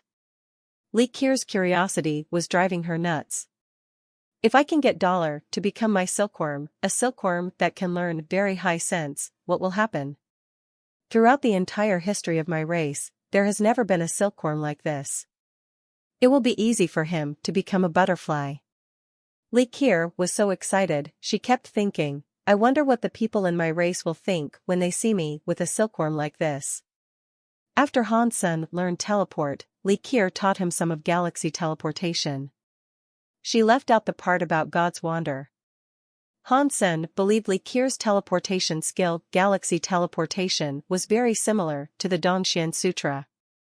Using the Dongxian Sutra and galaxy teleportation together when he teleported actually made the process much easier. But there was a limit to how quickly galaxy teleportation could be learned. Before Hansen could learn it in full, they arrived at the home of the bronze tripod. Accompanying Likier had benefited Hansen greatly, so he wasn't slow in moving to help her with the bronze tripod. He took the bronze furnace with him as he swooped forward. The half-deified bronze tripod was strong, but it couldn't withstand the attacks of Hansen and his bronze furnace. Shortly after Hansen began the attack, he killed the creature and cut it in half. After Hansen delivered the bronze tripod core gene to Likier, he asked, Is one enough, or do you require more? One is enough. It is just a secondary material, however. The primary material is a core deified xenogeneics core gene. I cannot hunt such a thing down. Likier sighed. Hansen didn't speak. He had learned 2 Geno arts, teleport and galaxy teleportation, but that wasn't enough for him to consider hunting a deified xenogeneic on someone else's behalf. Likier went on to say, teleport and galaxy teleportation you have learned, but there is one more part. But I have to seek out a deified xenogeneic first. I don't have the time to teach you. Hansen's eyes brightened. There is another part to galaxy teleportation I can learn? Likier looked at Hansen and laughed. Hansen knew what she meant, and so he said, If I help you kill that deified xenogeneic, can you teach me the final part? Hansen promised to help Likier kill a deified xenogeneic, but Likier didn't know where the xenogeneic she needed actually lived. She only knew which system it was said to be in. Hansen had to go to that system with her. But this time, Likier didn't offer to teach God's Wander to Hansen first. She was going to wait until Hansen slew the deified xenogeneic before giving him the final part. It looks like teleport and galaxy teleportation were just a down payment. Hansen wasn't upset about that. It wasn't as if he and Likier were family, so this was normal. If Likier taught him the skills without anything to gain, he wouldn't know how to repay the favor. He was chatting with Likier on the way, and he was pleasantly surprised to learn that Likier was well educated about most Geno arts. In fact, she spoke of many that Hansen hadn't even heard of. Aside from the woman in Two World Mountain, there was no one Hansen knew that was as smart as Likir.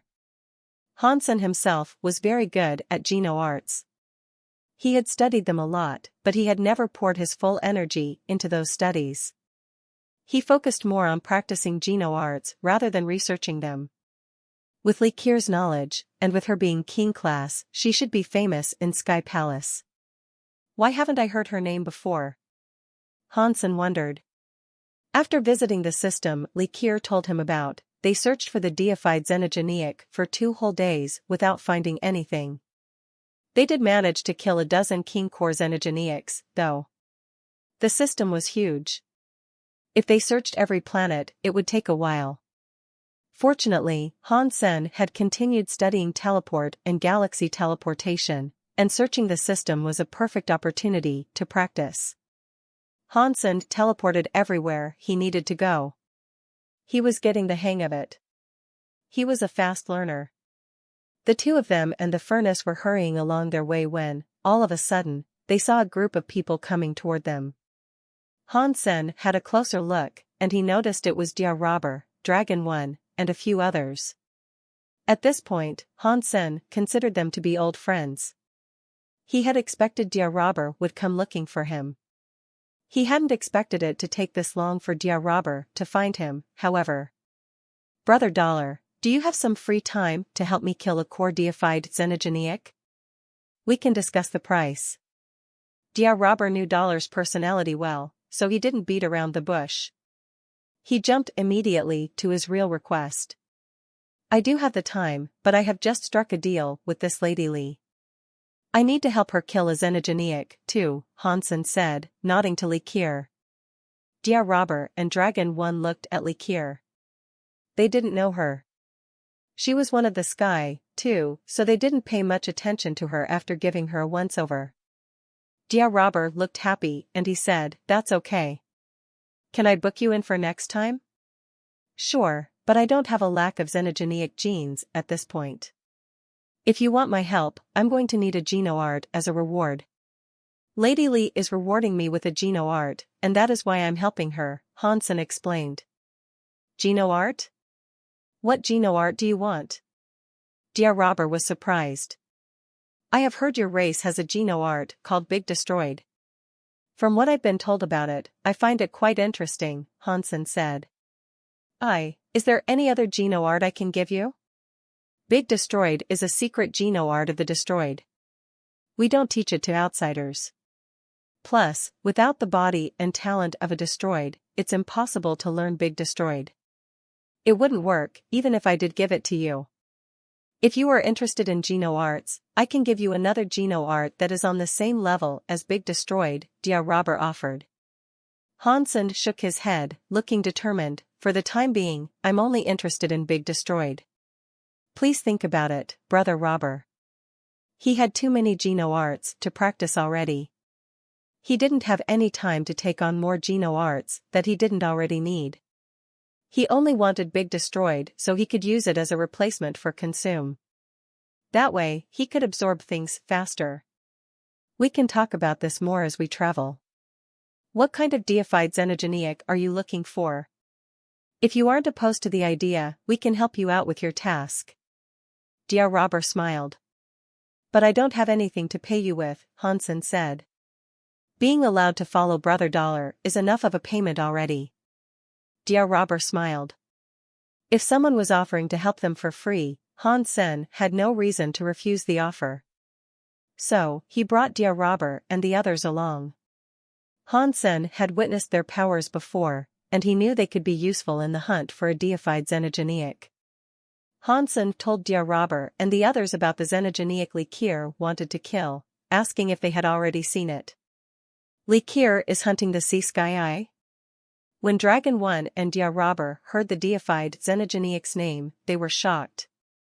Likir smiled. I'm not that powerful. Hence why I asked Dollar for his aid. Dia Robber sighed and said, the Sea Sky Eye is known as one of the stronger deified Xenogeneics in the core area. He is no weaker than Gold Armor General was. Many races have tried to fight it, but no one has been able to hurt it. Dear Robber spoke in a hesitant manner as he tried to explain this situation to Han Senator. If he wasn't standing in front of Li Kier, he would have told Hansen not to take the job. The sea sky was very destructive to kings and half-deifites. It was scarier than the gold armor general had been. But Dear Robber couldn't offend the sky, so he tried to tell Hansen in a non-direct way. The sea sky was a scary being. Hansen nodded. I have heard the sea sky appears someplace in this system. Do you know where it can be found? Li Kier had mentioned that the sea sky was very scary, but Hansen wanted the final part of galaxy teleportation. So, he wasn't planning on running. Even if he couldn't deal with it, he could always use the Peacock King's soul robe and the gold robot general. It is difficult to determine. The sea sky hangs around this system, but it doesn't have a nest. And it sometimes leaves this system. Encountering it all depends on luck, Dragon 1 said. Dragon 1 and Dear Robber didn't know where the sea sky could be found. There was nothing Hansen could do about that. His only option was to keep trying his luck, hoping to meet the sea sky. I know that the sea sky will be difficult to find. If you guys need $, I can lend him to you first. I'm not in a rush. Li Kier seemed to be an easy woman to get along with. Thank you very much. Dear Robber was happy to hear this, but then his expression soured a little. He said, Brother $, aside from Big Destroyed, is there no other Geno art you would be willing to learn? I am only interested in one Geno art. I have no interest in any others. Hansen's answer was very resolute. In that case, can you give me some time? I will talk to my people. After Dear Robber said goodbye, he left the core area. Hopefully I'll be able to get Big Destroyed now, Hansen thought to himself. He had so many xenogeneic genes left, and at his current rate, he could only eat 3 a day. After Dear Robber departed, Hansen and the others continued their search for the sea sky. They were unable to find the sea sky, but they did find Royal Knights of the Extreme King. When Crown Prince Bai Wanjie saw Hansen and the others, he brought the Royal Knights with him to fly over and meet with them. He looked at $, and said, Brother $, this is a coincidence. I didn't expect to meet you here. Has the Crown Prince been looking for me? Hansen asked, looking at Bai Wanjie. He frowned and thought, why would Bai Wanjie be here? And why has he brought so many Royal Knights with him? Surely, it cannot be for me. I guess. I would like to hire Brother $, to hunt a xenogeneic.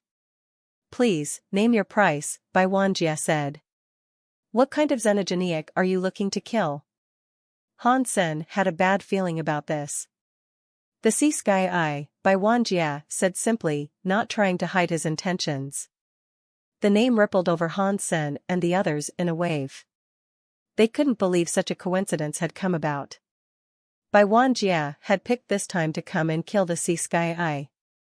Li Kier's face looked shocked, but in her heart, she had known that this might happen. She didn't really need to kill the sea sky. She had only asked Hansen to kill a xenogeneic with her so that she would have an opportunity to get close to him. She knew the Extreme King wanted to slay the sea sky, which was why she had picked this deified in particular. She wanted to see how $, might react to the Extreme King stepping on his toes. If Hansen offended the Extreme King, she could step in and smooth things over. That way, Hansen would owe her a favor. Hansen hesitated, but he still admitted the truth to Bai Wanjie. My prince, I am sorry. I have already accepted the task of slaying the sea sky. Bai Wanjie's eyes widened.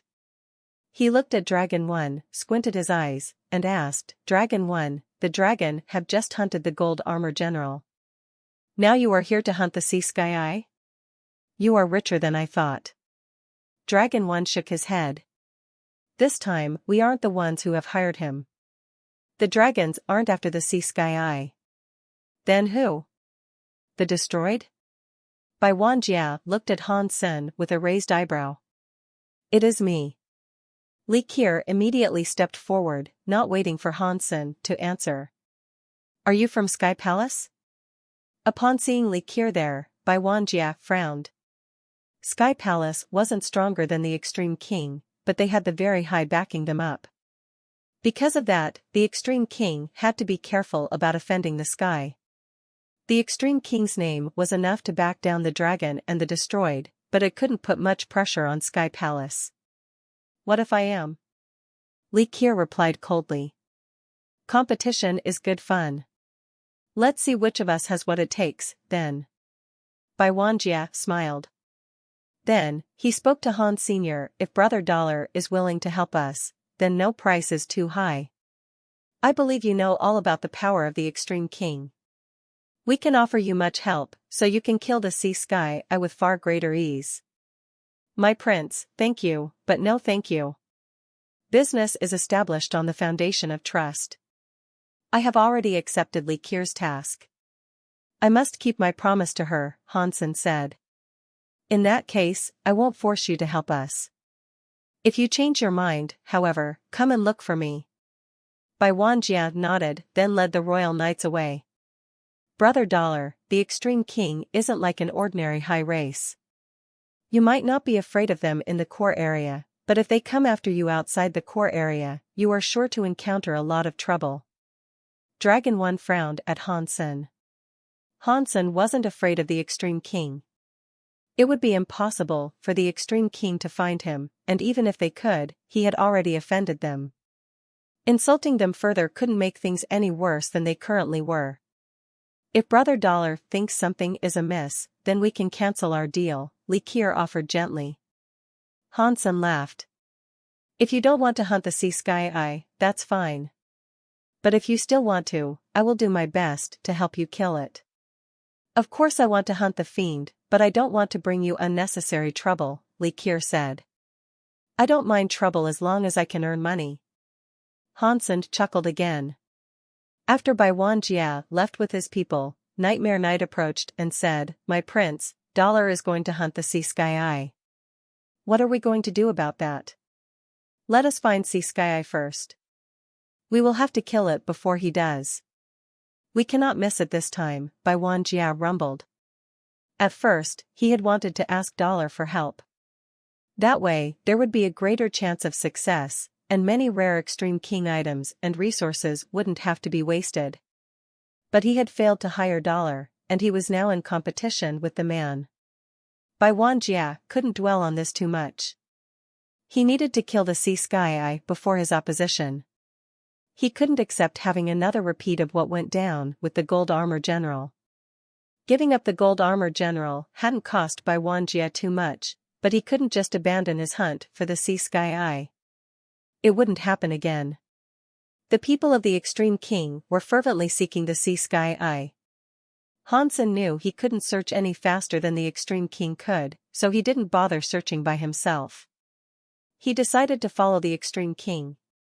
If they found the Sea Sky Eye and had a battle, things would quickly become chaotic.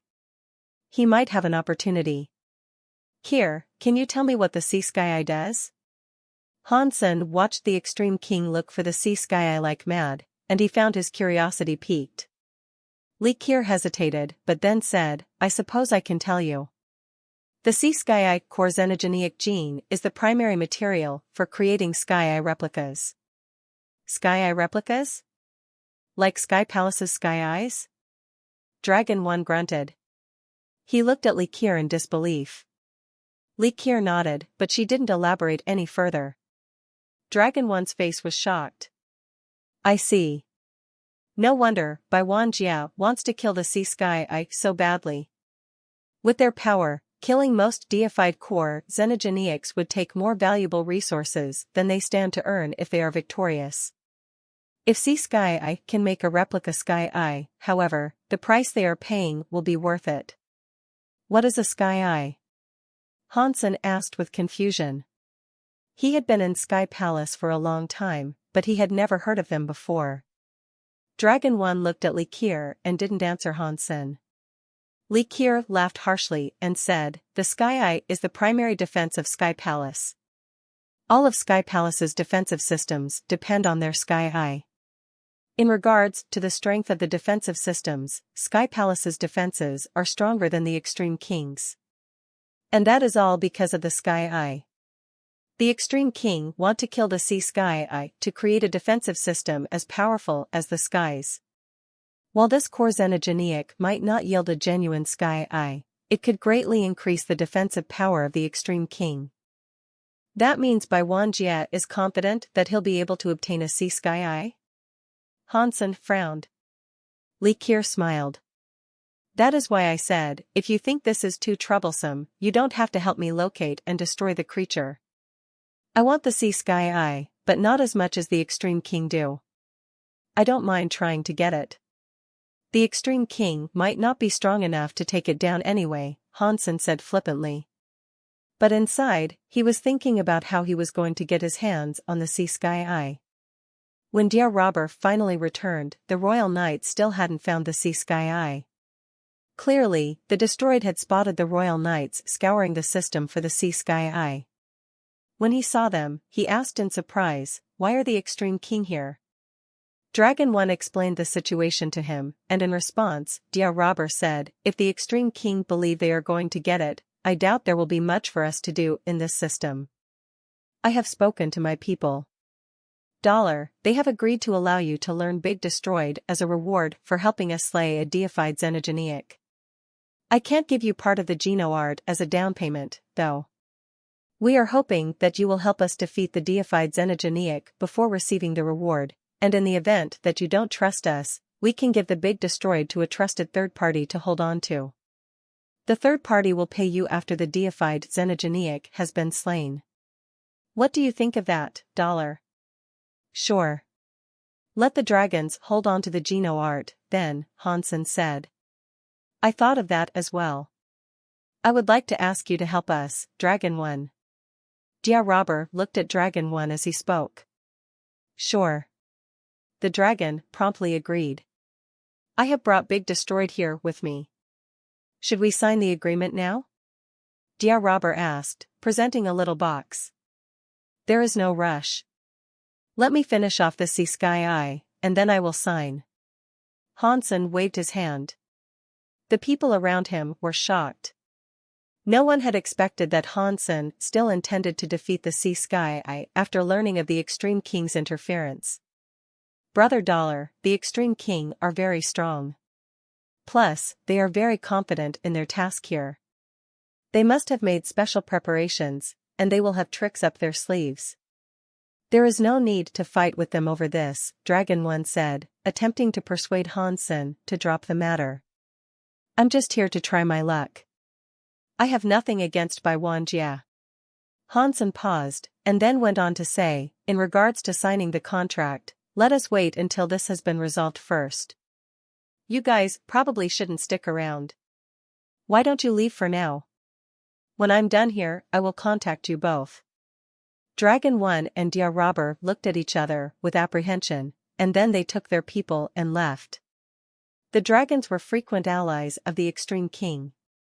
Although the Destroyed didn't often see eye to eye with the Extreme King, they also didn't want to risk a falling out with such a powerful race. So, they thought it was a good idea to leave now, as well. After Dragon One and Dia Robber left, Hansen spoke to Li Qiu and said, you should leave, too. If I get the Sea Sky Eye, I will deliver it to you. Li Qiu smiled and said, I'm not as strong as you, but I do have galaxy teleportation. I'm perfectly capable of getting myself out of trouble, if need be. You just mind your own business without fretting over my well-being. Hansen had no response for that. He merely proceeded to wander around the system, slaying Xenogeneics as he went. He seemed to be meandering aimlessly, but he carefully stayed within the borders of the system. If the intruder had been anyone else, Bai Wanjie would have sent his people to chase them away. The Crown Prince wouldn't allow anyone to hover around him like a vulture. But Hansen's performance against the Gold Armor General had been terrifying. It made others fearful of him. Although the Extreme King's Royal Knights had an impressive reputation, they weren't confident that they could defeat Hansen in the core area. Instead of attempting to oust him, they sent scouts to watch him and attempt to contain him, if need be. Hansen didn't feel guilty at all about his plan to steal from the Extreme King. He had expected to wait a long time before the Sea Sky Eye was found, but it was only 2 days later when he felt a scary shockwave rolling out from a distant spot in the system. Bai Wanjia must have discovered the Sea Sky Eye, and he was in the process of killing it.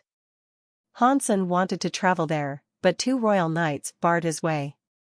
"Where are you going?" a royal guard said while looking at Hansen. "Why do I have to tell you where I'm going?" Hansen asked icily.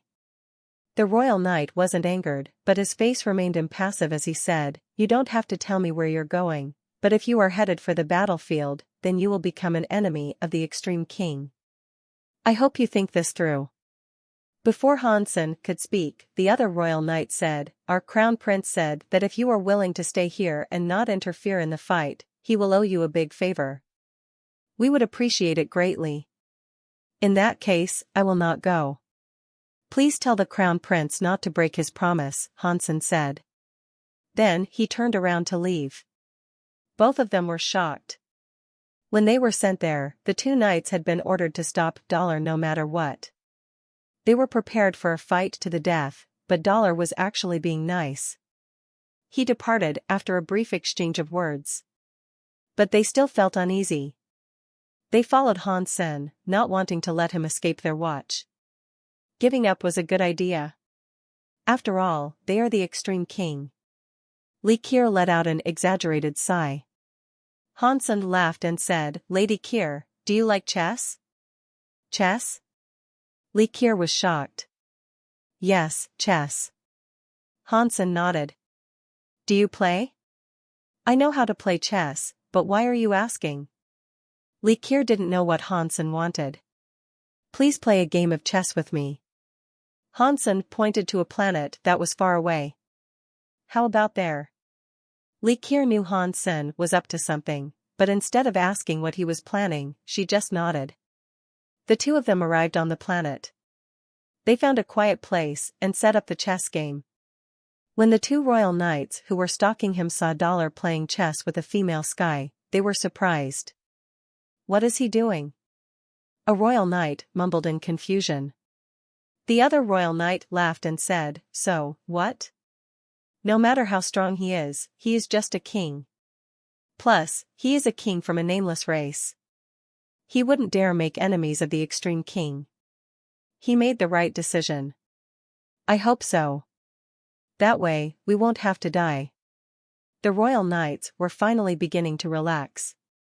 They had seen Hansen fight the gold armor general, and so they didn't want to fight him. Li Kier, who was playing chess with Hansen, thought that they had dramatically misjudged Hansen's intentions. That was because she wasn't actually playing chess with Hansen, she was playing with a doppelganger. The real Hansen had left a long time ago. Even Li Kier hadn't felt it when he teleported away. This guy really is brave. He dares to steal from the Extreme King. Not only that, but he's taking something that they want really badly. Although Li Kier was playing chess, she wasn't paying much attention to the game. Her eyes were flashing, and a starscape gleamed across them. It was the image of Bai Wanjia fighting the Sea Sky Eye. All the royal knights were lined up, surrounding a giant eyeball that looked like a blue gem. It was as big as a moon. Although the knights were all kings who had powerful areas, most of the knights weren't using their powers. They had been split up into teams, and every team had a leader. Under the leader's command, the kings released their powers and areas one by one. The process was smooth, and there were no errors or faults. The knights worked together like a well-oiled machine, and the fight was precise, tidy, and unhindered. Hansen had allowed Bubble to take on his appearance and play chess. Meanwhile, he snuck into the battleground. He hid between the asteroids so he could watch the crazy fight unfold. Hansen had to compliment them. There were many elites in the Extreme King. For every 100 kings, there were 20 to 30 half-deifieds. They had all kinds of powers, which could be used in any way they deemed suitable. The half-deifieds that could use galaxy teleportation were the types that Dia Robber and Dragon One had spent so much time looking for. The royal knights had 2 soldiers with those powers. The powers of the various knights were utilized very well. They trapped the giant blue gem eyeball within their circle, and no matter how many times the blue gem eyeball released its blue light, it couldn't break out of its cage. It was unable to hurt the members of the royal knights. The power that bound the creature was completely silent, and Bai Wanjie hovered to the side as he watched the fight. He didn't even participate in the actual battle. But Hansen had noticed that the leader of the knights seemed to have a heart. The man used his heart to command the knights, and that was why their performance had been so flawless. So strong. The Extreme King's geniuses are too strong compared to the geniuses of other races. Any of their kings that awaken their king bodies have a great chance of becoming deified. Compared to the other high races that must practice for so long, having a king body is like using a cheat code. Hansen sighed. He was very hopeful about humans. Every human that came from the sanctuary had a super god body. If their development was spurred and humans eventually developed an army, it would be stronger than any army of the Extreme King. However, in this fight, even the powerful Extreme King knights surrounding the Sea Sky were unable to hurt it. The Sea Sky kept dancing and releasing blue lights. Although it couldn't escape the circle of knights, its enemies were still unable to hurt it. Hansen continued to watch the battle proceed for a while longer. The reason the Extreme King knights couldn't enter the Sky was simple: the Sky had a special eye skill. No matter how complicated the attacks of the Extreme King knights were or how perfectly they cooperated, the Sky was impervious to all their attacks. It wouldn't allow any powers to land on it. If this continues, the royal knights are going to lose, Hansen thought. After all, the Sea Sky casually brushed off every attack of the royal knights.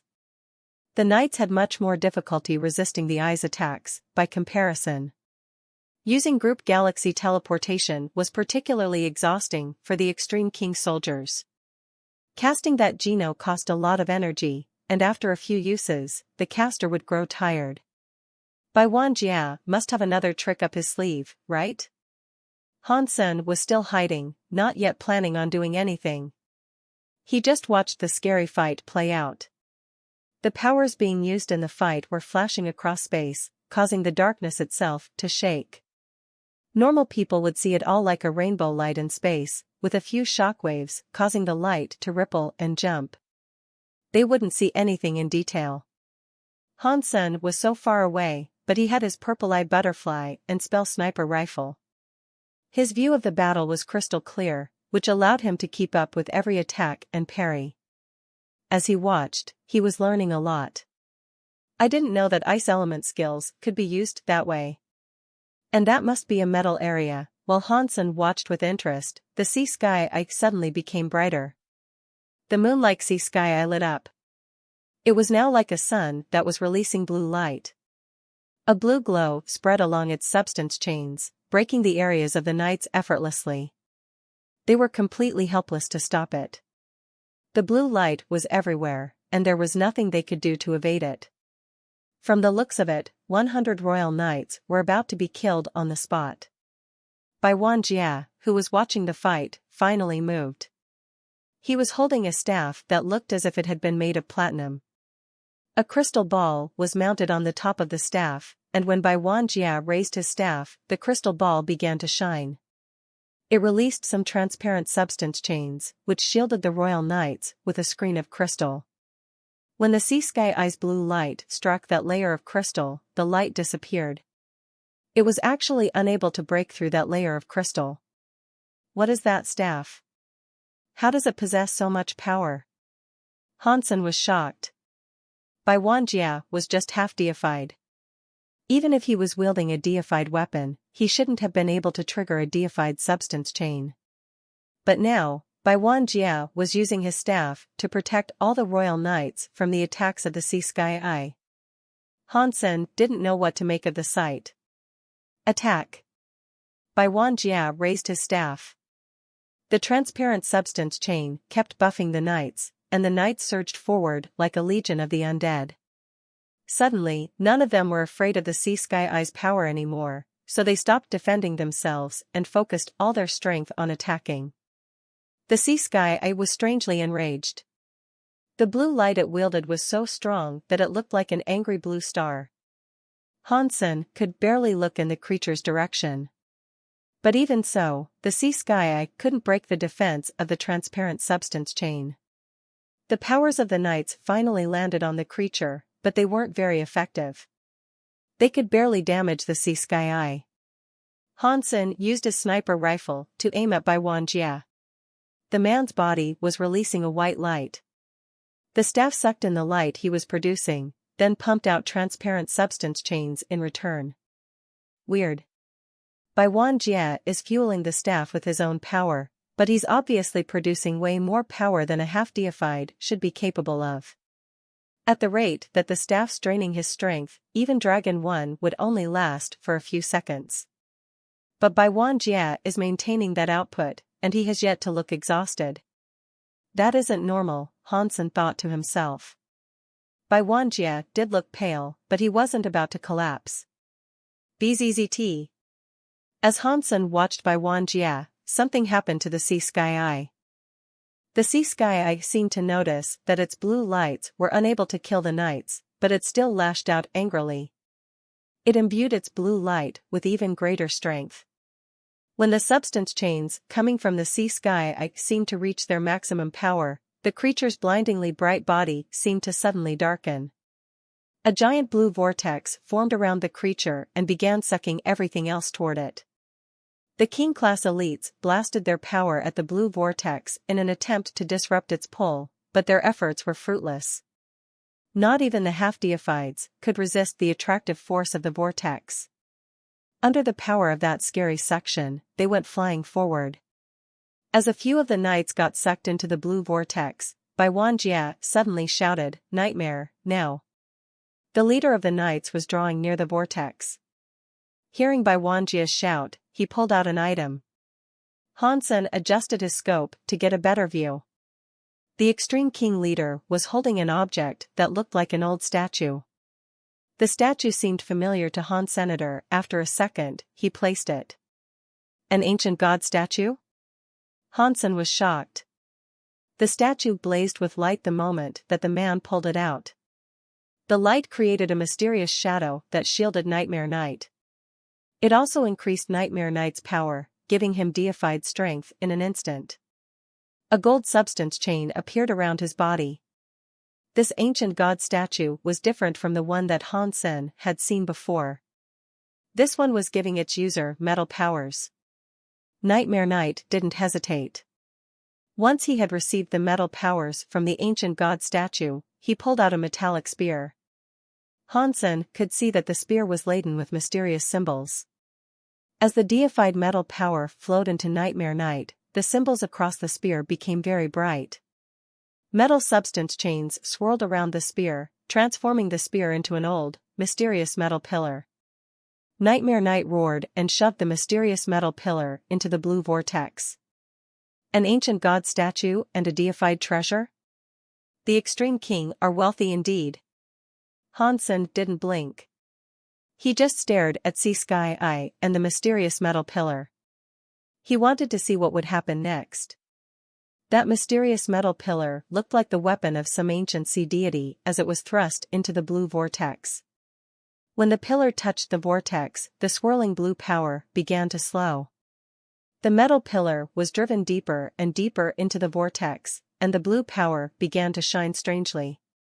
It was like a series of thunderbolts were striking the pillar. The creature's attacks failed to break the pillar, though. Cracks began to spread through space around the blue vortex, and every time the pillar sank another inch into the vortex, one of the Sea Sky substance chains fell apart. The Sea Sky seemed to have realized that something wasn't quite right. It wanted to retreat, but it was too late for that. The mysterious metal pillar has suppressed the vortex and pinned the creature in place. As the seconds ticked by, the pillar pierced relentlessly through the creature's defenses. Hansen could see that the Sea Sky wasn't going to last.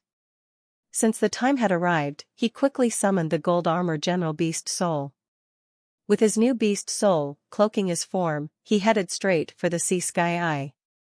Hansen hadn't been flying for long when something changed within the sea sky eye again.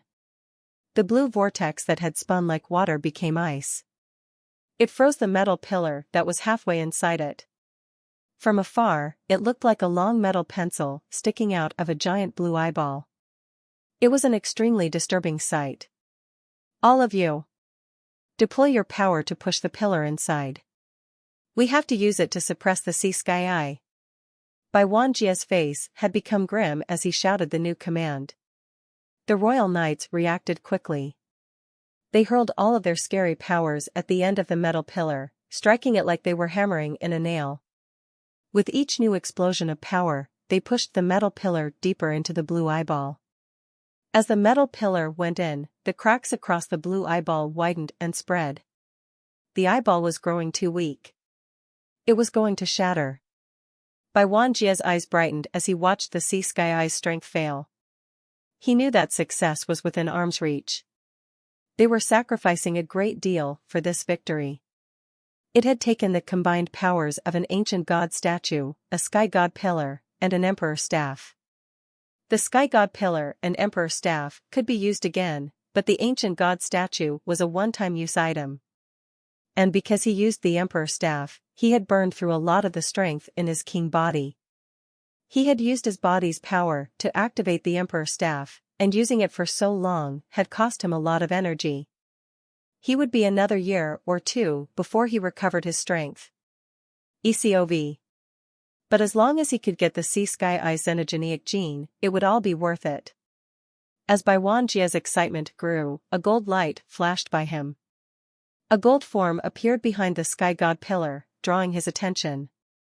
Gold armor general. Why is a gold armor general here? Bai Wanjie's brain had no idea what to do with what he was seeing. All the royal knights stared in shock, as well. They couldn't imagine why there was a gold armor general before them, so they had no idea how to react. Finishing off the sea sky eye was taking all their power, and now a gold armor general had appeared out of nowhere. They had no clue what to do. Boom. Before they could muster a reaction, Hansen used the gold armor general to slam the sky god pillar's base. A glowing gold substance chain hurtled into the sky god pillar, shoving the pillar all the way into the sea sky eye. A hole appeared in the moon-sized sea sky eye. Core deified xenogeneic hunted, sea sky core eye. Xenogeneic gene found. As this announcement played inside Hansen's head, he felt disappointed that he hadn't received a beast soul. Hansen didn't stop, though. He drove the gold general into the big hole that the sky god pillar had opened up. As he flew, he saw a fist-sized blue eyeball. He grabbed it in his hand as he went through the body of the sea sky eye. When the gold general emerged from the other side of the sea sky eye, the creature's giant corpse suddenly collapsed. It shattered, spraying out like chips on blue ice. The explosion washed over the system like a quick, passing blizzard. Hansen returned to the sky god pillar. As its power faded, it returned to its shape as a spear. The gold general grabbed it, then turned and raced off at full speed. Bai Wanjie and all the royal knights in the area had seen the bloody cape flying behind the figure. And they had seen the golden pipe spewing fire. The place now looked quiet and dead. Gold armor general stole the sky god pillar and the sea sky eye's core gene. Bai Wanjie seethed. When the shock wore off, he was so angry that he felt like he was about to vomit. He wanted to chase after the gold armor general, but it was too late to do so. The gold armor general was barely visible at this point. It was little more than a golden in the distance. What the F***ck is going on? Bai Wanjie was angry and frustrated, but more than anything else, he was simply confused. Gold armor general had been killed by Dollar and Dragon 1. Why would it have appeared here, all of a sudden? And on top of that, it had taken the sea sky eye's core gene and the sky god pillar. It wasn't uncommon for there to be multiple of the same type of xenogeneic in the core area, but if there had been a second deified gold armor general, someone would have noticed. Bai Wanjie could only think of one possibility. Although it was hard to believe, he couldn't think of any other reasonable explanations for what had happened. Dollar? Where is Dollar? Li Kier's mouth was hanging open, and she showed no signs of remembering to close it. She hadn't been sure where Han Sen had gone when he sneaked away from their chess match, but she had assumed he had headed toward the battleground. Because of that, she had been keeping a careful eye on the events of the battle. Seeing the Gold General destroy the Sea Sky Eye and steal the Sky God Pillar had been a shock for her, too. She knew that Gold Armor General had been killed by Dollar, so seeing the Gold Armor General show up again had been unexpected, to say the least. But her shock was different from Bai Wanjie's. Li Qier kept staring at the spot where the Gold Armor General had vanished. When the Gold Armor General flew away from the battlefield, she had lost her ability to sense it. She couldn't feel any trace of its presence. Was that Dollar? Li Qier knew the Gold Armor General had to be connected to Dollar in some capacity. There was more chance of that than of it being under Bai Wanjie's control, at least. Li Qier was certain it was Dollar because he was the only person she knew who could evade being picked up by the very high sense. Aside from Dollar, Li Qier was confident that no one in this system could commit such an act and then escape her senses. Not long after, Li Qier saw the Dollar sitting in front of her become blurry for a moment. If she wasn't right in front of Dollar, she wouldn't even have noticed when his real body returned from the battlefield. Li Qier looked at Han Sen and opened her mouth to say something, but before she could speak, Bai Wanjie rushed up and surrounded them with a contingent of his royal knights. Dollar, hand over the Sea Sky Eye Core Gene and the Sky God Pillar, Bai Wanjie said while looking at Han Sen. My prince, you must be looking for the wrong person. Han Sen raised his head and coldly met the man's stare. Give me the Core Gene and the Sky God Pillar. Then, we can pretend nothing happened, and I will still owe you a favor, Bai Wanjie said with a frown. Han Sen opened his palms wide and said, Crown Prince, I would certainly enjoy it if you owed me a favor, but I really don't have the Core Gene or the Sky God Pillar. I've never even seen the things you are speaking about. Bai Wanjie coldly looked at Han Senator. He could not be sure if Gold Armor General was related to Dollar, but the Extreme King had paid a lot for what they had just lost. They even wasted an ancient god statue. He couldn't just let it go and return to his people with nothing. In that case, you'll need to come with us and explain the situation to our people, Bai Wanjie said slowly, staring at Han Sen. Do you Extreme Kings really enjoy throwing your weight around that much? Just because you told us not to come close to the battleground, I obliged, my prince. When your people approached me, I turned around and left as requested. Now, you haven't even thanked me. And what's more, you're trying to accuse me of stealing your stuff. What kind of person do you think I am? Han Sen's voice had grown chilly, and his face was darkening. Bai Wanjie had already spoken to the two half-deifieds he set to guard Dollar, so he knew that Dollar was speaking the truth.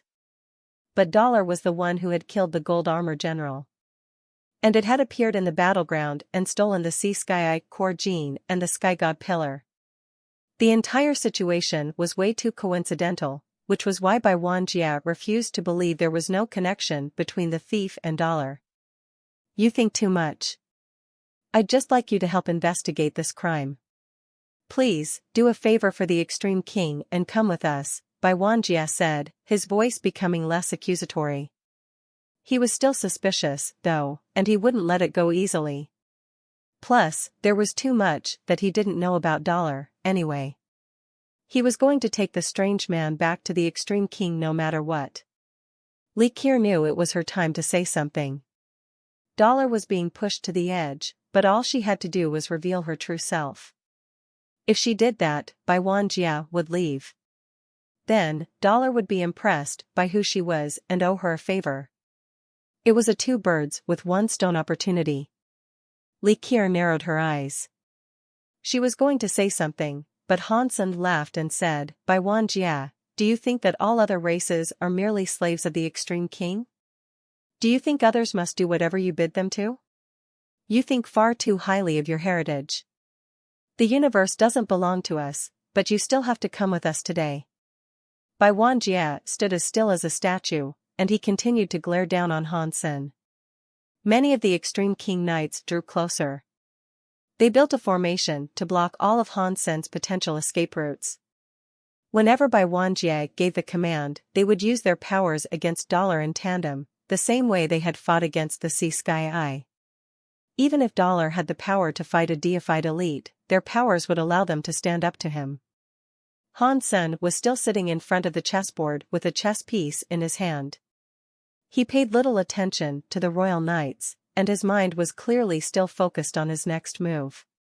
"It looks like I'm going to have to force you back," Bai Wanjie growled. Before he could give the command, Nightmare Knight had already activated his heart area. The King-class knights unleashed their powers in sequence, layering their areas over Han Sen and Li Qiu. The scary powers seemed demonic, and it suddenly felt like some unimaginable apocalypse was bearing down upon them. "This is good. I won't save Dollar until the Extreme King has pushed him to the brink. My last-minute rescue will be even more staggering," Li Qiu smugly thought. Those scary areas came down with enough power to destroy an entire planet. And all the while, Han Sen continued to deliberate his chess move without a care in the world. Red, orange, yellow, green, chartreuse, blue, and purple areas spread out around them. Wind, fire, thunder, and lightning, all kinds of overwhelming powers roared. Knives, swords, spears, and axes were breaking the sky as they came. Attacks were surging toward Han Sen from all directions. But Han Sen still sat where he was without moving. It was like the enormous wave of lethal power didn't even exist. Han Sen's brow was furrowed in thought, as if the chess game in front of him was more important than anything. Li Qiu frowned. When she saw that Han Sen was giving no indication that he wanted to move, she hadn't a clue about what he was planning to do. As that tsunami of power prepared to crash down across him, Han Sen set his chess piece down on the chessboard. The chess piece clicked, loud and clear, as it touched down on the chessboard. That crunchy, striking sound was like a switch getting flicked. The moment the chess piece came down, the roaring rain, wind, thunder, sword lights, knife lights, and scary areas vanished. The attacks became shadows, then faded entirely. In that instant, the faces of Bai Wanjie and all the royal knights grew pale. They all knew that what had just happened wasn't a dream. Hundreds of kings and half-deifieds had summoned and unleashed their power. But without moving, Han Sen had erased everyone's power in the blink of an eye. What he had done was scarcely believable. Li Qiu's face changed, too. She couldn't wrap her mind around what had just happened, and she stared at Han Sen where he sat casually. There was no way that she could have done what he just did so easily. "The no taboo skill, you are of the very high," Bai Wanjie suddenly said to Han Sen. "I'm not one of the very high. I am human," Han Sen said simply. Although Han Sen denied it, Bai Wanjie did believe he was one of the very high. He raised his hand and said, "If you are one of the very high, then this is beyond my ability to handle. But the Extreme King will demand an explanation from the very high's elder." After that, Bai Wanjie waved his hand, and his royal knights formed ranks and left with him. Not a single one remained. Han Sen was shocked. He didn't know what was going on. He had already used his gold general, and he was ready to kill them if he had to. But when he cancelled their powers, he had simply used his Dongxian area. He didn't know what was wrong with Bai Wanjie. After declaring that Han Sen was one of the very high, the man had stormed off like a sulking child and threatened to tattle on Dollar to the very high. Li Qiu didn't know how to process what had just transpired. She felt numb. She could no longer predict what might happen next. Bai Wanjie believed Dollar was one of the very high. There was a very high present, but that very high was Li Qiu, okay? She felt rather indignant that Bai Wanjie had assumed Dollar was the very high. You cannot blame Bai Wanjie for his assumption, though, Li Qiu thought glumly. The powers Dollar used are similar to my no taboo of the very high. But while the two powers might be similar, they aren't exactly the same. Li Qier had planned to reveal herself as one of the very high, suppressed by Wan Jia, and pull Dollar out of the fire. But by assuming that Dollar was a very high, by Wan Jia had stolen her thunder. It made her, the real thing, become quite speechless.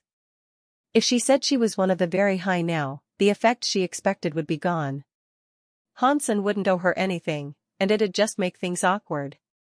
You are one of the very high? Li Qier asked, looking at Hansen and pretending to be shocked. I'm not one of the very high. Didn't I tell you I was human? Hansen said in annoyance. Li Qier laughed. If you were one of the very high, just the name would shock anyone. The very high are the first race in the universe. If I was one of the very high, I would be proud to reveal it. I don't know anything about the very high, Hansen grumbled. I am human and I am proud of it. Right. Li Qier thought to herself, I have never even heard of humans before. How can he compare himself to us? Let's just go, Hansen said, standing up. Give me the core gene. Li Qier reached out her hand. What core gene? Hansen pretended to be shocked as he looked at Li Qier. Although he had the Sea Sky Eye core gene, he hesitated to give it to her. He wondered if it was really a worthwhile trade to swap it for the final part of Li Qier's galaxy teleportation teaching. This was the primary material for creating a Sky Eye defensive system. He wouldn't find another one. This was the only material of this type that he would be able to use in trade. There was also the fact that Hansen had used the Gold Robot General to steal the Sea Sky Eye. If he gave it to Li Qier, that meant divulging his association to the Gold General. If word about this got out to the Extreme King, nothing would stop them from coming after him. Although Hansen wasn't afraid of provoking the Extreme King, there was no need for him to do something that wouldn't earn him a benefit. Li Qier smiled and said, My power isn't incredibly strong, but I can be insightful. I have another skill that is akin to galaxy teleportation, and I'm very good at reading situations. I have seen you control the Gold Armor General to steal the Sea Sky Eye and the Sky God Pillar. I also watched you exit the Gold Armor General. Are you going to break your promise? Li Qier was just bluffing Hansen, though. Of course, she hadn't seen Hansen exit the Gold Armor General. Hansen was shocked. Li Qier should have been playing chess here the entire time. If she was able to tell what happened in the fight, she couldn't have been bluffing. But Hansen didn't believe she had really seen him come out of the Gold Armor General. He had used his Dongxian area to keep the universal cogwheels around him from moving. If someone was watching him, he should have been able to feel it. But Li Qier was smart. When she saw Hansen looking so shocked, she knew she was right. She looked at Hansen with surprise, and said, I was just guessing. It really was you, huh? Hansen shrugged slightly. He neither denied nor admitted it. He pulled out the Sky Eye core gene and presented it to her. If Li Qier had guessed this, then there was no point in him denying it. Although the Sea Sky Eye was good, Hansen didn't even know how to build a Sky Eye. It was pointless for him to hold on to it. Plus, Hansen was very interested in the final part of galaxy teleportation. So, he decided to make the exchange with Li Qier. Even if Li Qier told people that he had stolen the Sea Sky Eye, it wouldn't really affect him. No one knew who Dollar was, anyway. How did you do that? You can control the Gold Armor General? Li Qier looked at Hansen as she moved to take the Sea Sky Eye. Where is the final part of galaxy teleportation? We make the trade at the same time. Hansen pulled his hand back, not allowing Li Qier to take the Sea Sky Eye. Li Qier hesitated. She wasn't really all that interested in the Sea Sky Eye. The item could make a fake Sky Eye, but it wouldn't have the power of the original. It would be great if it could copy just 60% of a real Sky Eye's strength. Maybe the weaker Extreme King might have been interested, but the very high didn't need such a bauble. But if Li Qier didn't make the trade, they might have to go their separate ways. And that was something Li Qier did not want. The next part is complicated. You didn't even finish the first part of galaxy teleportation, so you wouldn't understand even if I told you the final part. But that is okay. I have time, and so I will teach you slowly, Li Qiu said with a laugh. Li Qiu didn't ask Hansen to hand the sea sky eye over, which made him feel a little more comfortable with the arrangement. He took Li Qiu with him to continue hunting xenogeneics. Before Hansen traveled far, Dragon 1 and Dia Robber flew over to them. Dia Robber looked extra happy as he said, "Brother Dollar, you must be one of the very high. How can you be so strong? I worry too much.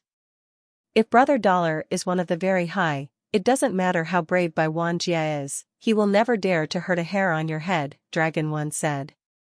Hansen and Li Qiu looked weirded out upon hearing this, but they were reacting for very different reasons. Who told you I was one of the very high? Hansen asked with confusion. Li Qiu wanted to ask this, as well, but she didn't have a chance to.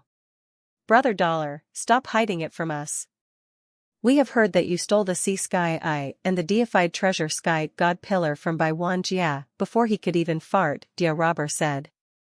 Dragon 1 was technically an ally of the Extreme King, but the three big races hadn't started fighting yet.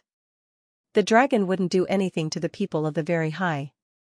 Instead, as the leader of the three big races, the Very High had an even better reputation than the Extreme King did. When it became a matter of life and death, no one would ever oppose the Very High. I'm not one of the Very High. I am human. I said that a long time ago, Hansen said. We understand that Brother Dollar is human. Dragon 1 and Dia Robber looked at each other. For a moment, Hansen thought they were going to wink knowingly at each other. Hansen looked at their faces, and he knew he hadn't explained things well enough. But still, Hansen wasn't in the mood to talk about it anymore. So, he didn't speak. Li Qiu, however, was very frustrated. She wanted to say that Dollar wasn't one of the very high and that she actually was, but now wasn't the time to mention something like that. How did things come to this? Li Qiu couldn't figure out how she had gotten herself into this situation. Dollar said he was human, but now people were recognizing him as one of the very high. And a very high like her couldn't even explain things clearly. Brother Dollar, do you have the time to hunt a deified xenogeneic with me? I have prepared Big Destroyed, Dia Robber said to Hansen with an excited look. The Destroyed hadn't been very happy to bargain with their precious Big Destroyed, but now that they thought Hansen was one of the very high, their apprehension vanished. They weren't just happy to proceed with the deal, they felt honored. It was like saying, "Are you seeing this? Even the very high are interested in a geno art that we Destroyed have created. They want to research our Big Destroyed. Do you know how strong our Destroyed geno arts are? We have geno arts that even the very high are interested in." Of course, the Destroyed didn't make their true feelings known openly. They were just more than willing to make this exchange using Big Destroyed. Hansen wasn't just going to be given Big Destroyed, though. The Destroyed were going to provide a manual and a heap of extra information to go along with the geno art. Unlike their previous meeting, Dia Robber had actually brought the geno art with him this time. Sure. We can go now. Sign the contract and give Big Destroyed to Dragon 1 to hold on to. Hansen nodded. Dia Robber pushed the box containing Big Destroyed to Hansen and said, I totally trust you. You can take a look at Big Destroyed first. It's okay. There are actually some benefits to having that very high title erroneously above my head, Hansen thought.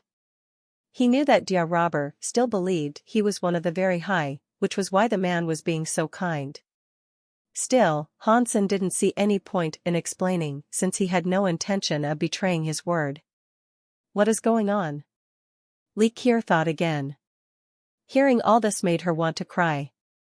Hansen accepted Big Destroyed and had a look. He discovered that there were many manuals and pamphlets of information, which would make the geno art easier for him to learn. Hansen quickly flicked through Big Destroyed and memorized all the contents.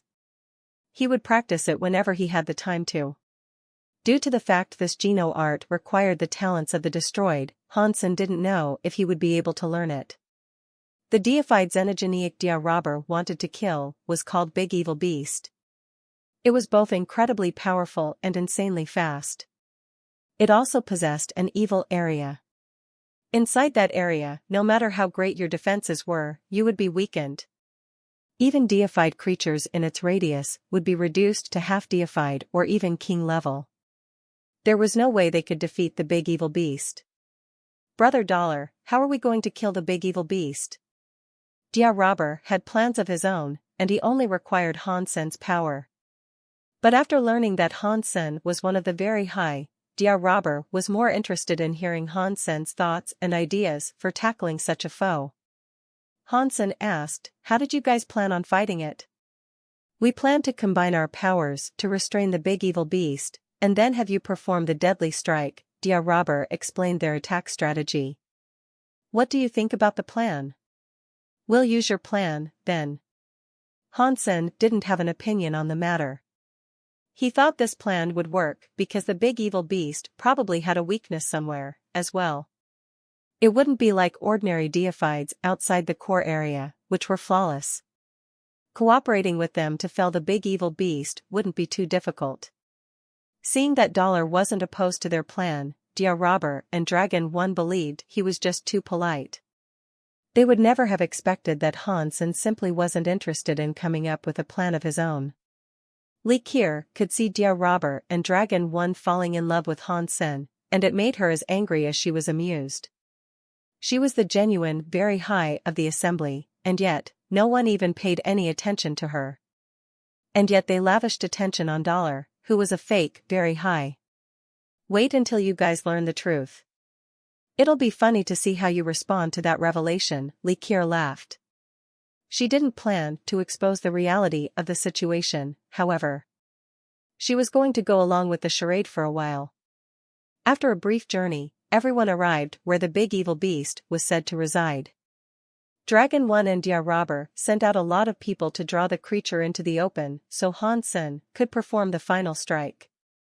Dia Robber borrowed Dragon 1's dragon tattoo tooth dagger and gave it to Han's senator. Although they believed Hansen was one of the very high and thus had no lack of deified weaponry, they still did what they believed was courteous and right. They didn't want to make a bad impression. "I can use galaxy teleportation. If you need my help, I can lend a hand," Li Kier volunteered. She said this to Dia Robber, but she only wanted to fight alongside Hansen to further refine their tender friendship. But Dia Robber shook his head. "Thank you, Lady Kier, but you can just spectate. We are fine with Dollar's help." Li Kier felt so sad, and she thought to herself, there is a real, very high here, and yet you leave her on the sidelines. And you're spending so much to hire a fake very high in the belief that you're getting a bargain. Are you guys stupid? Li Kier knew she couldn't blame Dia Robber or the others, but she still felt depressed about it. Hansen was waiting in the system. A short while later, Dragon 1 and Dia Robber rushed out of a planet. They were being chased by a very scary giant beast. The beast looked like a tiger, and it was pitch black. Its body was covered in scales, though, and a pair of enormous wings spread out behind it. The tail looked like a lion's tail. When it flapped its wings to fly, black smoke billowed out behind it. It was like a monster soaring out of the pits of hell. Dia Robber and Dragon 1 led a dozen half-deifieds to restrict the big evil beast, but their performance was worse than it had been when they fought the Gold Armor General. After a short while, they were on the cusp of losing. "Brother Dollar, it is your time." Dragon 1 cast the Dragon Blood Evilbreaker and shouted to Hansen. This time, Dragon Blood Evilbreaker didn't have enough power to contain their enemy. It was still effective, though. Things didn't go awry as they had last time when they fought the Gold Armor General. Hansen was holding his dragon tattoo tooth dagger tightly. He teleported behind Big Evil Beast. His time learning teleportation skills hadn't been wasted, he was able to appear next to Big Evil Beast in a moment. The dagger was brimming with Hansen's power when it cut through the enemy's wings. The powerful of Hansen's strike ripped through the tissue of the wing all the way down its length. That was the creature's weakest spot. The rest of the monster's body was covered in scales, and not even with the dragon tattoo tooth dagger could damage those locations. After he pierced through the wing, Hansen saw a small part of the creature's back, next to where the wings used to be attached, that wasn't protected by scales. Hansen stabbed the monster with the dagger, sending its power through the beast's flesh. The creature's flesh wasn't as tough as its scales were, but the flesh was still harder than that of an ordinary half-deified xenogeniac. Hansen's dagger couldn't cut deep enough to reach the creature's heart. Upon feeling the strike, Big Evil Beast roared. Its aura of evil descended upon the system, cloaking everything around Hansen and the others.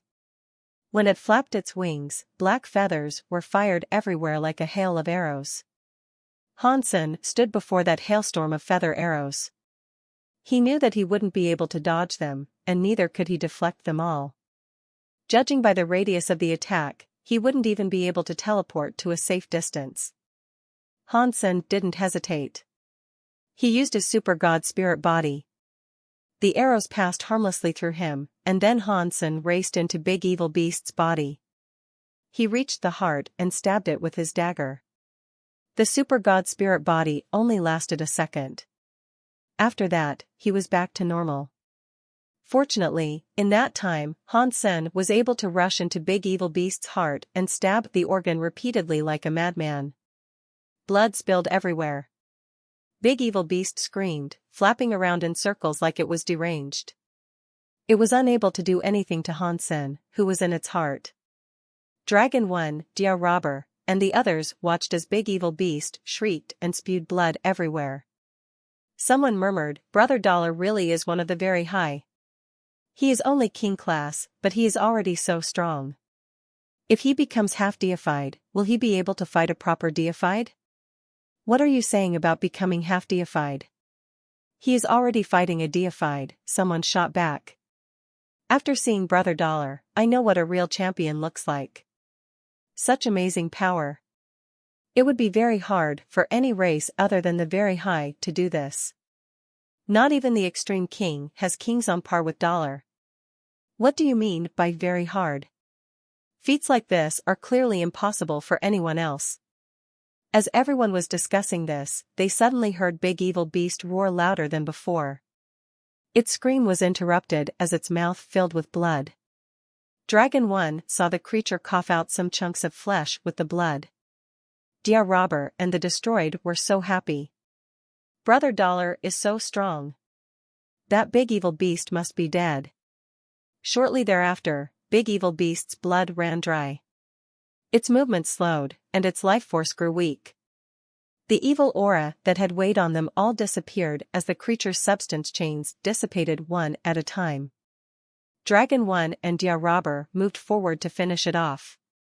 They ran to attack the Big Evil Beast with all their strength, but they didn't have the dragon tattoo tooth dagger, and so they couldn't deal any damage to the Big Evil Beast. Despite launching a frantic series of attacks, they couldn't penetrate Big Evil Beast's scales. They could only further damage its wings. Blurg. Big Evil Beast spilled more blood. Then, someone emerged from the bloody body. It was Hansen, and he cut his way out, still clutching the dragon tattoo tooth dagger. After Hansen came out, the Big Evil Beast lost all control of its body. Its carcass floated in the system like a fish gone belly up. Blood cloaked its form, and it twitched weakly from time to time. Xenogeniac core, deified hunted, Big Evil Beast. Deified xenogeniac gene found. Hansen felt depressed. Again, there was no beast soul. It looks like my luck has run out. 2 deifieds, and still no beast souls. Hansen felt like high-class xenogeniacs had a lower drop rate than low-class xenogeniacs. Hansen couldn't be certain that was the case, but it was the way he was currently feeling. "Thank you for your assistance, Brother Dollar." Dia Robber was thrilled, and he thanked Hansen profusely. "You are welcome, Brother Robber. It was a fair trade, and I didn't help you out of charity." Hansen also returned the dagger to Dragon 1. Is Brother Dollar still interested in hunting more xenogeneics? Dragon 1 asked as he accepted the dagger. I want to research the geno arts that I've received recently. I don't plan on killing more xenogeneics right now. So, perhaps another time. Hansen shook his head. Dear Robber and Dragon 1 felt disappointed, but if Hansen didn't want to go, then there was nothing they could do about that. They left the core area. Hansen and Likir visited the nearby systems. They killed any xenogeneic kings they saw. If they didn't find any, they kept traveling. Hansen used most of his power to practice Likir's God's Wander and the Destroyed's Big Destroyed. He practiced Big Destroyed for the longest time in that hope that Big Destroyed could help speed up his consumption of king-class genes. Likir saw Hansen practicing Big Destroyed and said that geno art was designed by the Alpha of the Destroyed. It was created based on the unique design of their bodies. Light, dark, and chaos must be balanced within you. The geno art can't be practiced unless you have all three of those elements. Even among the destroyed, only pure-blood destroyed can practice it. Not many outsiders can learn it, that is for sure. I am just giving it a try, Hansen said, unperturbed. He focused on using the Dongxian Sutra to practice Big Destroyed. When Hansen was in the sanctuaries, his body had evolved using all the elements. That included light, dark, and chaos elements. Plus, the Dongxian Sutra itself enabled him to simulate geno arts. So, Hansen was reasonably confident that he would be able to practice Big Destroyed. If he hadn't believed this, he wouldn't have risked fighting a deified xenogeneic to get his hands on the geno art. When Likir saw that Dollar continued to practice Big Destroyed despite her warning, she said nothing more. She just didn't think Hansen would succeed. Even the very high would have trouble learning Big Destroyed. The very high sense wouldn't be of much help. Even if Hansen had a similar geno art, it wouldn't get him very far. But Likir didn't know that Hansen's Dongxian Sutra wasn't a creation of the very high. Many parts of the geno art had been designed for entirely different purposes, and it was possible for him to do things that the very high could not. Hansen wanted to hear the final part of God's Wander, so he had to continue hanging around Likir. But he didn't speak to her much while he was practicing. When they did talk, Likir would either tell Hansen about God's Wander or answer questions about herself. This person is a fighting freak like Lone Bamboo. Likir had grown a little depressed as they traveled. She planned to take Hansen as her silkworm, but after spending so much time with him, she realized that there was nothing Hansen really needed from her. She couldn't even bring herself to tell him that she was one of the very high. Likir regretted this. If she had known this was going to happen, she would have told him she was one of the very high the first time they met. That way, they could have had a more serious discussion, at least. If she revealed her identity now, Likir didn't think it would amount to much. It wasn't right, she thought. She would even feel lower than Hansen. After Likir finished teaching God's Wander to Hansen, she wouldn't have another opportunity to reveal her identity and convince him to go with her. I still have some matters to take care of. We will meet again if fate bids our paths to cross once more. Hansen quickly said goodbye to Likir and departed the core area. He returned to the white whale. Likir was so upset that she wanted to kick something. She looked so sad when she returned to her ship. My lady, what happened? Did you tell Dollar? Did he agree to be your silkworm? Little Butterfly asked, looking at Likir with confusion. Likir sighed and said nothing. She didn't want to admit that she had missed an opportunity to reveal that she was one of the very high. My lady, what is going on? Why are the rumors saying Dollar is one of the very high? What happened? Little Butterfly hastily asked. It's nothing. I will claim him. Likir felt annoyed and just waved her hand to indicate she wanted no more questions. Dollar, you must become my silkworm. Likir nibbled her lips in anger. Hansen returned to the white whale and was shocked to find out what had happened in his absence. Fang Qingyu and the pirates were hiding in a corner, and Ningyu was curled up behind Bauer. She was very scared, but Bauer was holding the purple ginseng that looked like a big carrot. She chewed on it as she stood in front of the others. Inside the control room, Gu Qingqing was fighting Elysian Moon. What surprised Han Sen was that they were both using area powers. How did they level up so quickly? Han Sen wondered. They are already king class. Although he had given Gu Qingqing some xenogeneic genes, she and Elysian Moon had become king class much more quickly than he expected. And they were using area powers. That was a bit much. That was especially true of Elysian Moon. She had spent less time in the Geno universe. There was no way she could have leveled up this quickly. The White Whale's control room had become their battleground. Gu Qingqing stood there with loads of swords coming out of her. All those flying swords were like a river headed for Elysian Moon. Elysian Moon opened her umbrella that was made of paper. The flying swords, upon hitting the umbrella, were sucked into the drawing on the umbrella surface. More and more flying swords appeared on the drawing. Elysian Moon spun her white paper umbrella, making the flying swords inside the canvas come back to life. Now under Elysian Moon's control, the flying swords flew forward to strike back at Gu Qingqing. Gu Qingqing frowned. Her area power was put to work again. She regained control of the swords and sent them back at Elysian Moon. The two pretty girls were having a standoff, with one holding a sword and the other holding an umbrella. A storm of swords flew back and forth between them. It was like there was no end in sight. What are they doing? Why are they fighting? Han Sen asked, after jumping over in front of Bauer. Everyone other than Bauer shook their heads. Clearly, they didn't know why Gu Qingqing and Elysian Moon were fighting, either. They were also shocked about how fast Gu Qingqing and Elysian Moon had leveled up. Bauer was clutching her purple ginseng when she answered, they are fighting about which is bigger and which is smaller. Bigger and smaller? What does that mean? Han Sen asked in confusion.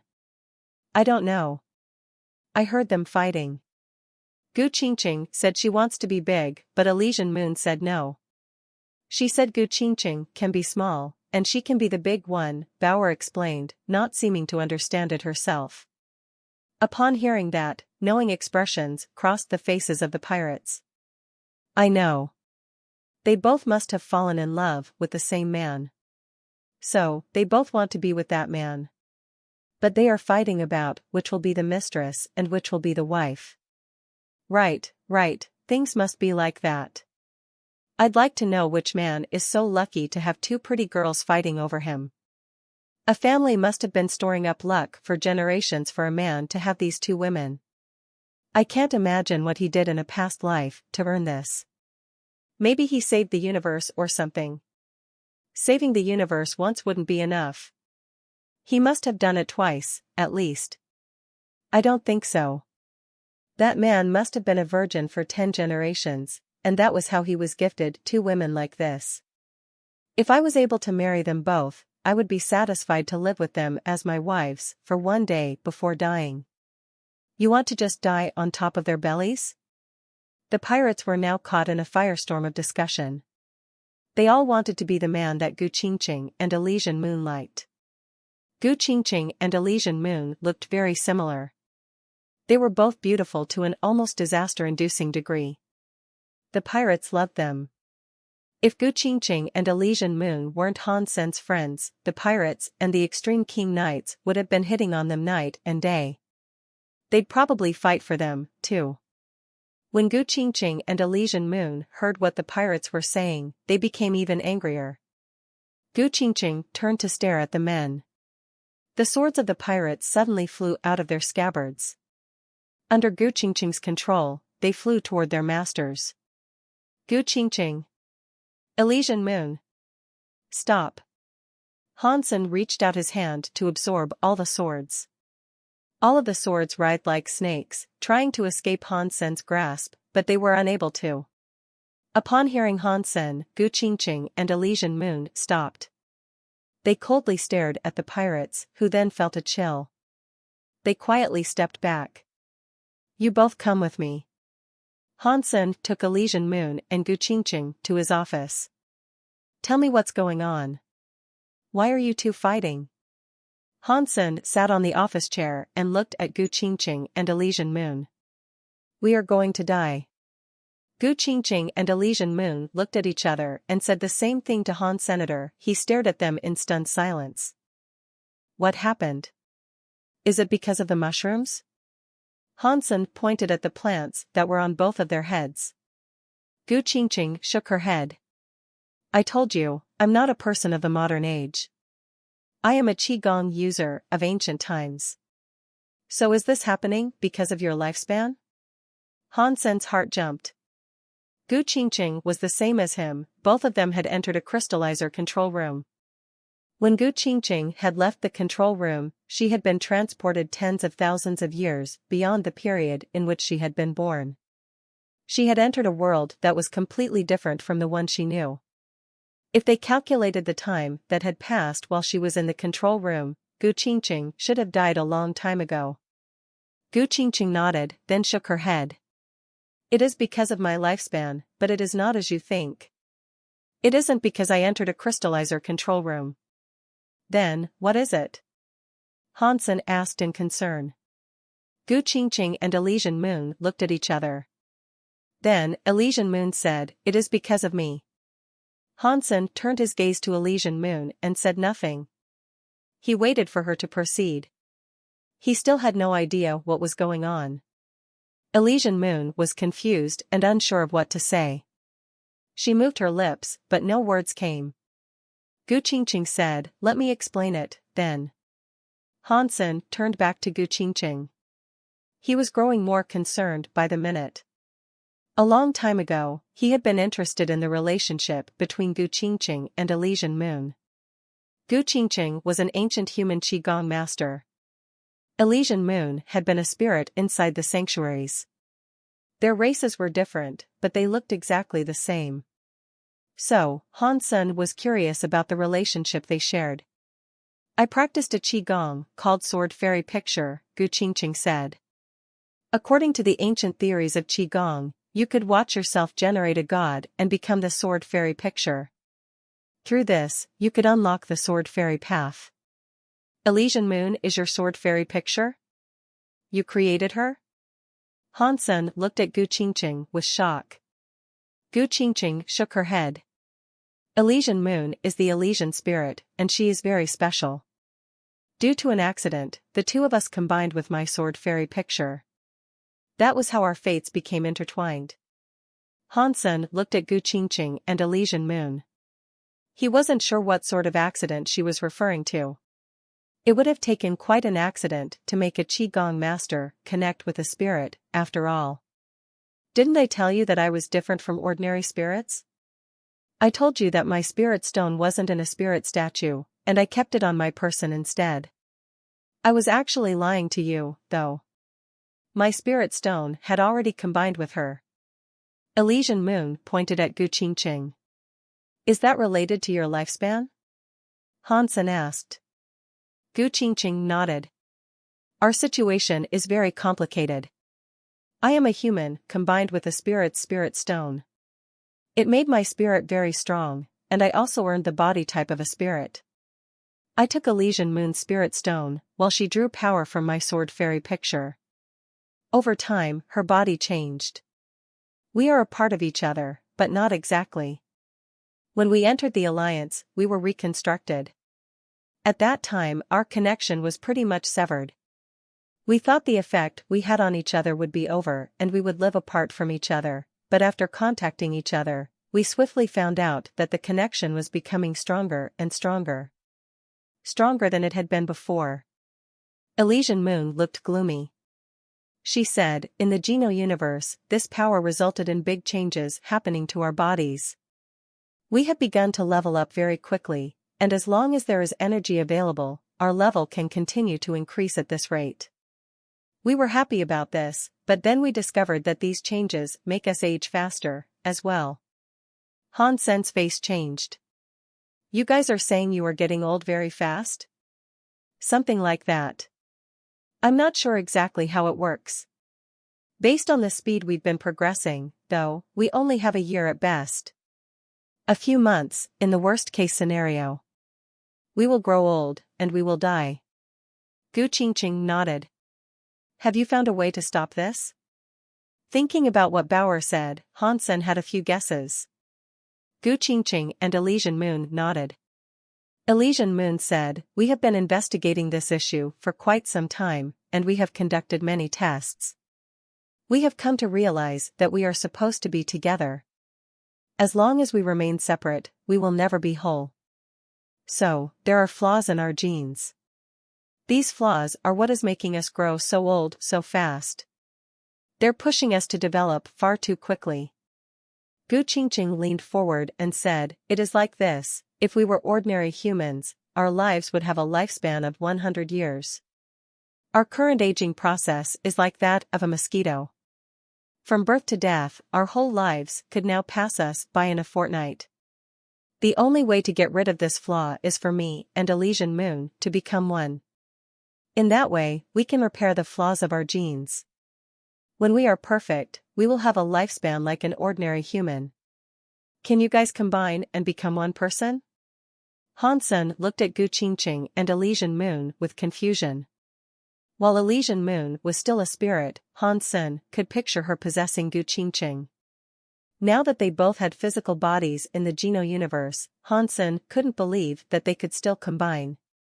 "I wish we couldn't, but we did find out it was possible. But that means we will become one person, and even our personalities will be merged." Elysian Moon looked dire. Hansen understood the crux of their conflict now. As a creature with emotions, no one would want to be a part of another. They wanted to be individuals. But now they must become a part of each other. Otherwise, they'd die. It was a very painful dilemma.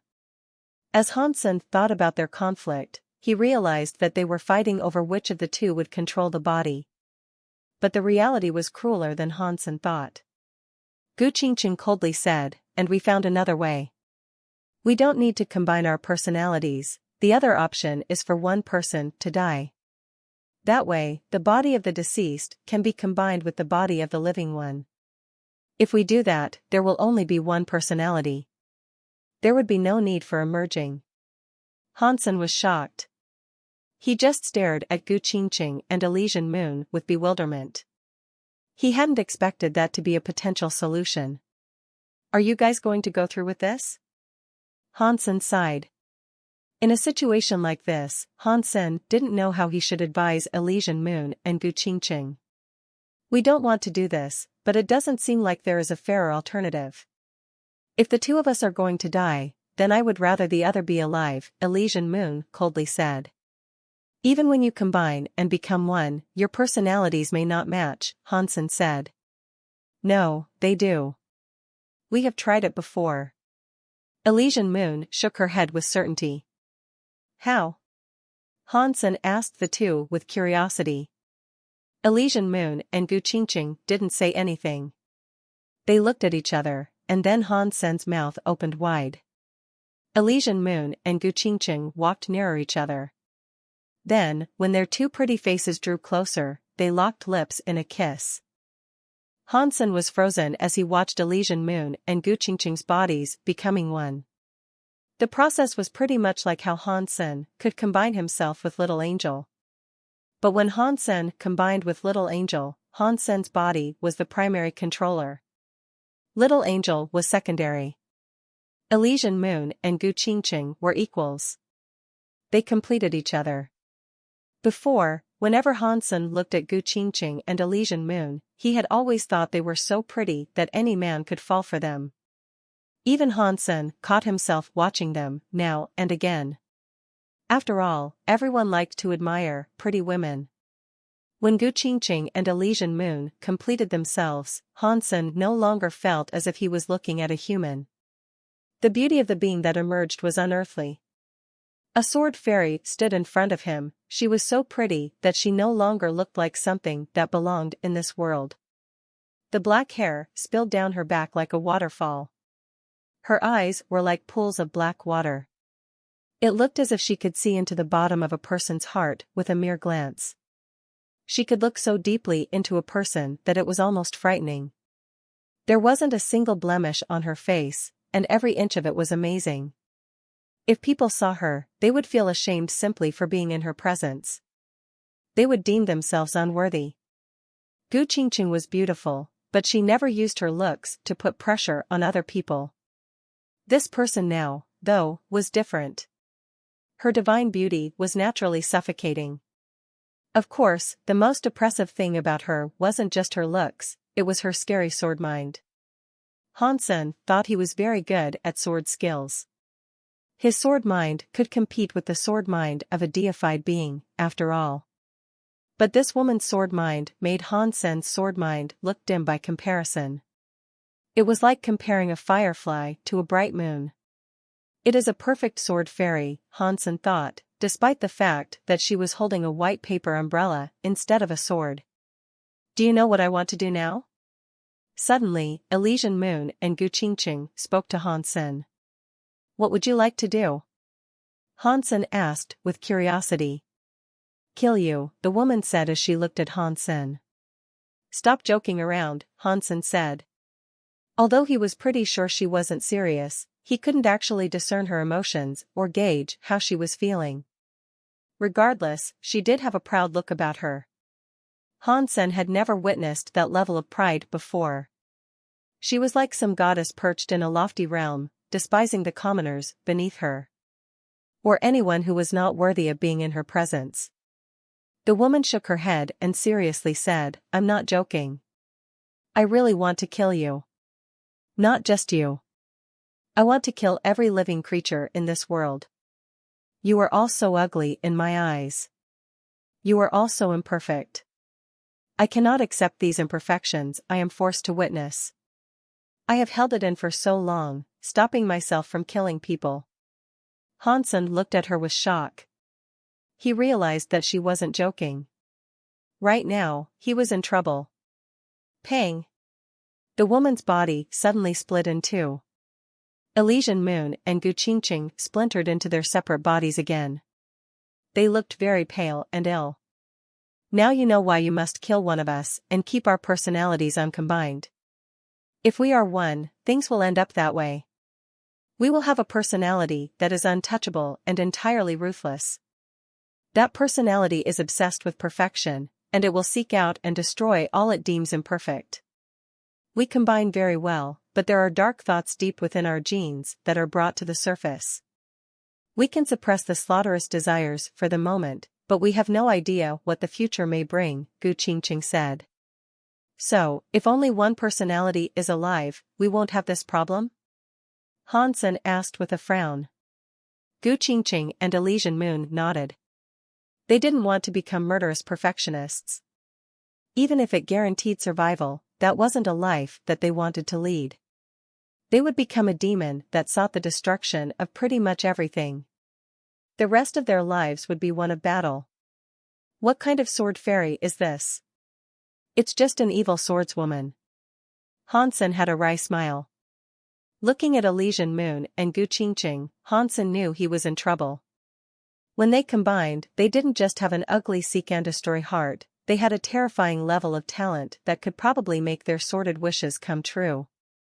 After they combined, they were still king class. But after getting a good look at their willpower, it was easy to guess they would one day become deified. At that point, they would become even more frightening. Both Gu Qingqing and Elysian Moon were supremely talented. Even more frightening, they both had super god bodies. When those combined, they would be even more perfect than they were now. Hansen didn't know how the two super god bodies might exist together, but anything was possible.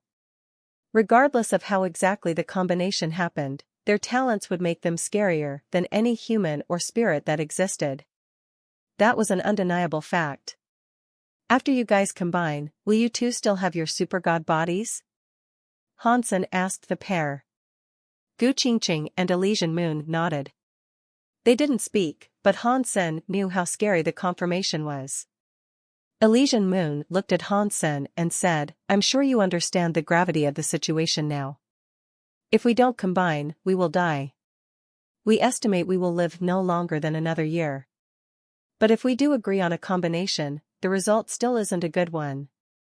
We might not die, but many others would. We have killed before, but we find the thought of such a pointless, murderous existence to be abhorrent. We don't want a life based on killing. Maybe that won't happen. Maybe when you do fully combine, that desire to kill will disappear. Hansen tried to offer them comforting words. That is impossible, Elysian Moon and Gu Qingqing said at the same time. They looked at each other, and then Elysian Moon said, we want to live, but we don't want to become someone like that. So, only one of us can be permitted to live. If a winner doesn't come about through our battles, then we will allow you to decide. With your involvement, one of us is sure to be a clear victor. You should decide which of us should live. Hansen sat in his chair, unmoving. He hadn't expected Elysian Moon to say something like this. He was closer to Gu Qingqing, though. He knew that deep inside of himself, some part of him wished for her to be the one who would live. But Elysian Moon wasn't his enemy. He didn't want her to die. Hansen looked at Gu Qingqing. Gu Qingqing nodded. Sadly, he said, why do you have to make me decide this?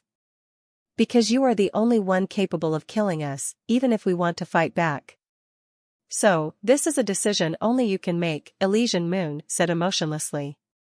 She said it as if this was none of her business, like she was reading the headline of a particularly boring newspaper. Hansen felt a headache coming on. He was very strong, even here. In the sanctuaries, he was more like a god. It turned out, however, that there were problems even a god couldn't solve. This is harder than choosing between a mother and wife who have fallen into a stream. It is 2F** king hard.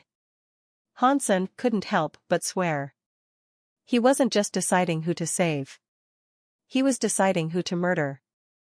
The two beautiful women looked like flowers made of jade, and Hansen couldn't turn his back on either of them.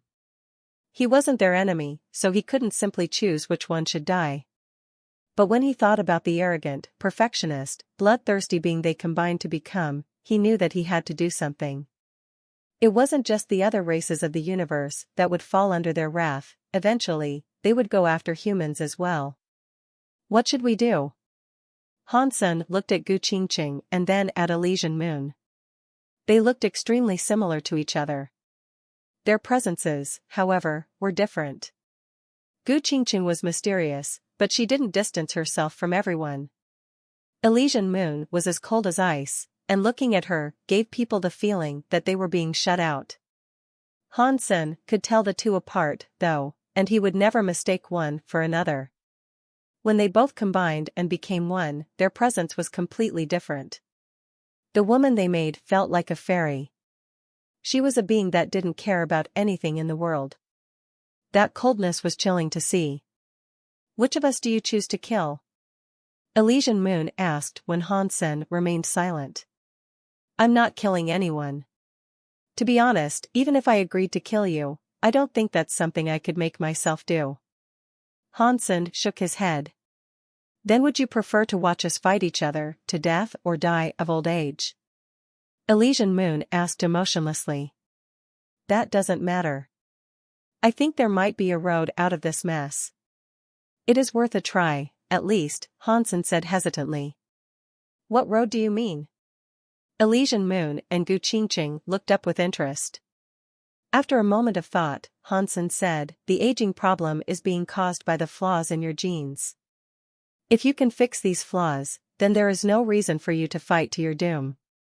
Gu Qingqing shook her head. If things were that simple, we wouldn't have been fighting in the first place. My genes are included in Elysian Moon's spirit stone. And Elysian Moon's genes contain the sword fairy I created. We both have a part of each other, and because of that, parts of ourselves are missing. We can't use the genes of other creatures to fix problems that are inherent in our own. I know. Hansen nodded, sighed, and said, my method isn't for you to combine with the genes of another creature. My method can fix your genes as they are. What do you mean? If we could fix our genes, we wouldn't be stuck in this situation, Elysian Moon said, tilting her head to the side.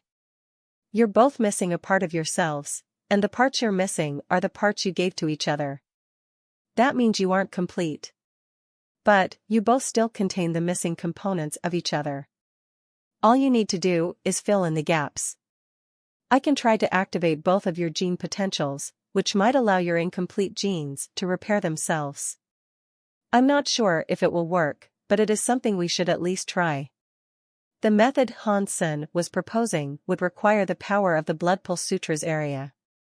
He would push their self-cogwheels in an attempt to force their genes to evolve. The blood pulse sutras area power was little more than a nudge. Whether or not it worked would be determined by the possibilities harbored by the genes that required fixing. Therefore, Hansen couldn't promise that he would succeed. It was a chance for them, though. It was something they had to try before they resorted to the more sordid solutions. If it worked, they could both live. You can fix the flaws of our genes? Gu Qingqing and Elysian Moon's beautiful eyes were staring at Hansen. I can't promise you it will work, but there is no harm in trying, Hansen said. Try it, then, Elysian Moon said immediately. We'll test it on you first. Come over here, Hansen said, looking at Elysian Moon. Is there a risk to this process? Gu Qingqing asked. There is no risk. While there is a chance that it won't succeed, failure shouldn't result in any harm to your bodies, Hansen said. Elysian Moon walked over to Han Senator. Her voice was completely level as she said, a long time ago, you were rather unfond of me, weren't you? It is good that I'm in danger, is it not? If I am dead, then you can be free. Elysian Moon was saying this to Gu Qingqing, not Hansen. Gu Qingqing moved her lips, but no words were spoken. Don't worry, only good things can happen to you. Otherwise, I wouldn't want to try this. Hansen understood what the two women wanted. He smiled at Elysian Moon. Stop talking crap. Let's get on with it. Even when I was a spirit, I was never afraid of death, Elysian Moon said, meeting Hansen's eyes.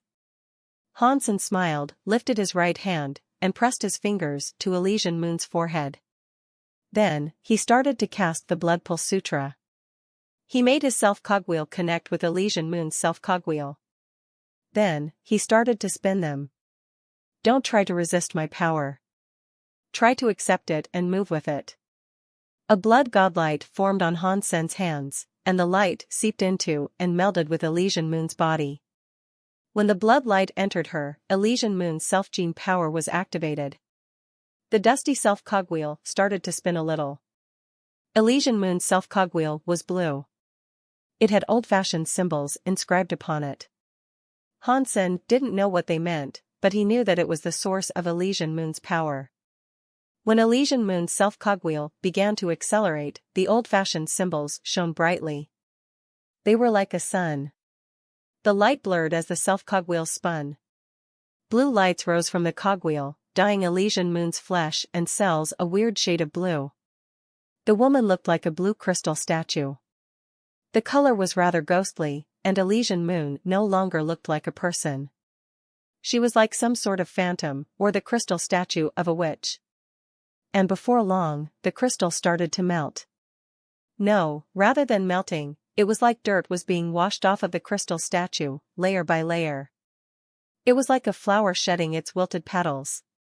Gu Qingqing watched Elysian Moon and Han Senator. Her face was always impassive, but right now, she looked nervous. The crystal in Elysian Moon's blue light began to fade. The blue light dissolved into dust, and Elysian Moon's body changed as the light peeled away. She was starting to become someone different from who she was before. Hansen was so happy. Elysian Moon's genes were starting to change. That meant his Blood Pulse Sutra was working. Even if he was unable to fix them entirely, this process was still going to benefit Elysian Moon's body. But Elysian Moon wasn't like Lando, who was a top-half deified. Rather than leveling her up, Hansen's power simply improved her genes. Her talent and powers were increasing. Buzz. A strange sound came from Elysian Moon's body, like a sword was being unsheathed. A scary sword mind blossomed from her, and the ghostly air shifted around her. The weird blue light faded further. Describing Elysian Moon was difficult, because she now looked like a ghost woman from hell. Right now, Elysian Moon looked like a cold fairy in the moonlight. She seemed distant, but not in a way that would frighten people. When Elysian Moon's self-cogwheel changed, the genes of her body changed more. Her sword mind became stronger and stronger, slowly climbing closer to the strength of the being that she and Gu Qingqing created when they combined. Buzz. A blue umbrella was unleashed. It automatically opened over Elysian Moon's head. The sword mind of the umbrella became heavier. The sword mind was surging throughout Elysian Moon's body, spurring it on to change even more. Gu Qingqing was as shocked as she was happy. Even if she didn't have the power of the Dongxian area to show her exactly what was happening, she could tell that Elysian Moon's body was becoming stronger. It was becoming even more perfect. That was especially true of the sword mind. It was the sword fairy picture she practiced, but different. Elysian Moon was now just like the sword fairy she had once imagined. Only instead of holding a sword, she held a paper umbrella instead. The umbrella was like a sword. The ribs of the umbrella were like individual blades, and they all combined to make an amazing umbrella sword. As the umbrella sword changed, Elysian Moon's body altered as well. The sword mind became almost tangible. The umbrella sword generated a sword sun and wrapped up Elysian Moon inside it. When the blue sword sun finally dimmed, Han Sen and Gu Qingqing saw a cold, blue fairy. She was standing still, clutching a blue umbrella. It looked as if she no longer had to eat food, and she was like a goddess from the Moon Palace. Han Sen was shocked. He could no longer feel Elysian Moon's sword mind now, but the fact that she could hide it from his detection made it even scarier. As he looked over Elysian Moon now, Han Sen felt that she was no weaker than the figure she became when combined with Gu Qingqing. Aside from having just one super king body, her power should have been just as strong as it would have been if combined. But its nature was also different from the power that the combination being possessed. The Blood Pulse Sutra is such a powerful Geno art. Why can I not use it on myself? Han Sen felt very troubled by this. The Geno art he practiced could pass genes to his children and help others in their evolution. He only received a small benefit himself, and he couldn't use it to level up any faster. In truth, Han Sen had simply misunderstood the concept of the Geno art. Every time he practiced the Blood Pulse Sutra, it was slowly modifying his genes. The Blood Pulse Sutra helped his genes develop better, but it worked slowly. When Han Sen used his power on others, the results were just faster and easier to see. It looked so weak, as it didn't seem to directly benefit Han Sen himself. And that was why the Blood Pulse Sutra was so scary. The results the Blood Pulse Sutra created reached far beyond the Geno art itself. The real purpose of the Blood Pulse Sutra was to break the limitations of one's blood lineage. So, the Geno art wasn't limited to a certain set of skills or techniques. Rather, the Blood Pulse Sutra had the potential to expand one's practice endlessly. Most ordinary people would never accomplish much in their lifetimes. They would work for the necessities of survival, and they would live within the confines of predetermined limits.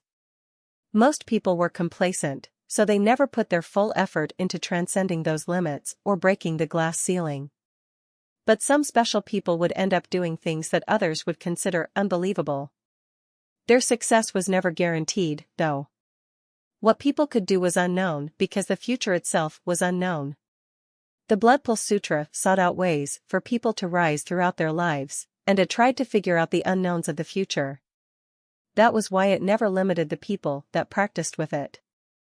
And unlike humans, who often got discouraged by failure, the Blood Pulse Sutra never stopped trying. It was always there to help, in the background. A more modern way to explain this would be to say that Han Sen's practice of the Blood Pulse Sutra put him at the zenith of what technology could achieve.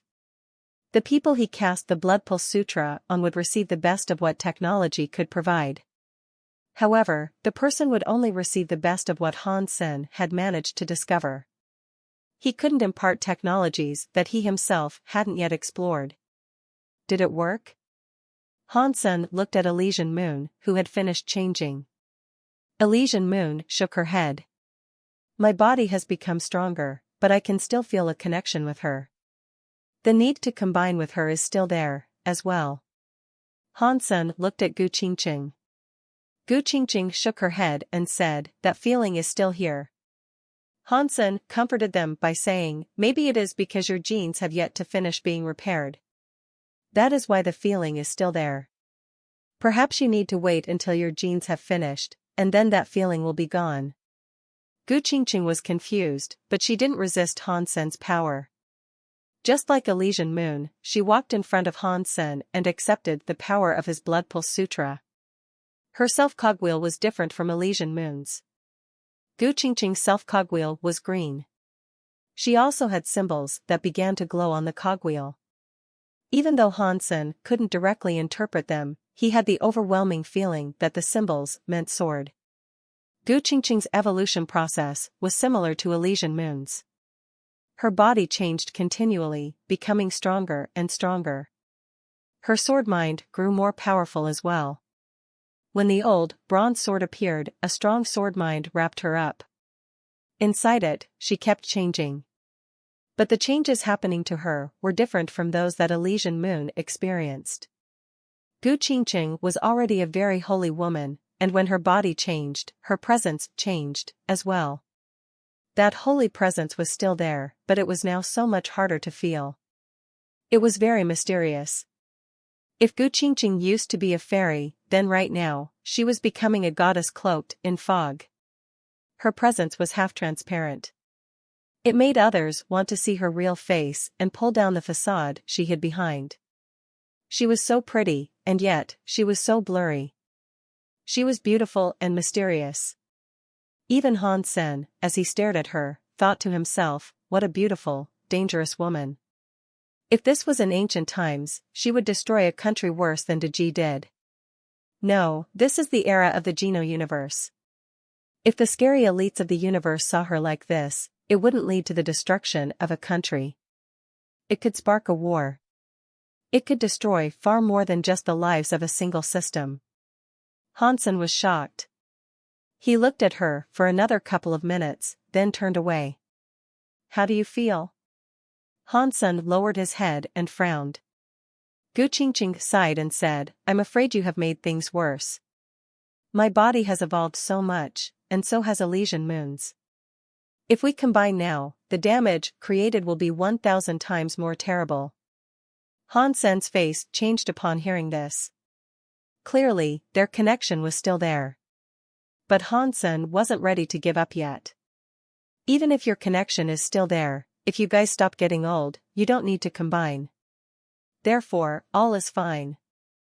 I don't know. We would have to test such a system for a while and see if we get older, Elysian Moon said. Let's just give it a try. If this method doesn't work, then we'll have to look at other options again, Hansen said, quietly praying that they wouldn't continue to get older. If this failed, there was nothing else he could do. 2 days later, Gu Qingqing and Elysian Moon were happy to report to Hansen that they had not grown any older. Although their connection was still there, they no longer had to combine if they wanted to survive. Hansen let out a long sigh. This was the best result he could have hoped for. If the problem hadn't been resolved when he completed their genes, he had no other ideas on how to fix the issue. In the meantime, he spent all his energy practicing Big Destroyed. As he attempted to practice Big Destroyed safely, he wasn't putting in enough power to fully cast Big Destroyed. But as time passed and he practiced more and more, he was able to generate Big Destroyed's light. But the Big Destroyed light he created wasn't even enough to kill a duke in its current state. That meant it couldn't be used to consume King-class xenogeneic genes. Progress was progress, though, and his advancement thus far made Hansen happy. If he could successfully activate Big Destroyed's godlight, that meant developing power and control with the technique was only a matter of time. Hansen kept practicing Big Destroyed. As he got used to how Big Destroyed's godlight worked, he grew more and more powerful with it. Hansen used King-class xenogeneic genes to practice. A month later, his Big Destroyed godlight could digest King-class xenogeneic genes. It turned them into a pile of dust that was smaller than a speck of powder. He used Consume to eat the King-class xenogeneic genes that he had ground up with Big Destroyed. When he tested the process, Hansen noticed his digestive speed had increased. Within a day, he was able to absorb a dozen King-class xenogeneic genes that had been ground up into a powder, earning a dozen King genes. Ha ha ha. Big Destroyed is different. Right now, I still haven't mastered the technique, but if I can practice and take Big Destroyed to the max, I think I'll be able to absorb King-class xenogeneic genes incredibly quickly. I might even be able to eat 100 King-class genes in a single day. Hansen was delighted. Within a few days, his Dongxian Sutra's area had broken through to another tier. Elysian Moon and Gu Qingqing wanted to go to the core area to hunt xenogeneics.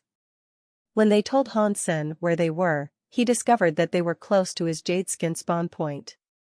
He had them wait there for him, and he entered the core area himself. He found Gu Qingqing and Elysian Moon, and after the rendezvous, they went out to hunt core xenogeneics. Most people never really worried about the future, they only worried about the present. Hansen had lots of King-class xenogeneic genes, but his Big Destroyed and Consume were getting stronger and stronger. If he was able to break down 100 genes a day, eating 1,000 King-class xenogeneic genes would only take a week and a half. Gu Qingqing and Elysian Moon were first-tier kings, but their powers exceeded what the average first-tier king could do. They were practically the same as Hansen had been at his first tier. Their skills and area powers were very good, so killing King-class xenogeneics was a trivial affair. But their digestion speed was much slower than Hansen's Consume. Even if Hansen used Big Destroyed to break their xenogeneic genes down for them, they could only digest one per day. Hansen wasn't in a rush, but Li Qier was. She had been there for a whole month, waiting on Dollar's return. Not even the flicker of his shadow showed up, though. It was like he never planned on coming back. Li Qier's teeth itched. That asterisk shoal. Li Qier sat in the front of her ship, gritting her teeth and looking up into the sky. If he showed up, she'd probably have to fight off the urge to smack him. Little sister, this is bad. The very high should be emotionless, but you are very emotional right now. This is bad for you. A very pretty woman appeared on her ship. She stood behind Li Qier and looked at her. Third sister, why are you here? Li Qier turned around to find a green-clothed woman standing behind her. The woman was pretty, but she was emotionless. Her face was like ice. I hear you have selected your target. Let me see how your silkworm is, the woman said coldly. Good or bad, it doesn't concern you. Li Qier lifted her lips. The woman, seeing Li Qier's face, shook her head. You're displaying too many emotions. Your practice of the very high talents isn't up to par. I'm worried about you failing, or resorting to selecting a poor silkworm that can't do anything in service of the very high. Good or bad, it is none of your business, Li Qier insisted. Third sister didn't become angry. She acted as if she hadn't heard Li Qier at all, and emotionlessly said, it doesn't matter whether you admit it or not, I am your third sister. I cannot let you walk along this path of constant failure. Before she could reply, third sister continued, okay. Now tell me, where is this person you've chosen? Let me see if he is capable of serving the very high. He isn't here right now, Li Qier said. Why not call him over? Third sister said. I haven't told him I am claiming him. I can't contact him. If you are so smart, why don't you go and find him for me? Li Qier snarled. You are so slow. You still haven't claimed him? What have you been doing all this time? Third sister frowned. She wasn't happy with Li Qier's progress. Li Qier blushed. She had spent so much effort trying to convince Hansen, but it never worked out. She hadn't told him who she was, and thus, she couldn't claim him. Third sister looked at Li Kier's face, but did not say anything. Something in her eyes swirled, looking as if a spinning galaxy was residing with them. Tell me who your target is. Third sister's eyes looked very magical. If you are so smart, why don't you guess who it is? Li Kier said in a sulky manner. Again, third sister didn't become angry. She just reached her hand out and grabbed one of Li Kier's hairs. Then, she stared into that strand of hair with her shiny eyes. Her spinning galaxy-like eyes revealed the image of Li Kier. The image danced as if the woman was rewinding time, revealing what Li Kier had been doing. Everything she had done in the past few days played before the woman's eyes. Time quickly went back to when she parted ways with Hansen. He is your target, yes? Dollar. I have heard his name. Right. He came first in the Geno being scroll. He defeated Lone Bamboo, third sister said, her voice neutral. Then, she stopped looking. Her eyes returned to normal, and the strand of hair turned to dust in her hand. Third sister, how could you read my past without my permission? Li Kier sounded annoyed. Behavior like this doesn't belong in the very high. Third sister shook her head, ignoring Li Kier's protest. The stars in her eyes were still spinning when she spoke to herself, saying, let me help you take a look at what this dollar is doing. I will see if he can be your silkworm. Her eyes spun and the lights in them flashed. A shadow that looked like Hansen appeared. Hansen was out hunting Xenogeneics with Gu Qingqing and Elysian Moon. All of a sudden, though, he felt a strange movement in his sea of soul. Hansen was surprised by this, and so he looked inside himself. There, he saw the black crystal armor twitching slightly. For an instant, some sort of vortex appeared around his body. The vortex only lasted for a second, though. Then, the black crystal armor returned to its usual motionless self as if nothing had occurred. What the hell? Hansen wondered as he glanced around. He didn't see anything dangerous. Far away, in a certain system inside the core area, third sister's eyes looked magical. The shadow of a man appeared and began to grow clearer. The image was on the verge of revealing his face. Arg! Suddenly, third sister screamed and cupped her hands over her eyes. Third sister, what happened? Li Kier was shocked. There was blood seeping out of the gaps between third sister's fingers. Someone broke my scrying skill. Who is this dollar? Third sister lowered her hands. Her eyes were red, and tears of blood were rolling down her face. Li Kier was shocked seeing this. Third sister's very high sense was much stronger than her own. The powerful very high had only just used her scrying skill, and her eyes had been injured. It was difficult to believe. Dollar is dollar. He said he is human. Li Kier realized she actually knew nothing about dollar. What is a human? This dollar isn't someone ordinary. He broke my scrying skill. He must have some sort of deified protecting him. How could someone who doesn't even have a name possess deified protection? Third sister gritted her teeth as she spoke. I don't know. Li Kier's face kept changing. She hadn't expected dollar to have such a mysterious background.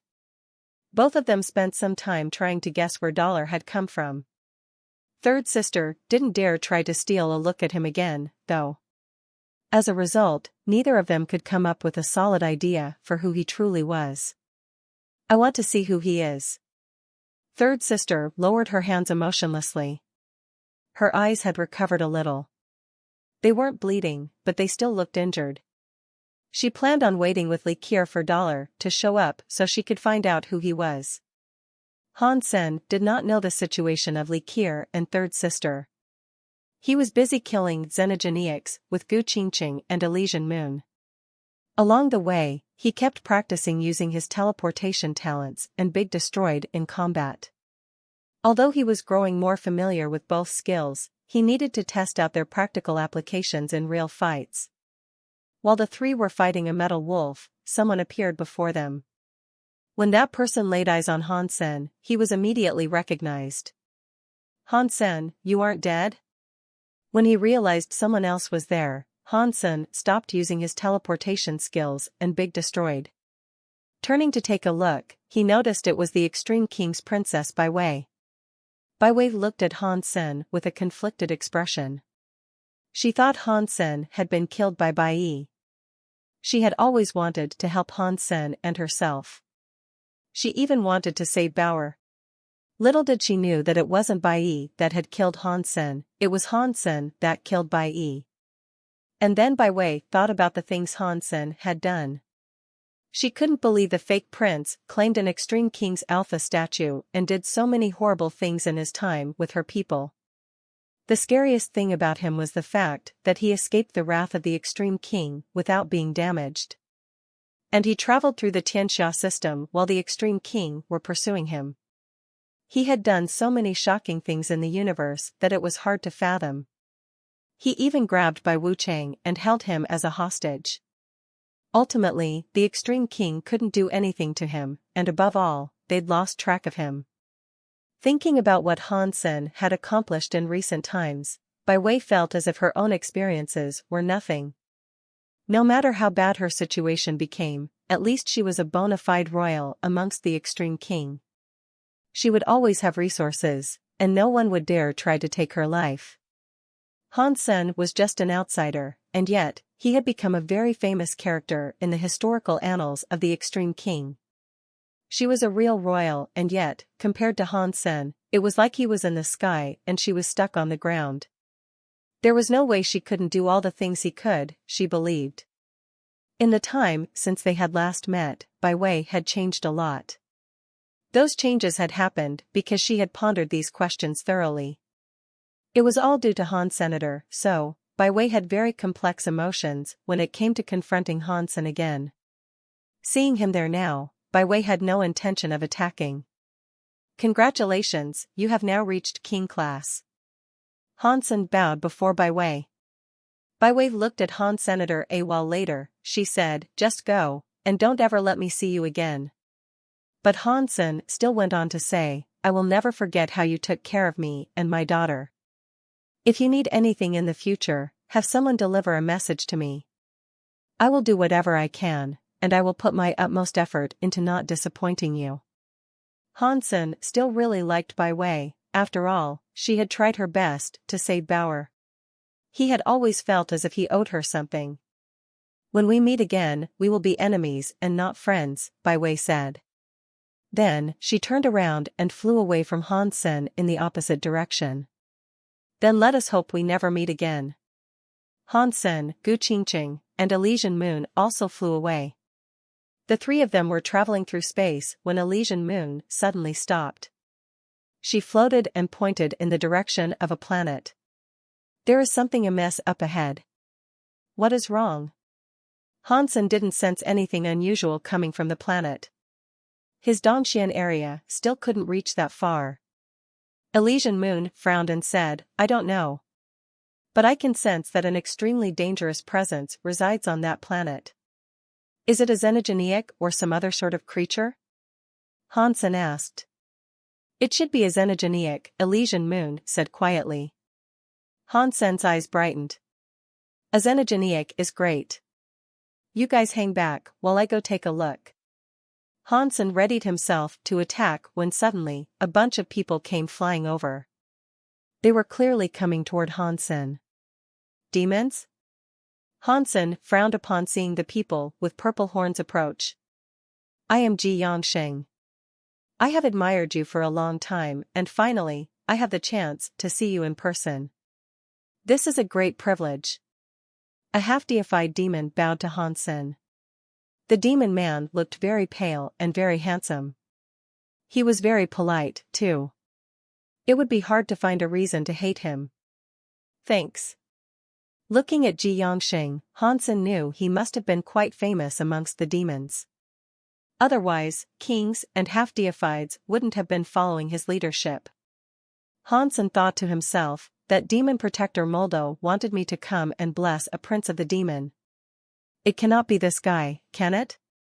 After Ji Yongxing bowed before Han Sen, he looked at Gu Qingqing and Elysian Moon. Something strange passed through his eyes, but it only happened for a second. No one noticed it.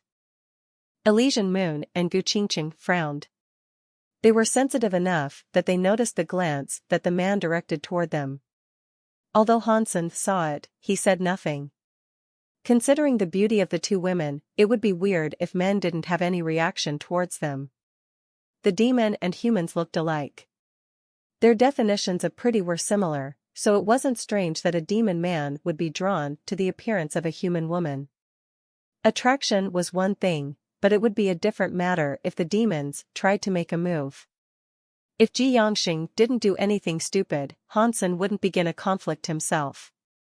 Ji Yongxing turned away from Gu Qingqing and Elysian Moon, then said to Han Sen, "Teacher Han, Mr. Moldo might have spoken to you before about how he hoped that you could bless me.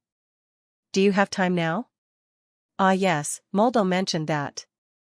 Han Sen went quiet for a moment, then he told Ji Yongxing, "I told Mr. Moldo before that my blessings can affect others, but I cannot make people deified.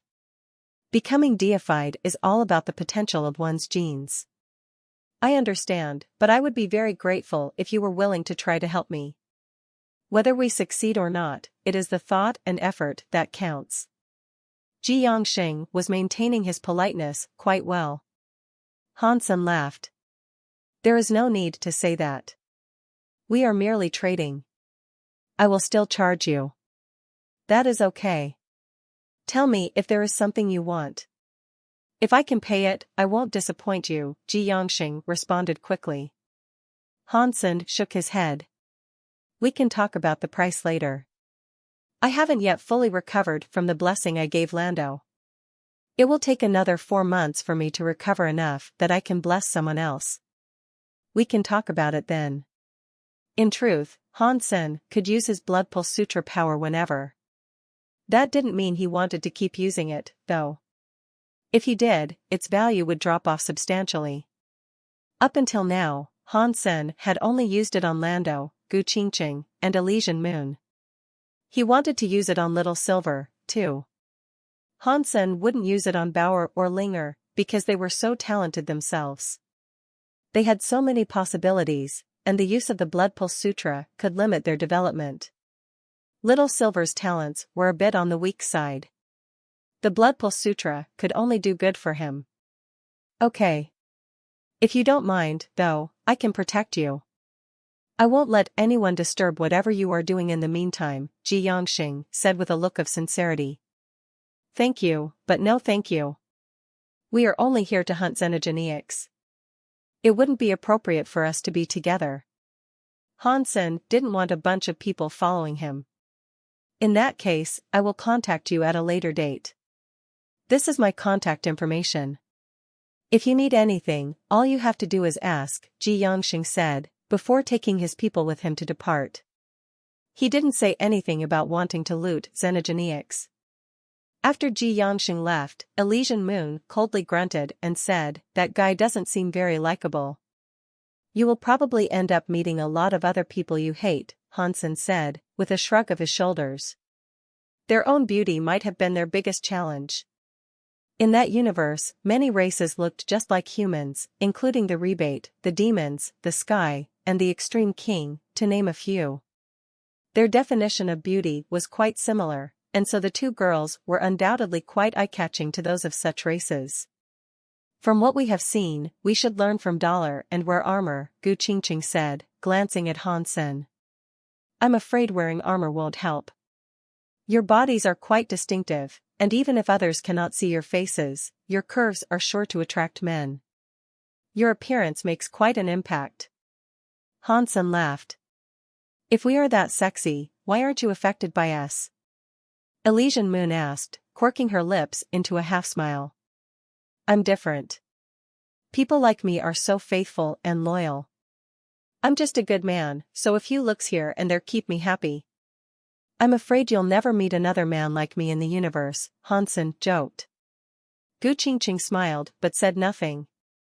Elysian Moon looked at him with disdain, and she said, "You're just a creep who has no balls. You call yourself a good man? PFF. After that, she ignored Hansen and resumed her flight. What's wrong with her? Since when did I become a creep? Hansen looked at Gu Qingqing. Gu Qingqing laughed and raised an eyebrow at him. Not saying another word, she flew after Elysian Moon. Hey, what is wrong with you both? Hansen was so depressed. Although Gu Qingqing said nothing, he felt as if he had been bullied. Ji Yongxing and his demon allies didn't venture far. When Hansen and the others departed, Ji Yongxing spoke to a king in his entourage and said, "You go home and bring me my demon doll. If my father asks, tell him I need it." The demon king was shocked, and so he said, "Are you going to attack Hansen? I can't believe that I encountered him here. This is a very rare opportunity. We were unable to find him in the systems of chaos, but now we have a second chance to snare him," Ji Yongxing said in a hard voice. "Please think about this, sir." The Extreme King sent deifieds after him, and even they were unable to capture him. Only half deifieds can come to the core area. I don't think you have what it takes to catch Han Senator if he knows that we have tried to snare him. I do not think he will ever spare the time to bless you, the demon said. That's why I'm going to use the demon doll, it is deified. Attacking Hansen will be a guaranteed success. And even if it fails, Hansen will have no clue it was us who used it, Ji Yongxing stated flatly. But the demon doll is the demon's. The demon king wished to say something, but Ji Yongxing cut him off. Just bring me the doll and stop your protesting, Ji Yongxing snapped. Yes. The demon king didn't dare disobey a direct command.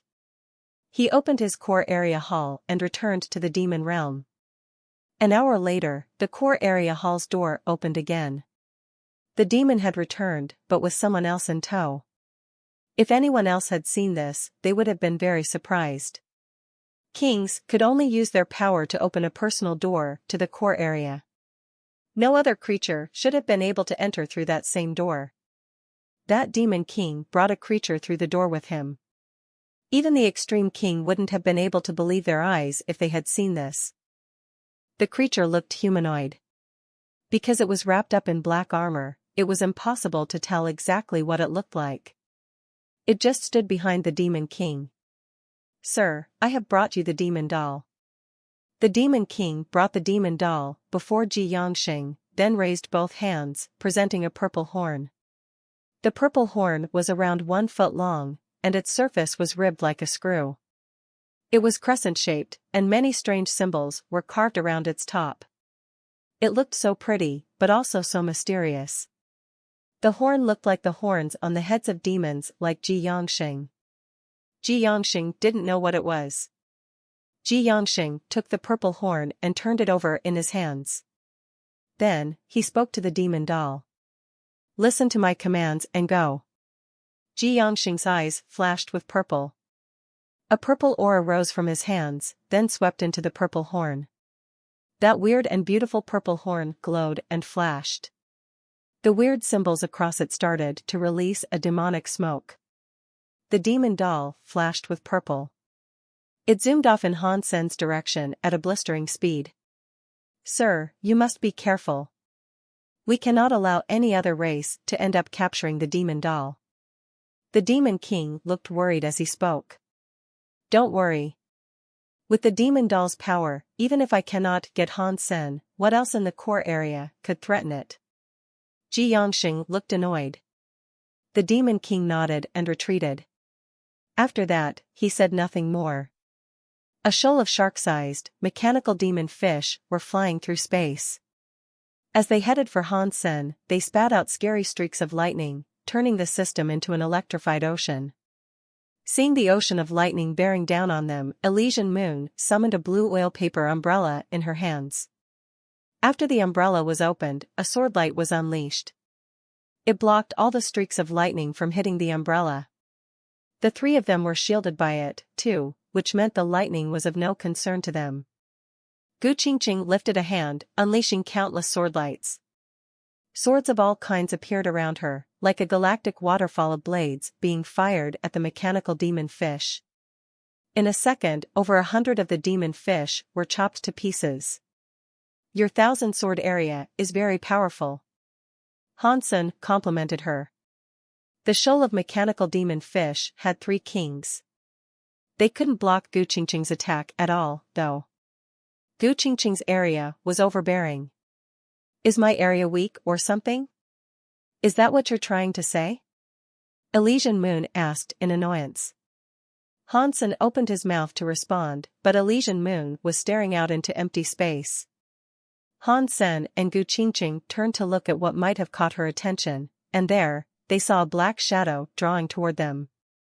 It wasn't moving quickly, it was just sort of floating through space. After a while, the shadow flew close enough that they could see it clearly. That man in black armor didn't mean to stop, however. He was still coming for Hansen. Why have you come here, and why are you going after me? Hansen asked, looking at the man in black armor. But the black armor man didn't react. It was as if he hadn't heard Hansen, and still, he approached. Hansen noticed the being was only looking at him. Hansen was the man's target, and the man was coming right for him. Seeing the black armor enter their radius, Hansen spoke again. You should stop right there. The armored man behaved as if he hadn't heard a thing. He didn't stop, and he even raised a fist to punch Hansenator. When that punch was unleashed, his entire body disappeared from the vision of all those who watched. When he reappeared, he was directly in front of Hansenator. That violent fist of his was about to strike Hansen's head and rattle his skull. Very powerful teleportation.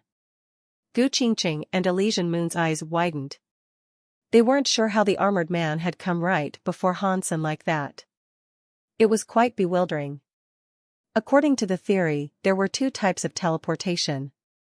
One of them was a speed-type teleportation, and the other one was a space-type teleportation.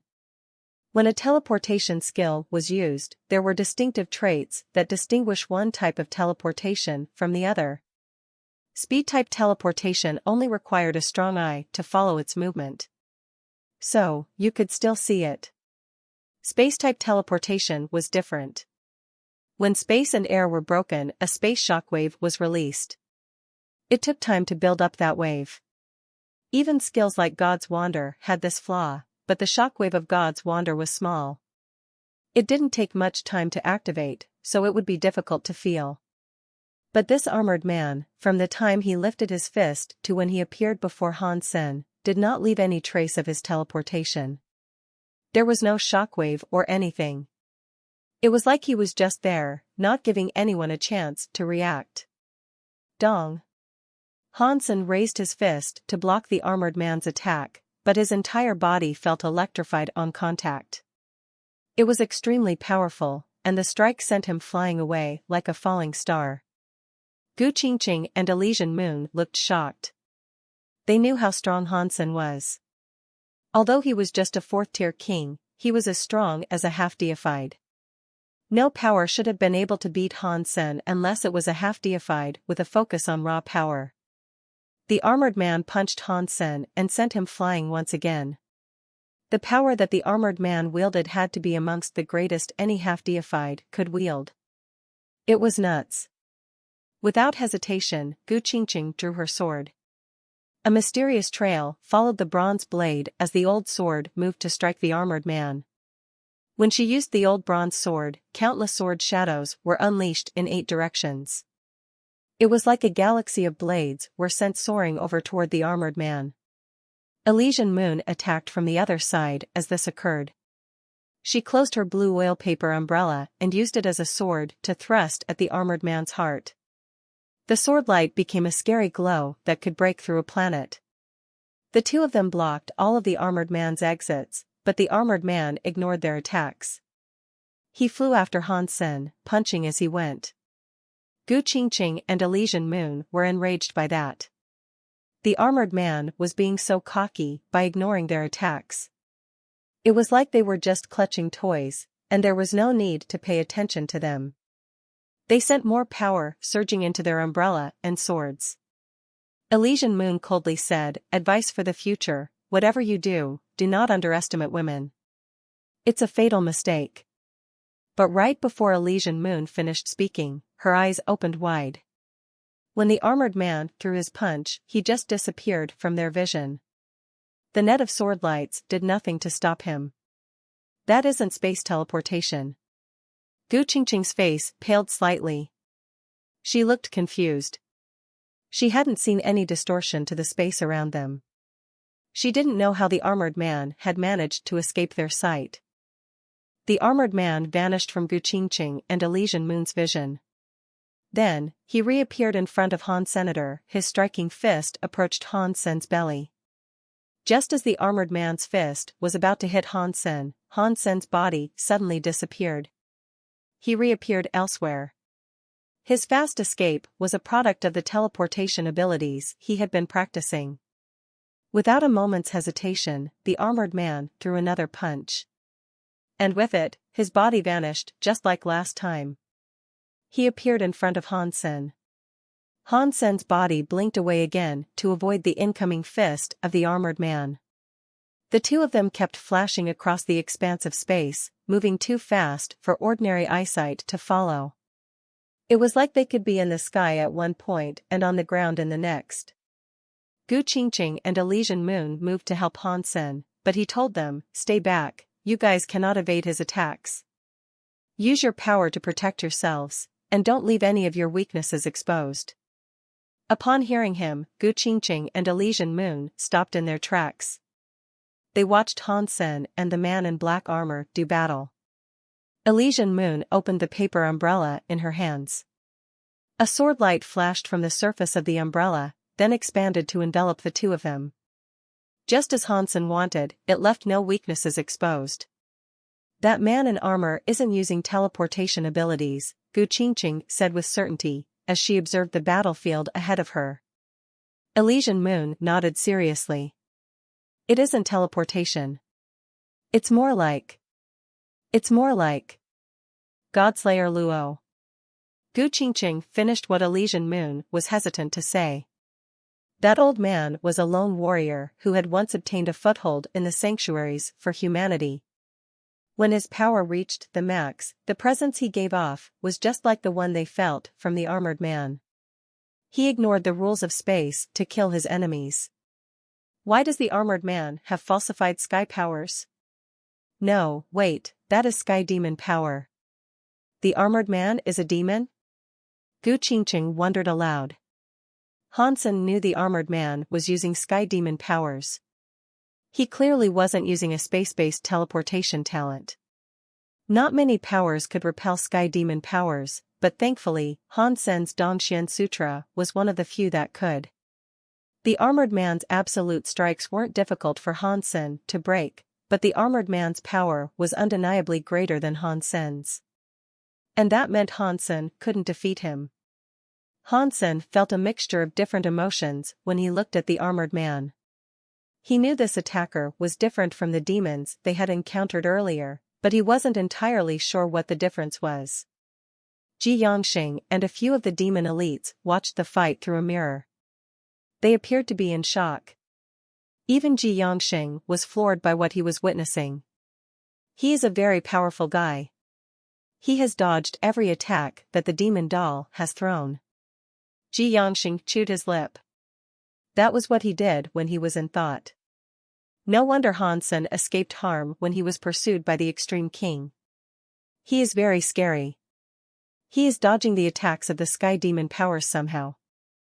I wonder what power he has been making use of, a few demon elites said, their voices a mixture of admiration and trepidation. They knew that the demon doll's sky demon power ensured that every hit was a successful one unless the enemy possessed the same causal powers. If the enemy didn't, not even teleportation would let them escape the demon doll strikes. Sky demon abilities were a causal power. Once the demon doll locked onto Han Sen, even if Han Sen teleported away, he should still be hit. Han Sen's teleportation let him dodge the demon doll's attacks, though. He was obviously using an advanced version of teleportation. And as for what other powers Han Sen was employing, Ji Yangxing couldn't guess. He couldn't understand what he was witnessing. He might be dodging the demon doll strikes for now, but his efforts are futile. He is slower and weaker than the demon doll. We must take him with us today.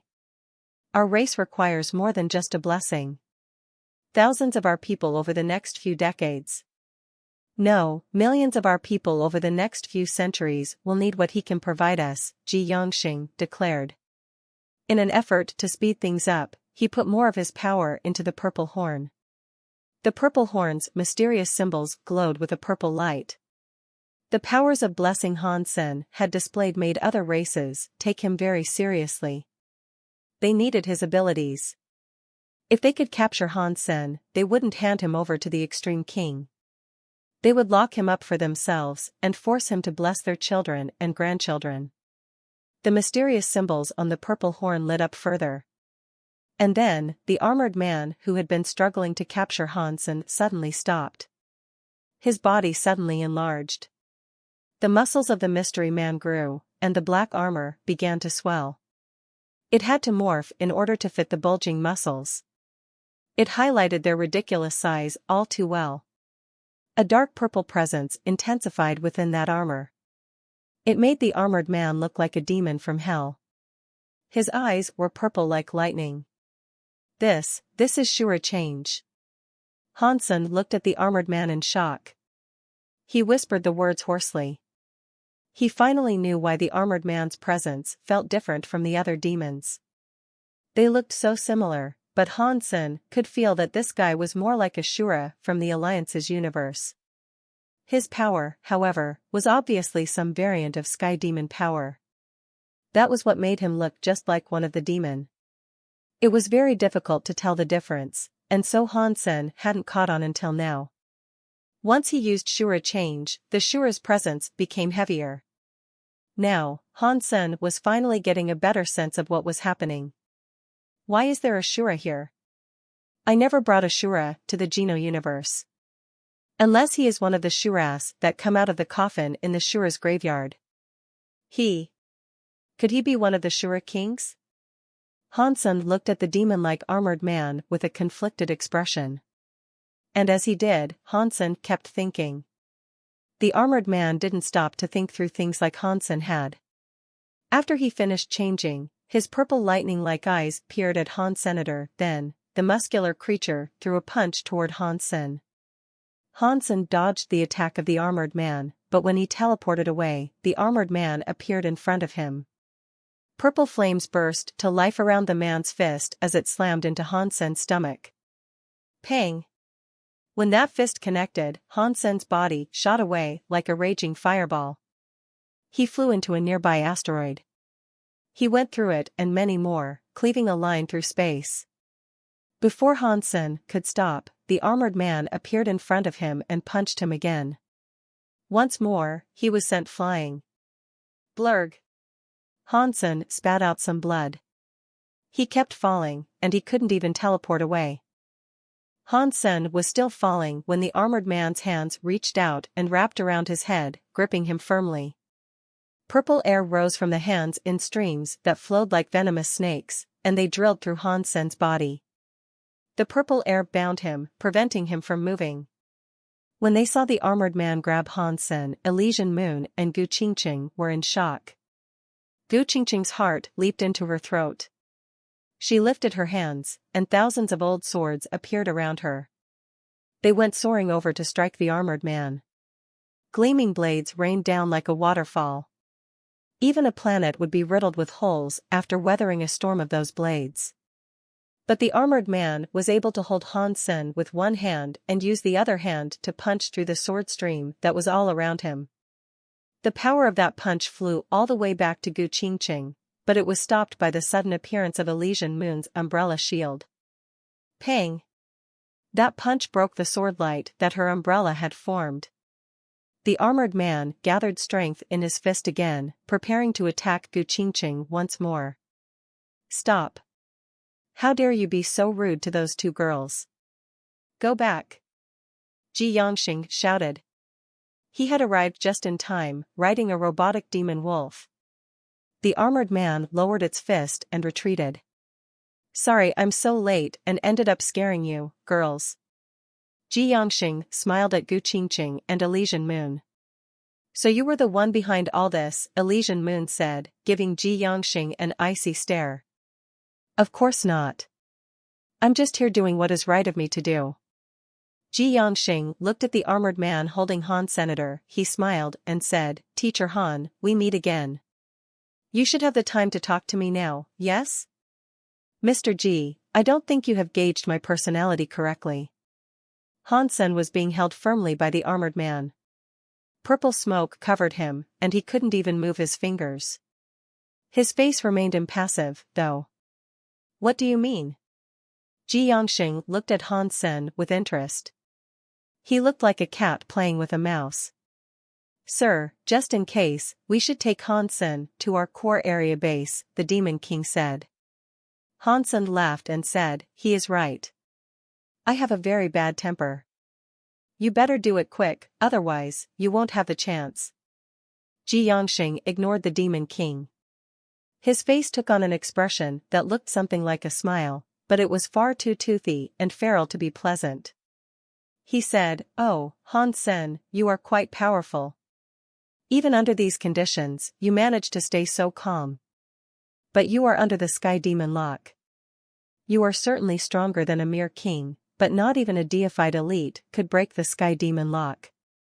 After that, Ji Yongxing turned away, ignoring Han Senator. He directed his attention to Gu Qingqing and Elysian Moon.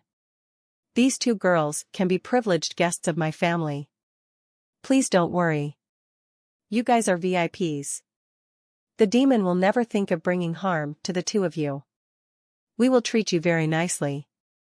Before Gu Qingqing and Elysian Moon could answer, Han Sen laughed. I was wondering why you were doing this to me. It's because you want the two of them?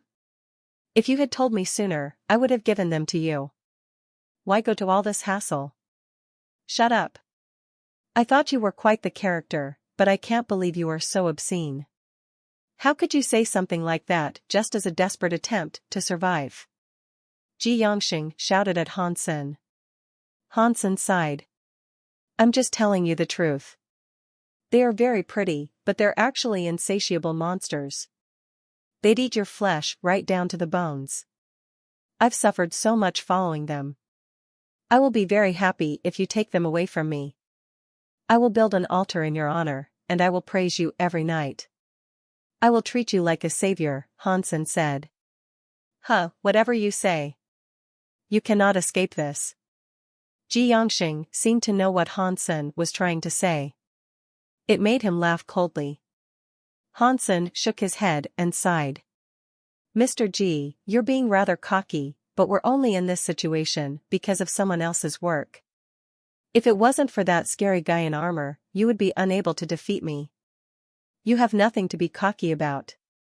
It should be that guy there who is cocky. Ji Yongxing smiled and said, he is my demon doll. He only moves when I move. If you cannot beat my demon doll, you aren't qualified to fight me. Demon doll? He isn't an actual demon? Han Sen pretended to be surprised. Sir, let's go back to base now. The Demon King from earlier stopped Han Sen and Ji Yongxing's conversation. He didn't want the prince to leak details about the demon doll. Ji Yongxing wasn't stupid, though. He knew what was going on. He laughed and said, Han Sen, stop wasting our time. I won't kill you. If you behave during your time with the demon, we will treat you well. What does that mean? Can you define behaving for me? Do you want to milk me like a cow? Do you want me to eat grass while you squeeze my udders? You want me to make your sons and grandsons fat and full? You want me to die miserably when there's nothing left to give? Han Sen smiled.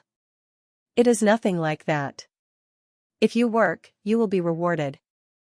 If you have this kind of power, you should do things to better the lives of others in this world. After that, Ji Yongxing spoke to Gu Qingqing and Elysian Moon. Ladies, please. You both will be my VIPs forever. No matter where you go, no one will dare hurt you. But if you both don't want to be my friends, I can't promise you this. Elysian Moon was always cold, but now she suddenly laughed. She was so pretty that she looked like a moon palace fairy. but her face looked as untouchable as a marble sculpture. When she laughed, it was like a flower opening amidst the snowfall. It was so beautiful. It was like realizing the world was alive after believing it to be dead. Ji Yongxing and the other demons were frozen. They were thinking, this woman is unbelievably pretty. Elysian Moon laughed and said happily, we would like to go with you, but I'm afraid someone else might not. Who won't? Ji Yongxing asked. Him, Elysian Moon said, looking at Han Sen. Ji Yongxing chuckled darkly. Mr. Han is in danger. Even if he doesn't want you to come with us, he has no say in the matter. He doesn't even have a say in what happens to him. He will be coming with us, so we can all go together, too. So what if he doesn't want to? Elysian Moon shook her head. It looks like you don't understand him at all. Do I need to understand him? Ji Yongxin said cockily. If you understood him, you would know he is a suspicious, cunning, insidious, and cruel person.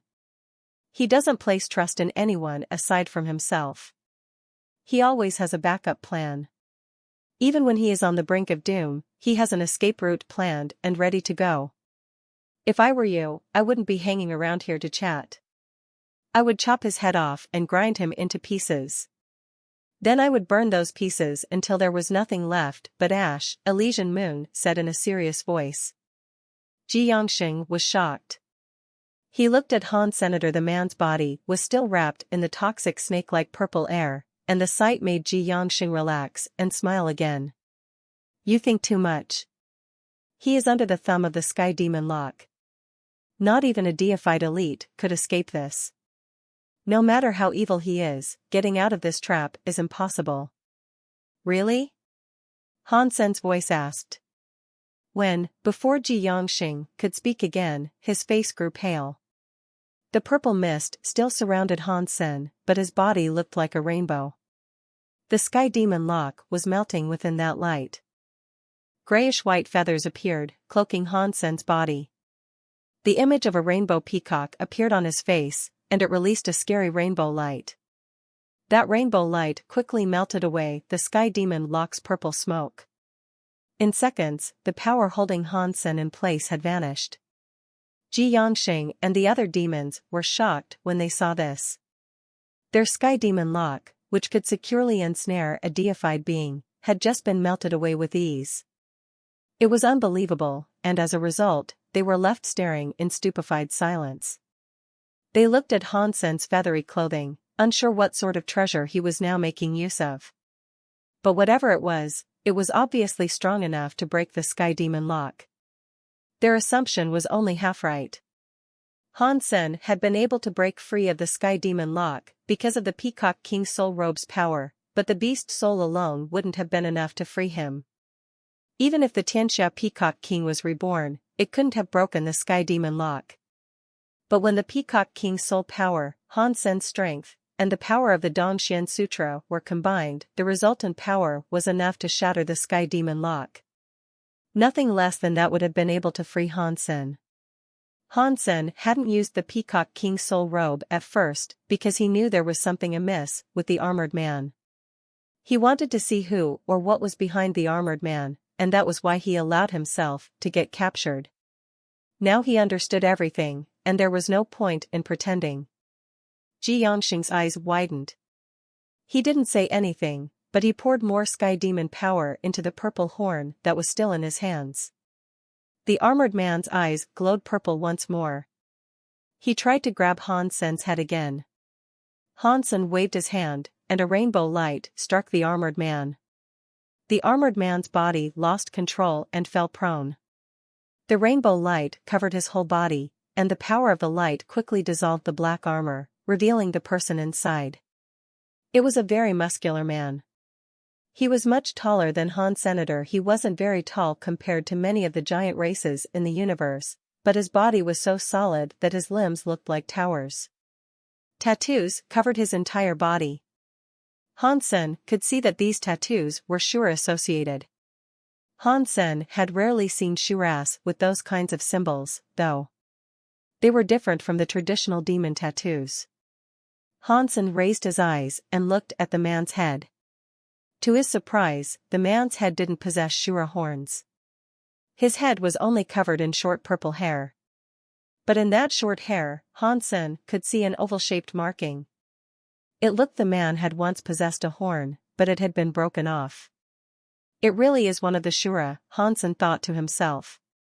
The guy was emotionless, and his muscles bulged so much that they looked like they were about to burst. The purple air rose, and it came at Hansen in another attack. Hansen immediately detected the Sky Demon power. Are the Sky Demon Sutra and the falsified Sky Sutra the same? But if there is practically no difference between them, doesn't that mean pure Shuras shouldn't be able to learn it? If he is a Shura king from the sanctuary, how could he practice Sky Demon powers? Hansen wondered.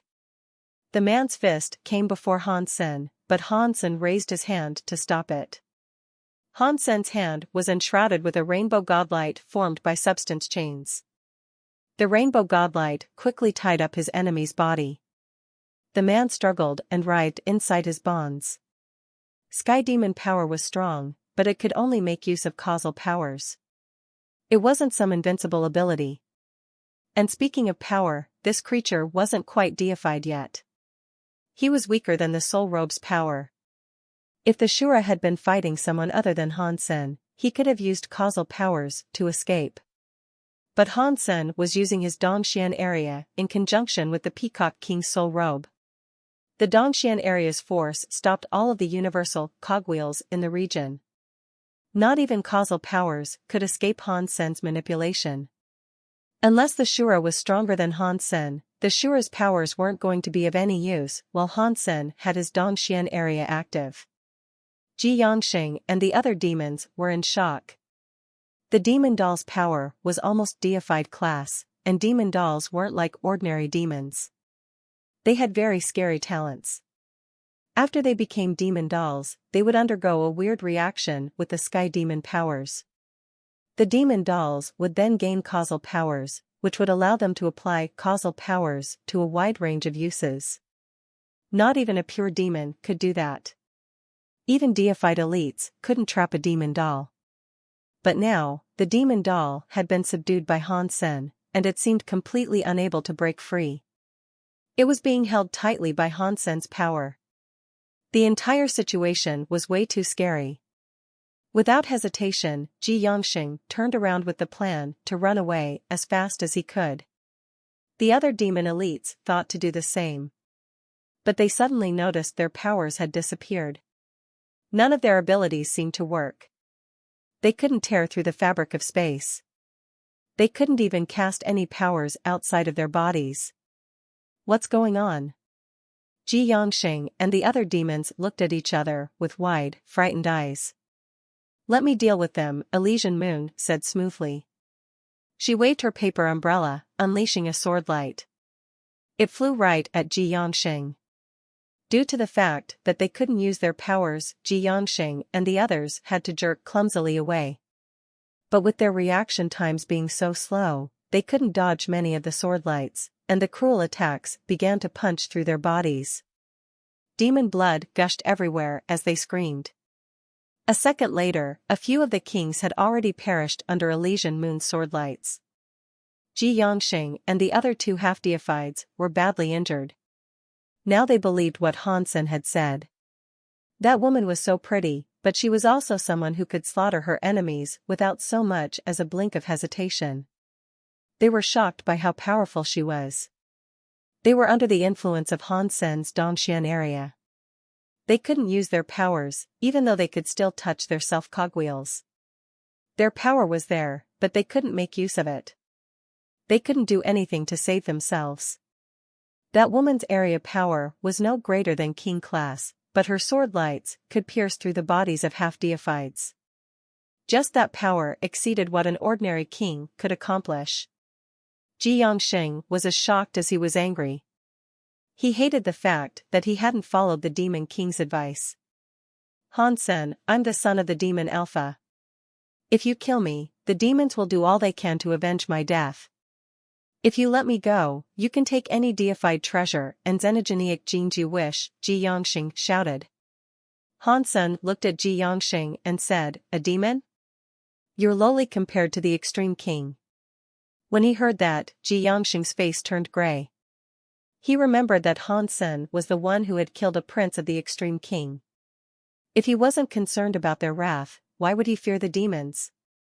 Hansen reached out, and a rainbow light shot from his palm. Ji Yongxing didn't have the time or strength to dodge it. The purple horn was taken by Hansen. Hansen ignored Ji Yongxing and the others getting killed by Elysian moon swordlights. He took the mysterious purple horn and lifted it next to the broken stub on the Shura man's head. It is his horn. Hansen thought about it and wondered what had happened.